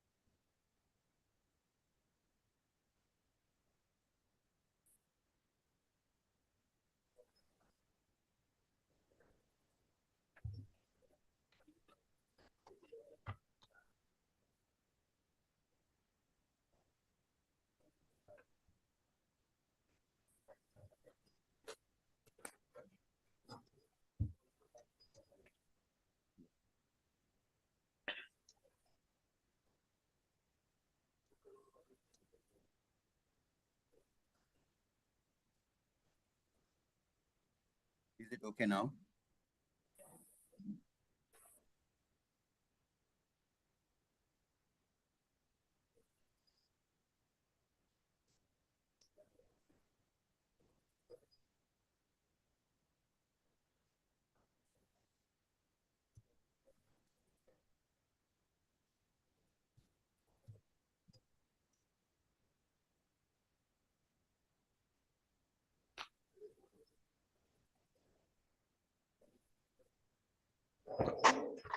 Hello, Dr. Tulsi? Yeah, is it okay now? Yeah, please start. Oh, you're able to hear? Oh, thank you. Thank you. Is my presentation visible there? Yeah, Is it in the... it's visible, but it's not in slideshow mode. Okay, all right, I got it. Thank you. Thank you. Okay, thank you. There was some glitch. I'm not sure what went wrong, but yeah. Good evening and good morning if someone is on the overseas. And my name is Venkata Tulsi Ramupanada. I'm working as Principal Software Engineer for Collins Aerospace, Melbourne, Florida, based out. And thank you for the committee and thank you for Dr. Mishra to make me part of this conference. I would like to present something about, interesting, like safety versus security aspects. Okay, so here is the thing. So beyond the safety, the security imperatives in safety critical systems. So here in this today's, maybe we have 30 minutes and in the presentation, we will little talk about safety critical systems and the security aspects in the safety critical systems. And, there are many safety critical systems, but some of them, where I have hands-on, like aerospace and healthcare industries, I would like to touch base. And what are the key challenges and what are the objectives with respect to the security implementation? I would like to know. Okay. So far, you might have been gone through, algorithm level, details. There are many presentations, keynote speakers, and, invited talks. But this presentation gives you the overall, the process aspects with respect to the regulatory industries, which are mandatory for safety critical systems. Okay.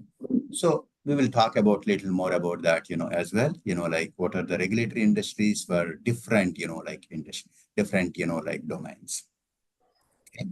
So what is, when a system can be called as a safety critical system, if, which, for example, the system failure, if it results in loss of life or significant harm in environmental damage, if it causes any one of them, it will be called as, safety critical system.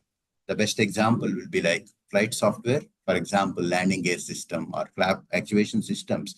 If you see it, if something goes wrong, there is a huge, risk of, loss of life of the, passengers. The same case with the medical device software as well. If the decisions are, the operational surgery, operation theater procedures, if something goes wrong with, the software, it can lead to, loss of life. So this is what, safety critical system. These are the two examples, especially, aerospace and, medical device industries. Okay. So okay, what is safety versus, security with respect to the software implementation? If you see, the safety is more, whatever system we are developing, okay, like it could be aerospace, it could be,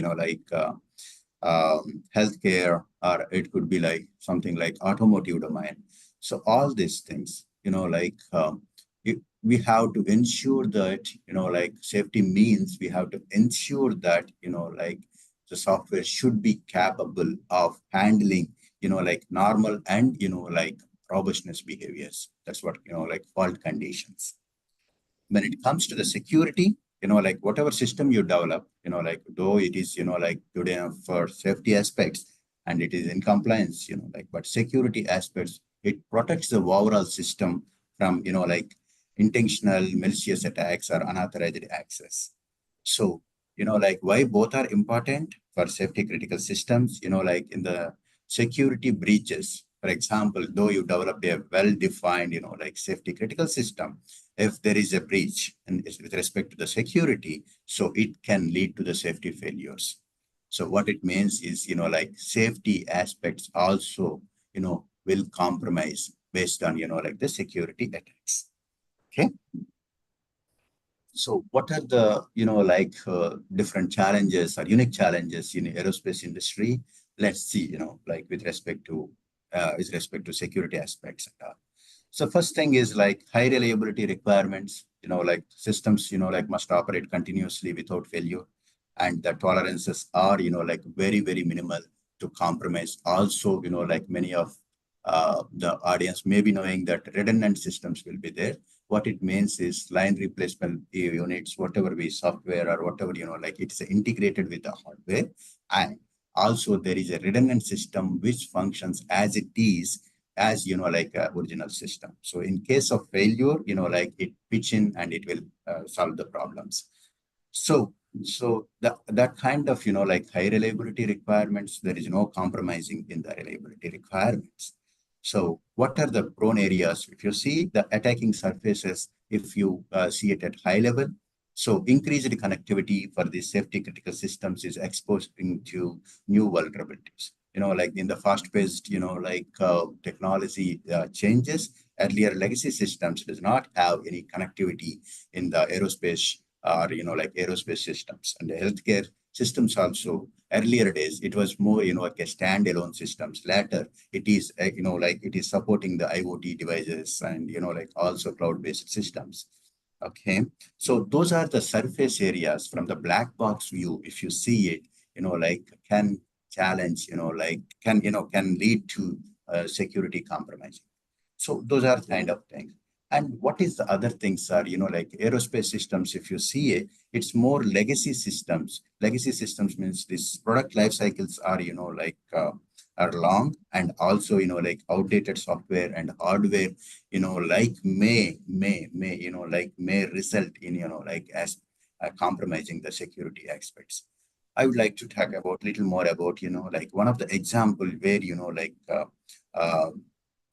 where, like we see the security aspects compromisation. So Boeing 787, many of us, like maybe knowing about the Boeing 787.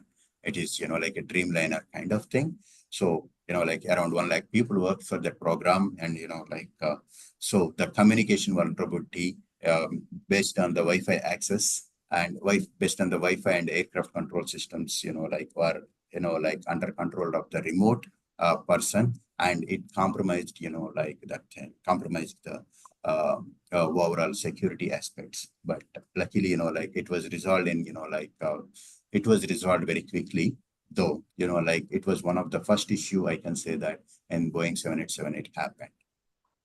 Okay, so if you see the what challenges we may have, like healthcare, many of us may directly or indirectly connected with this more healthcare related topics, because I mean, like nowadays, like all the mobile devices having, like mobile devices as having, like access to the healthcare related products, like it could be like apps for a decision supporting system, something like that.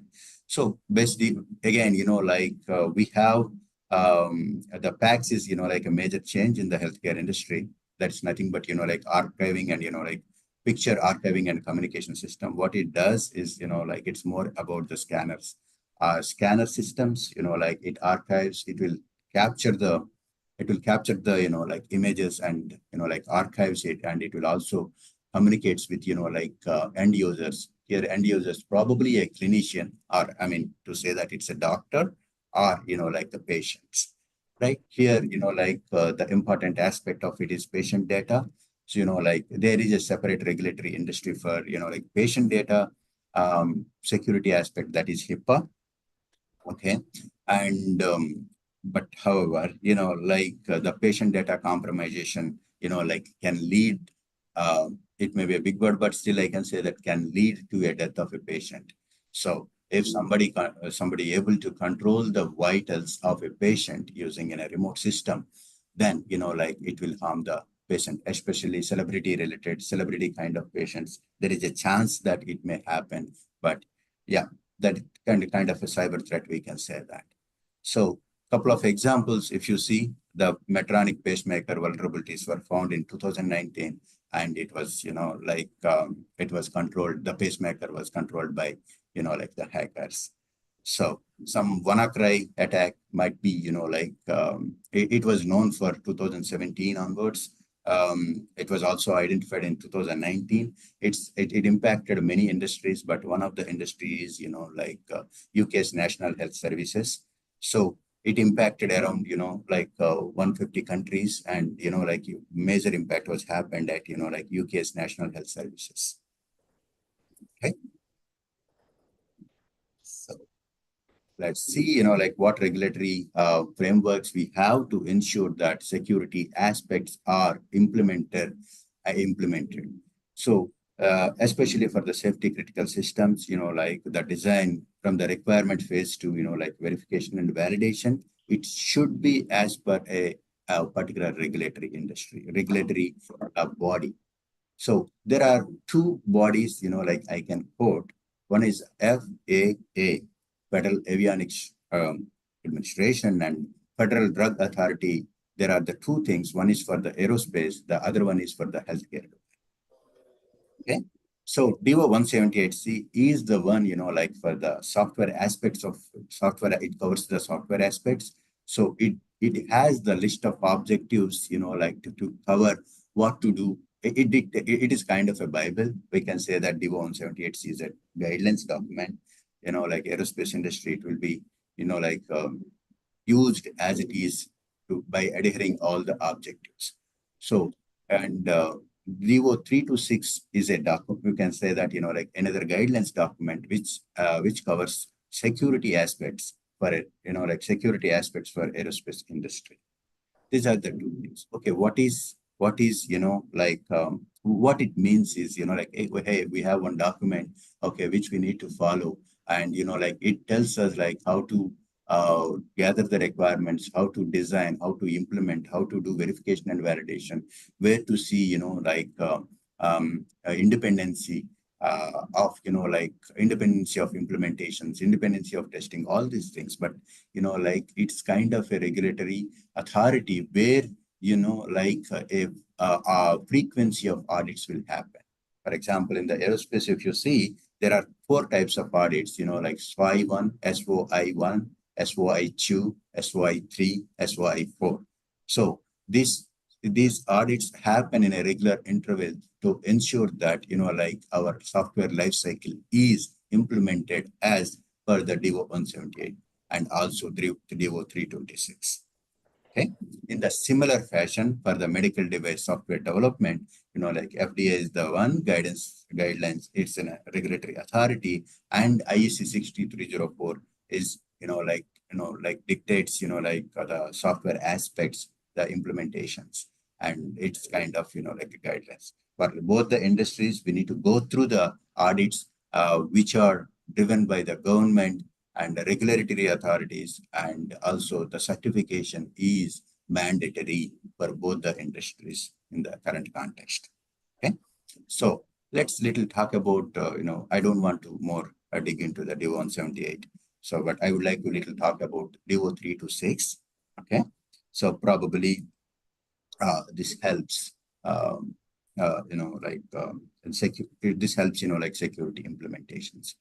So DO 326, is, okay, here there are few terms like line replaceable unit, the people will call in aerospace industry. It's nothing but, for outsiders, I can say that a box with, which includes the hardware and software that performs the actual, actual functionality of one of the aerospace aspect. For example, if you want to provide a landing gear system, it is a combination of, hardware and software, which is delivered as a box and which is integrated in the, which is integrated in the flight. Okay, so one piece of, one piece of hardware plus software is called as a line replaceable unit here. So this DO 326 covers the, certain documents, again, a subset of documents that talks about airworthiness of, security methods and considerations, information security guidance for continuing airworthiness, aeronautical information system security framework guidance, and process standard for security certification and declaration of, ANS ground systems. Okay. Okay. What is the primary focus of it? It's a basically, airworthiness security process and a security risk assessment process and security development process. So these three things are the main focus. The security process tells that, how to implement the security, related security,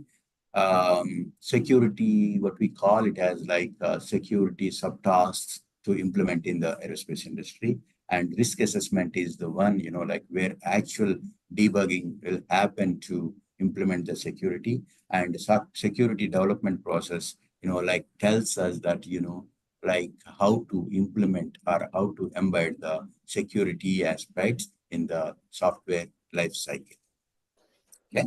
There are three types. There are 4 levels of assurance level. It's based on, severity of, severity of the security violation. Okay. Those are called as level 0, level 1, level 2, level 3. Okay. So level 3 is the highest. It's a catastrophic or hazardous. If something goes wrong with, if something goes wrong with this level of security aspects, a compromisation will, it leads to a death of, human life. The major is the one, it will may, severe injuries it may lead to. That aspects of things are, configuration files, probably, if it, compromised at some extent, so it leads to that. Minor things are, it may give the discomfort, but, 0 means, level 0 means there is no severity with that, even it is compromised, it won't happen anything. Like, for example, vending machine in the flight, it will not harm the actual functionality of the system. But, flight control systems, if it is, it is in the race, then, it damages. That kind of things comes under the level 3. And, level 0 is more about, entertainment systems or supporting systems like vending machine or all these things, kind of more luxury kind. Okay. So the next one, more talks about the security assessment and development. The first thing is as a system, I may be talking about it, define the, overall system functionality we are going to define. And the first question we will ask that, do we have any connectivity to the external devices? If it is no, there is no issues. And if it is yes, we will create a data flow diagrams for that. And then that is, part of, system architecture design. And then, what kind of connectivity we are providing? What are the, surface level issues we may see in the future? Those are part of identification of the potential threat conditions. So based on that, whatever threats identified, possible threats identified, there will be a,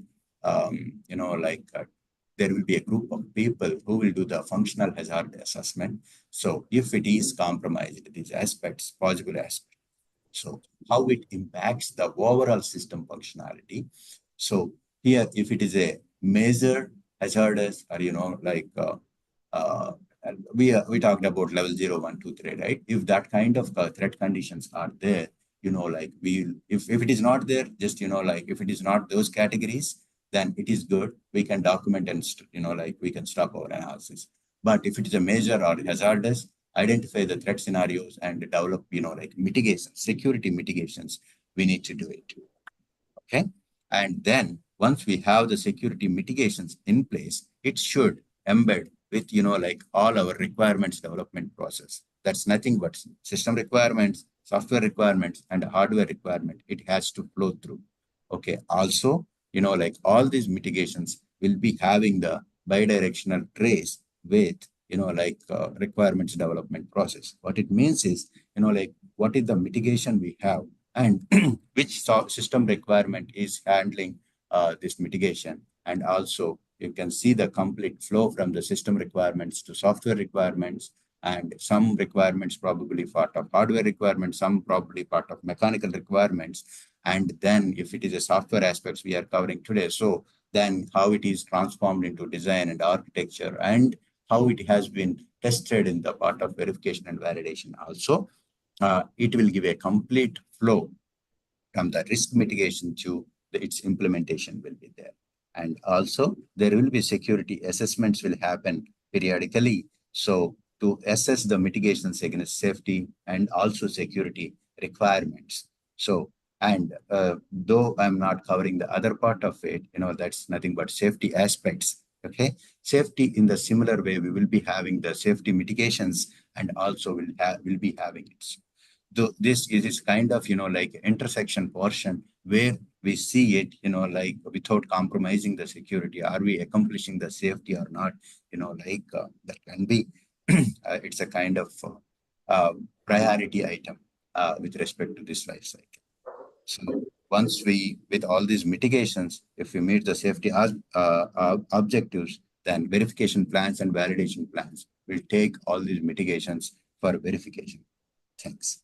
Okay. And verification results will drive, like will ensure or it will provide an evidence to the authorities saying that, hey, these are the security, threats identified, and these are the mitigations, and these mitigations are implemented this way and also tested by this means.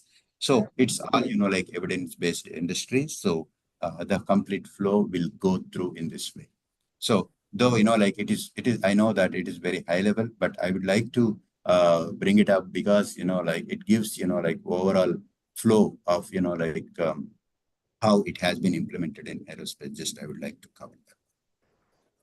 So this is the software lifecycle model.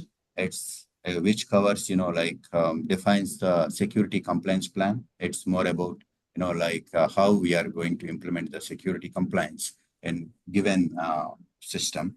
And security environment, the definition of the security environment, vulnerability, threat identification, likelihood of issues, all these things, and how identified issues or threats, impact the functionality of the overall system, and the security risk assessment. All these things are, you can visualize. It's a simply, like a V model, but each and every phase of, like software life cycle, what are the different activities we will be doing it, part of, security.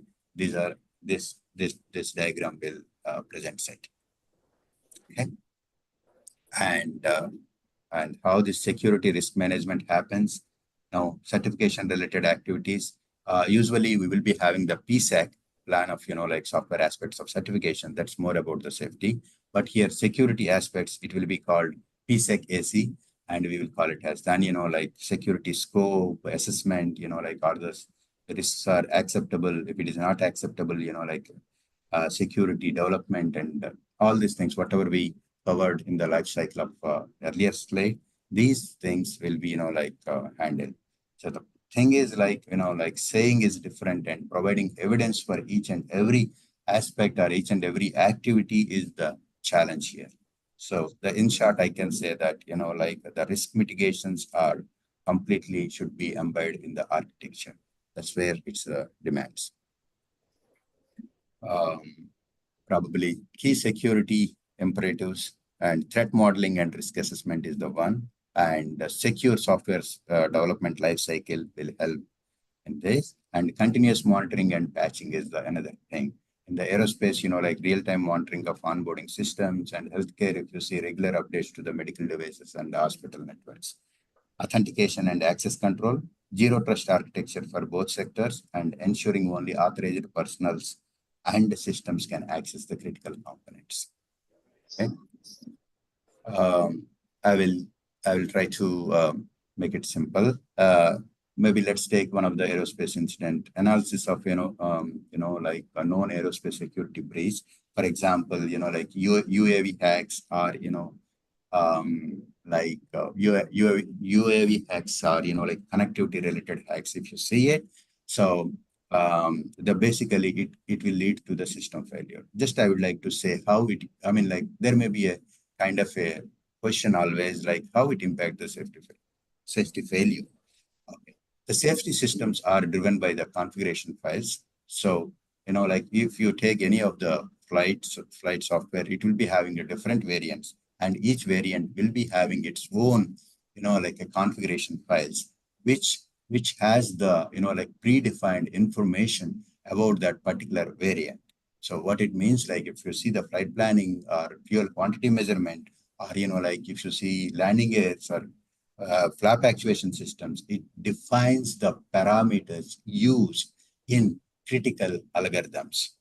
So those parameters are defined in, like configuration files. Okay. Those configuration files, because of, like security breaches, like if it is, like hijack or it's in the control of the, like third party, then what will happen, like it changes the flow of, like the software. That way, indirectly, like it leads to, it leads to, like unsafe landing, or there is a chance that, like crashes in the air.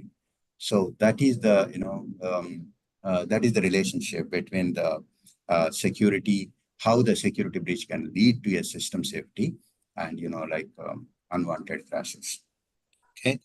What lessons we can take it is like gaps in the system security architecture and how stringent, like security system software, SSDLC, could have mitigated the risk is the one thing, right? So if it is failed at the architecture level, then what happens? Like there is a high chance that, high chance that say unsafe crashes. And healthcare probably, like it's many, like people can relate with this. Ransomware attacks on the medical devices is a common thing. We are seeing many years. Downtime in what impacts it does, like it's a downtime in hospitals and threats to the patient care it does.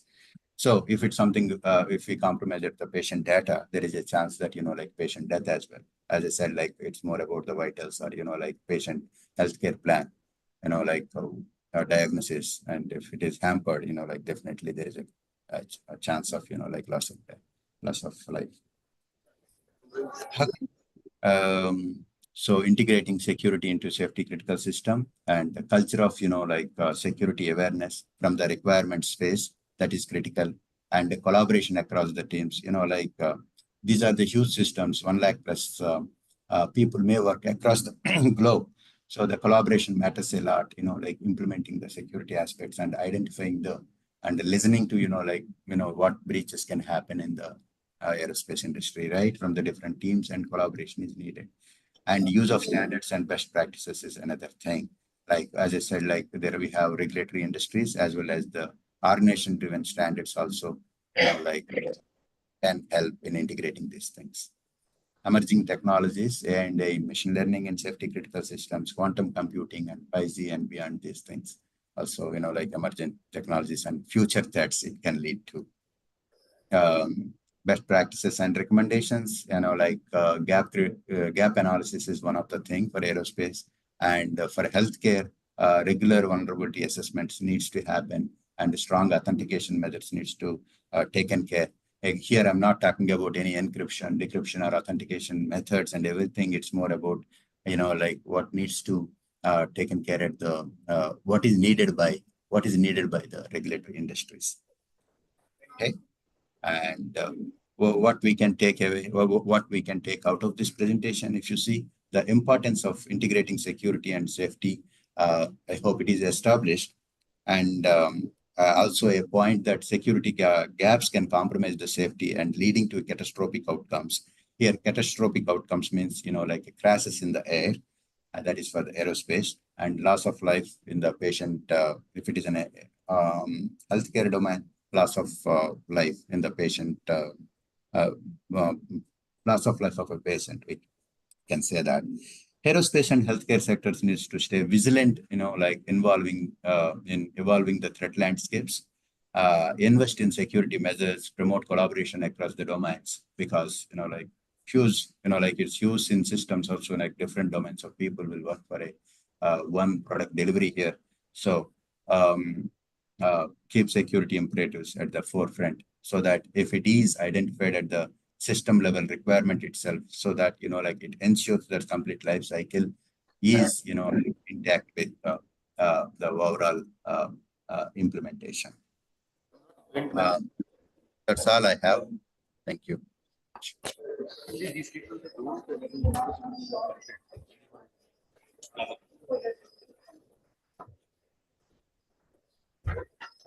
Any questions?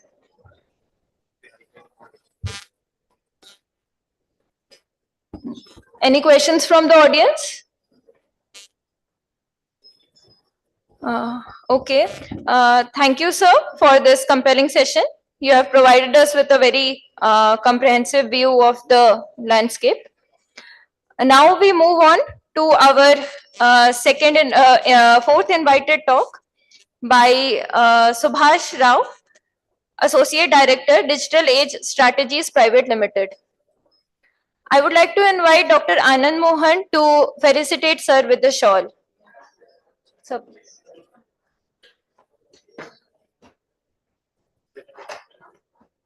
Anyone is there for this one? Dr. Anand Mohan, sir.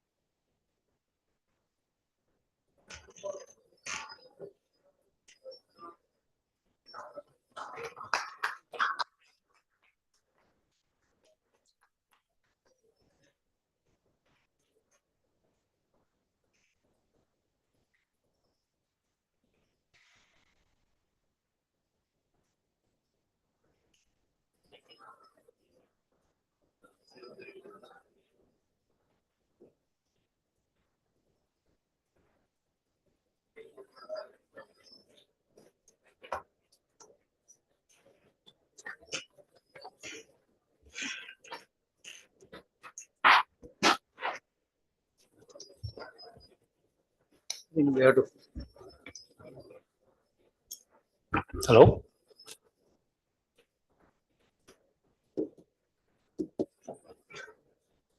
Ask them to switch there. Avinash, switch. Yeah. Previous to this talk, a lot of people or speakers talked from a CA background or from a development background, whereas I am from a security audit background. So as an auditor, what I see in PKI, I would like to present it. It could be from a web trust background as well as new IVG guidelines what CCA has published. So this is how our trust model talks about. This is what initially implemented trust model. If you look at here, A wants to buy something or get something. There is a creditor who wants to provide that what A wants to get it. And there is a third person, B, who is coming in between and talking, saying that I stand as a surety.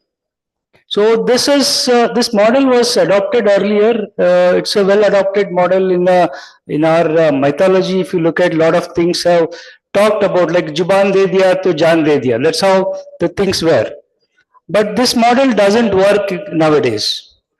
So because people don't believe on verbal communication, non-repetition is the biggest issue. So what next? So this is how the next thing has come. People have gone to paper-based, where A and B will sign, or 1 and 2 will sign on something, and the third person will be a surety, and then you take a paper-based signature as a surety or a trust, right? But this model is fine, this is going on, but we are in a digital era. So this is how the digital era talks about. So you have a subscriber, he is giving it to relying party with his private key and public key exchange. So this is the model what they are following. But there is a trust here. How do I believe that subscriber what he has given is, how do I believe that? So this is where a CA comes into picture. The CA provides that trust, saying that, okay, the public key, what is being displayed, or private key, what subscriber has, it has a public key where it is signed by CA. So CA plays a trust model. He plays a trust. So what are the trusts coming in? CA basically gets a subscribers, is what type of class of certificate he has obtained, and a validity, because this has to come with the validity. It cannot be a permanent trust. So it's for the period of time I have given a trust. So this is how CA gives a validity to the subscriber. Similarly, relying party depends on the CA, saying that, okay, give me a trust chain for your certificate you are given, and is that being revoked? So that's where we call a CRL. So this is how the current digital model, we are following this trust model. So CA, subscriber, and relying party. Now, a trust model is important question comes here is basically, how will I know that digital world, the individual's public key actually belongs to the individual? This is where the question is. So digital certificate is the only answer. If you take a digital certificate from a CA, so it is being signed by CA, whereas CA has a trust chain. So like a CCA is a root, and below that you have a CA who has been trusted, and he has issued it. So this is how the trust model is being established. So if you look at a trusted CA, it's an organization where you trusted that organization, you certified that organization who can issue a certificate, and you call them as a CA, right? Now, basic premises for this is, you are watching, CA is watching the certificate what is issued, and he provides a level of assurance to the relying party, saying that yes, this certificate is being issued by me and it is trustable for this particular period of time. So that's what we talk it as a trust model. Now, if you look at beyond CCA or India, so there is some model called Web Trust and a CA browser forum. So the Web Trust is basically an engagement with the enrollment with the CPA Canada. Similarly, we have something called CAP, CA browser forum. So this is again a consortium or a forum of certification authorities, vendors, internet browsers, software and applications. So these all people have come together and then formed a forum. So these voluntary organizations, basically they provide a guidelines for PK issuance and internet usage. So this is how a trust has been developed. So you either you get registered or get your audit done and then submit your audit report to a Web Trust and a CAP. So based on your audit report, they will believe, yes, this is being trusted organization, which it can be considered for PKI. Now, what is expected as a subscribers expected in this whole model is, there are two parts. One is subscriber side. CA has to check the information collected from a subscriber. And other part, at the CA point itself, CA has to make sure that he has validated the data. So there are two parts. One, you validate the subscriber. Other one, you validate this at your end itself. So Web Trust, when your subscriber part, when you go, so CA has to maintain a control to provide reasonable assurance. So what are the assurance? Basically, subscriber are actually identified. That means you need to identify the subscriber, whether the subscriber identity is validated in accordance with the CA's disclosed business practice. This is what we call as a CPS. So as an auditor, we look for what is the CPS defines for that CA. How you are validating the subscriber. Second point is, if you are giving it to a domain, IP or SSL certificate, so you will validate the domain or IP. How are you validating that? So again, that we will check the validation applied by CA. Then whether the requests are accurate and authorized and complete. So this is the thing which we have to check, whether the request has come properly, whether it is authorized, if its organization is giving, whether they are authorized to get a certificate or no. So these are the things what auditor will look for. Now, and again, it is being disclosed in the business practice of a CA. So how he will do it. Now, so this is what the CC has recently come out with the new guidelines. So this is the way the information has to come through, like enrollment has to happen, application, whoever applies, because we don't know. Most of the time CA doesn't know who is applied. So you rely on some of the factors like a mobile authentication. So you check whether the mobile is authenticated and whether the subscriber has that mobile. And whether subscriber has given email, you check whether the email is with the subscriber only. And you check video of a subscriber and verify whether his photo matches with the video. So this is how the guidelines is given. This is a new guidelines what has come out in a CCA website. Then you generate a credential for this subscriber, and then after that approval, then you give a certificate. Now, how do we identify or collect the information from a subscriber? So this is the part what is being defined. So you can collect the KYC from a subscriber either through an organization or through their PAN or through their Aadhaar or a direct.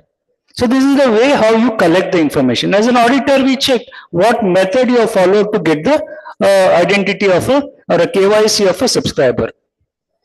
And after collecting this, you need to create an account. So without creating an account, because earlier many CAs, they were issuing this certificate. Now the new guideline says you need to create an account. After creating account only, you can submit or you can give DSCs.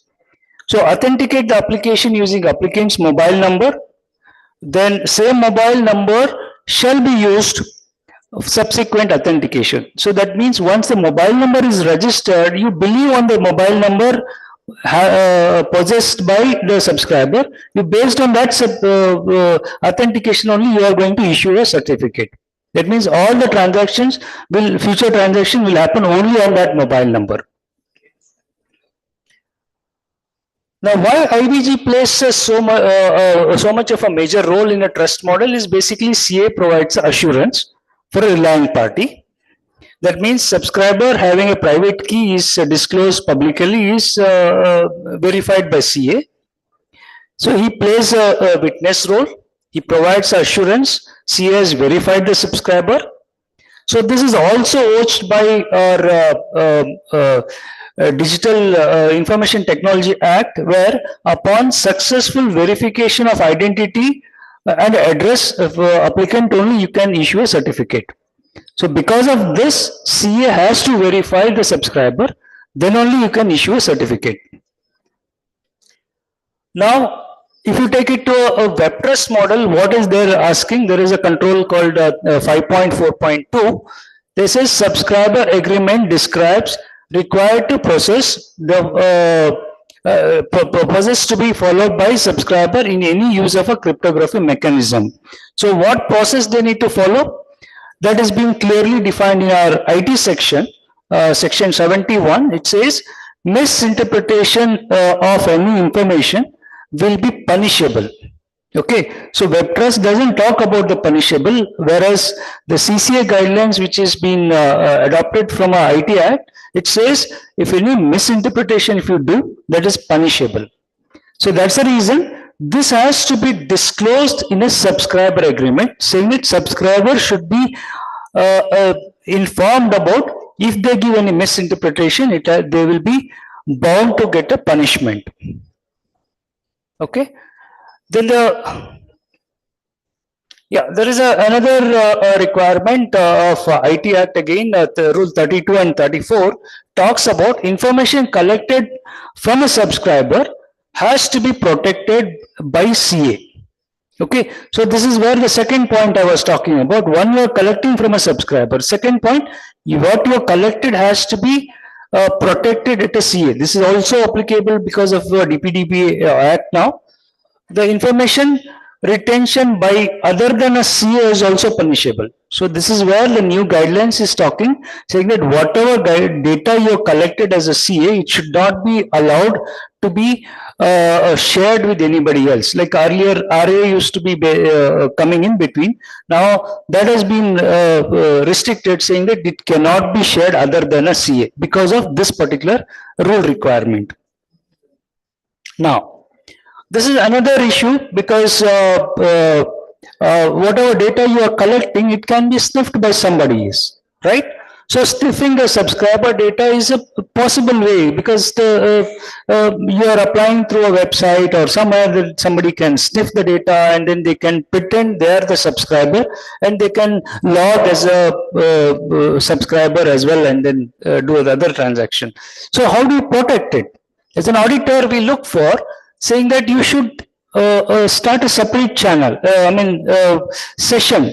So the session ID gives you another layer of protection for you. So that's what we look as an auditor, saying that after collecting, starting a session with the subscriber when he gives his mobile number, do you start a separate session after that? And you maintain that session till you complete the process, EKYC process. So this gives an additional protection for you so that the sniffing can be avoided. Now comes data collection again. Now collection, earlier there used to be a link provided to collect the data. So now what new guidelines talks about is don't give any link. You need to give an interface in your application itself or in your portal itself where it will be given to only a subscriber. He will enter all the data, his details, and no submission through a link or something. So this is what the new guidelines talks about. All the data collection has to happen on your portal. No giving any link as a separate link or link based access. Now when it comes to mobile data verification, this is what the new guidelines talks about, saying that, okay, if a proof of a possession of a phone, if you are looking for, send an SMS OTP. Same shall be verified, capturing through an interface provided on a CA portal. So not anywhere else. Okay. So when it comes to email, again, you send an email mandatorily to the email given by a subscriber, and send any of these methods. Either you send an email OTP or challenge response or a verification URL. Like Gmail and all, if you look at, there is a challenge response. So if your email is been to be verified, they'll give you a number. So this particular number, you click it, or what number it displays on your screen. So that challenge response or a verification of a URL. So you click the URL, they will get verified. So this is how you can implement. This is what new guidelines talks about. And another important point as an auditor, as a new guidelines also talks, is no disposal email is allowed. So these are the temporary emails where you can get the email for a short period of time. There is no additional informations are collected. So this should not be allowed. So there is no disposal email allowed for verification. And CA shall allow automatic population. This is another way to reduce the manual interaction and error in typing. So once you collect all the information through email or this thing, say your KYC data, you populate that information automatically on your website or in your portal, wherever the subscriber portal is. so that the information cannot be tampered. Most of the things are populated, only the relevant things can be changed. So that's what they are expecting. And video verification, again, it has to be interactive video. So should be carried out, and most of the interactive videos say now whatever document they are providing to you for verification, that also need to be shown. So for example, if I show my Aadhaar card saying that this is what my Aadhaar, it has to be shown during a video session. Similarly, if I am showing my PAN card, it should be shown in a video so that the PAN and Aadhaar can be verified during a video verification. So this is what the expectation from a new guidelines. The original's identity shall be verified during a video verification. This is what it is. Now, how the trust model comes. So, how it has to be implemented is basically provide a validity for the trust.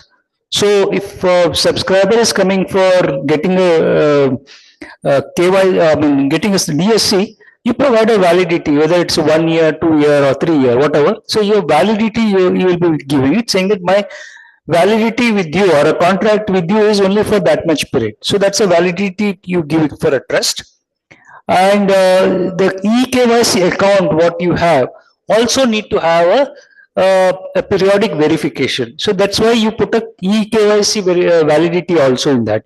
So that every 2 year you can I mean that's a time they're given. Every 2 year you need to basically verify the eKYC, so that you can retrust the subscriber and then provide the trust to them or validity to that.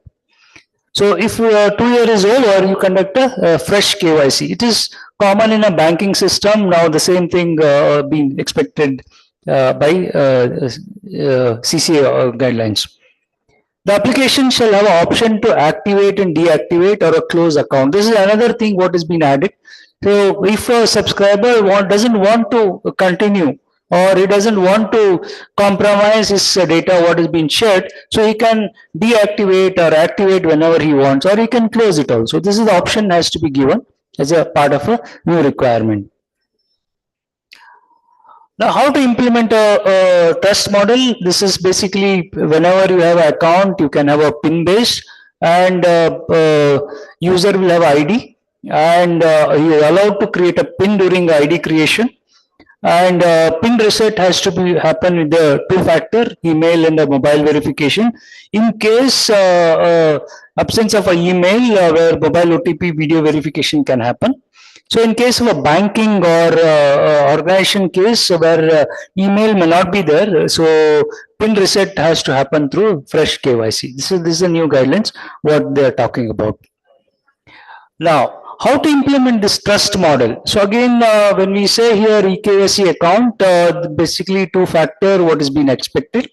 Two-factor, what it means is basically something what you have, something you know, or something you are. So these are the things. One of them you can use it for a two-factor, and you can implement for resetting or other eKYC account operation.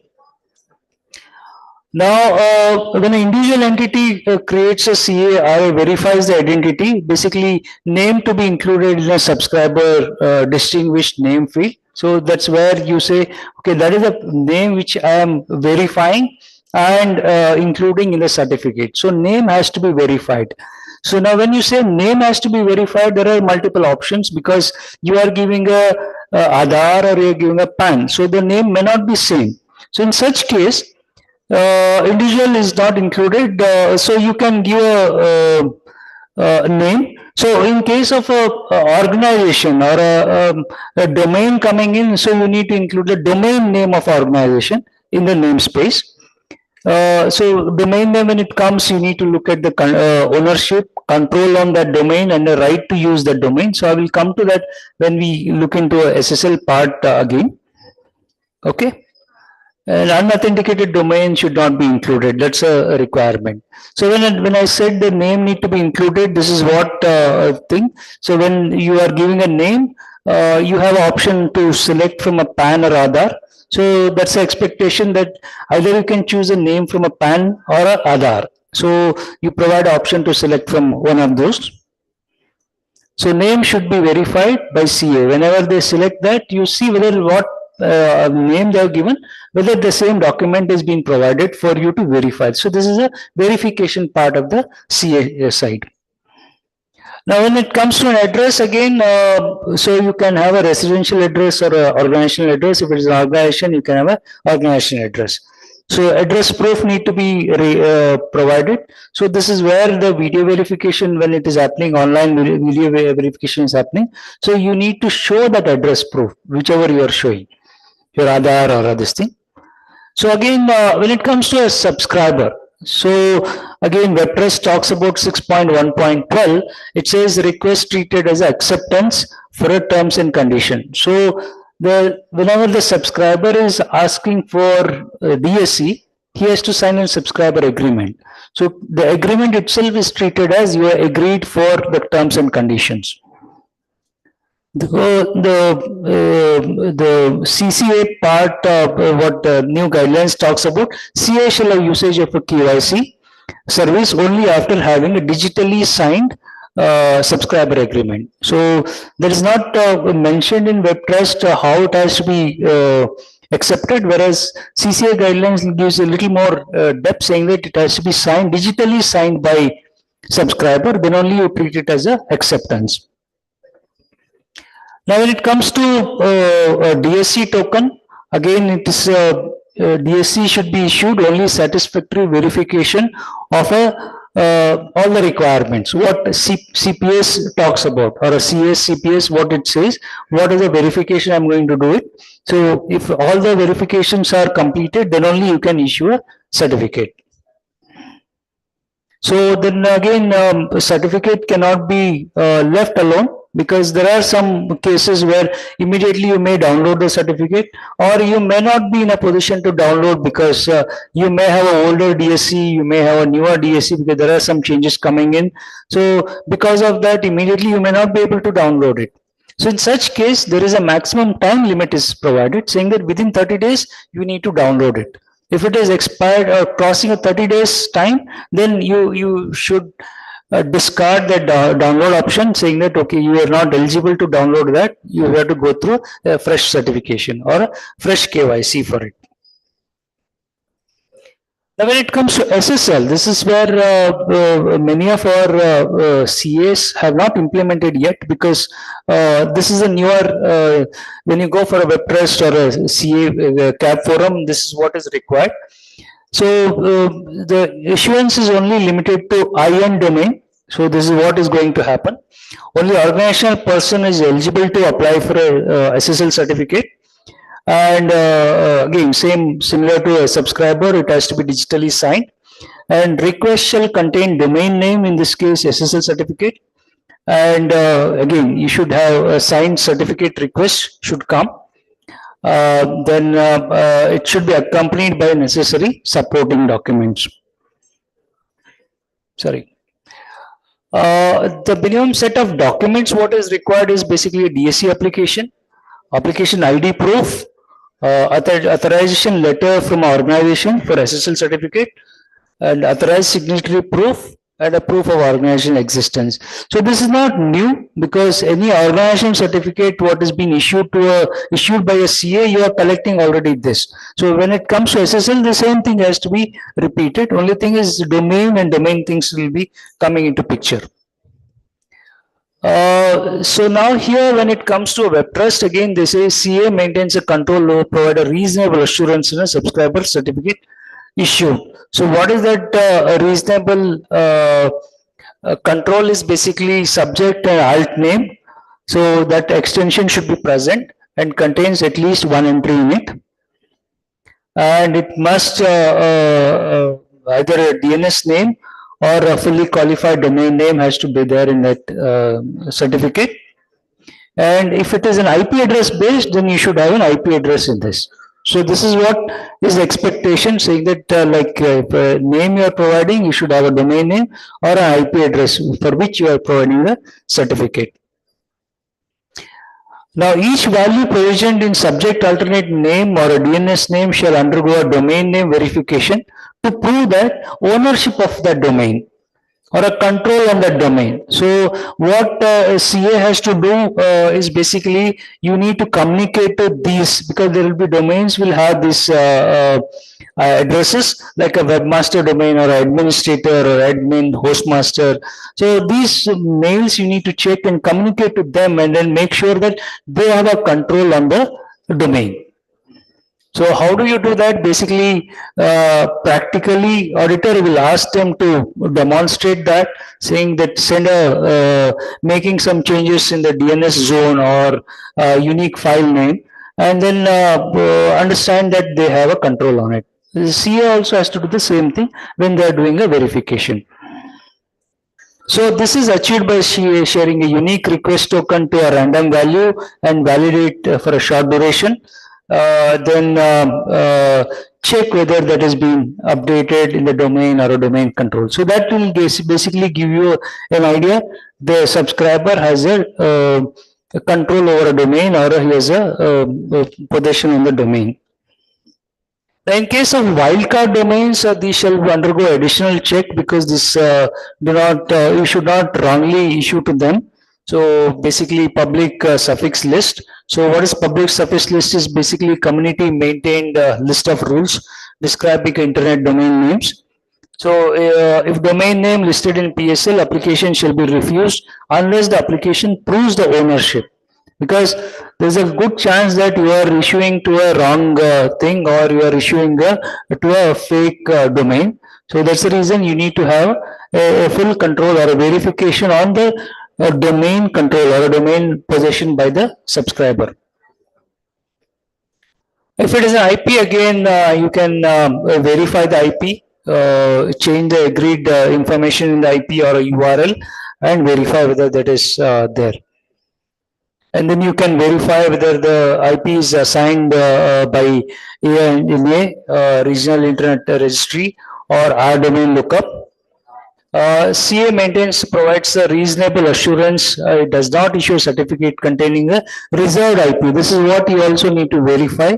So reserved IP should not come in your SSL certificate IP address or internal names. So this is another requirement. So when it comes to a CA part, so what are the things CA has to do is basically he has to disclose his practice statement, implement secure environment for issuing a DSC, develop a policy to implement procedures, basically what policy they follow, what procedure they follow, and make sure that they adhere to it, and whenever the audit happens, they need to provide evidence for that, yes, they are following this. So when it comes to web trust audit, it is not a point audit, they call it a period audit. That means it will be verified over a period of at least 3 months. So that's the thing what you need to verify and provide evidence, and keep a log of all the events what is happening at a CA, record verification logs, record 6-second videos of a verification officer so that you can prove that it has been verified, and review the logs for any anomalies. Train the trust person because it has to be issued by a trusted person. You review the trust person and its trustedness, and train these people. And preventive maintenance of the equipment, because this is another big pain area where the equipment fails, then your BCP and the DR will be an issue. And conduct periodic vulnerability assessment, because you are issuing, you are basically providing a witness to somebody or a trust to somebody. So you should make sure that your systems are not vulnerable, and conduct a periodic compliance audit. So that if you're internal auditor, you are doing it, but third party may have an additional eye on it so that he can give additional insight on what you are doing. So this is what is expected by on CS side. So this is what I think as an auditor, I would like to present, because this is a little bit different from what the other speakers talk about, what they had implemented, what they're doing. But as an auditor, we look it from a different way. So this is what I wanted to share my view on it. Any questions I would like to take, and then.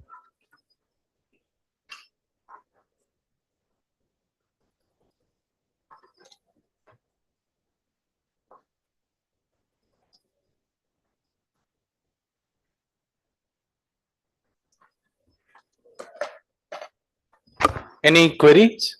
No.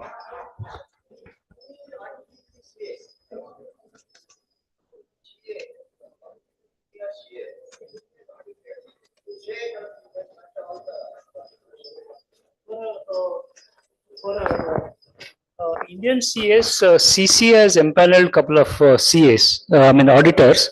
This is there in their empanel list. So there are around 8 audit firms they have identified, and they will be able to audit it. So for example, I belong to Digital Age, so we are one of the empaneled auditor. We are one of the web trust auditor also. So we audit the CAs. There are some certain criteria what we look at it. So the guidelines is given by web trust as well as a CCA portal. So we audit based on that and then do it. I request Professor Shyamasundar to present a memento to the speaker. Professor Shyamasundar.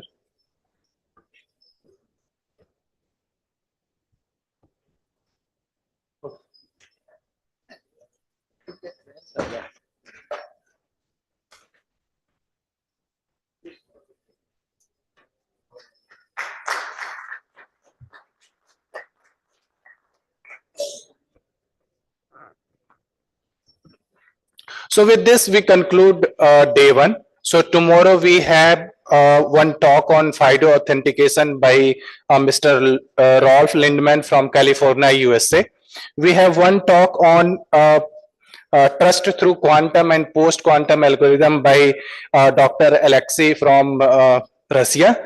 We have few talks on post-quantum cryptography by Dr. Ansuman and Professor Devdeep.